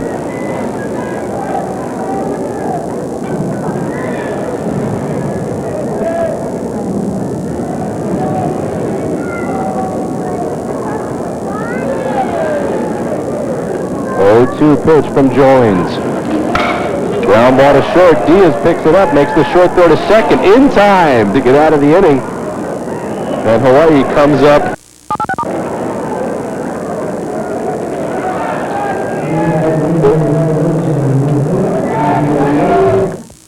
13th run, and got a very upset consumer out there because look at this ball now. That ball bounces. That hits trapped on. And it lands in his glove. Now, even if he did catch it, pal, as we said, runner's got to be tagging up on third on that to come home. Wagner comes up firing.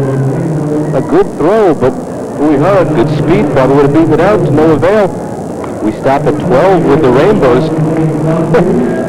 And it's a crazy game. Well, it's a perfect 8th inning in a strange series, to say the least. But the runner did not score on that. Don't know if the coach told him to go back and tag, but we got some defensive changes for the Bows.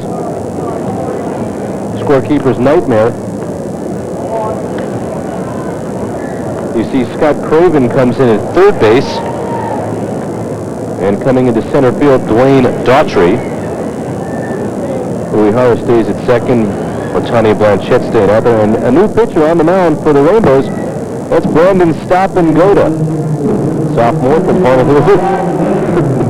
Well, stop and go. That's good for a pitcher, huh? Goda comes into the game. having worked 1 inning. And he'll face John Wagner. And there's Wagner backing out after the first pitch.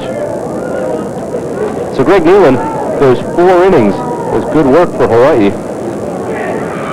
Giving up no runs, all 3 runs being charged to Brady Pereira. Nealon stands to be the winner if Hawaii can hang on here. Wagner 0 for 3. Struck out, flied out, and popped out.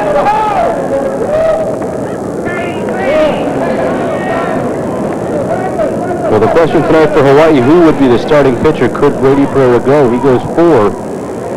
But also for Hawaii, the question that was answered, the bats coming out in force tonight, 12 hits for Hawaii and 12 runs.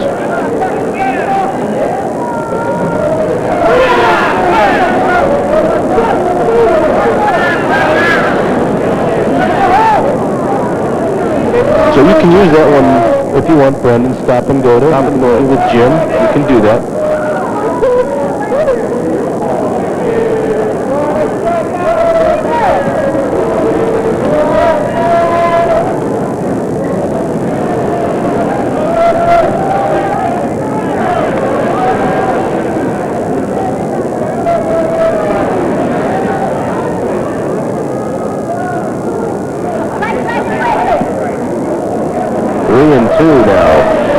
Out of Waterloo High School is noted for his control. In high school, he only walked a few batters in 60-plus innings thrown. It's unusual that he would load a count on someone. Strike 3 called on Wagner. Wagner goes 0 for 4. Tough night for him. He didn't think so. So Goda retiring the first batter brings up Brian Simpson. Now, interesting, pal, you'd think in a game like this we might be seeing some substitutions coming on for BYU. But we are not, and that ball's popped up foul. Coming over is Blanchette. And Blanchette makes the play, and there are 2 down in the 9th. Does that surprise you at all? That we're not seeing any pinch hitters or anything? BYU, not really. I think Hawaii is the team that is ahead, and they're going to give their people a chance to play. Not necessarily BYU when you're behind. I mean, sometimes you see it, sometimes you don't. Most of the time, it's a team that's ahead that does the substituting.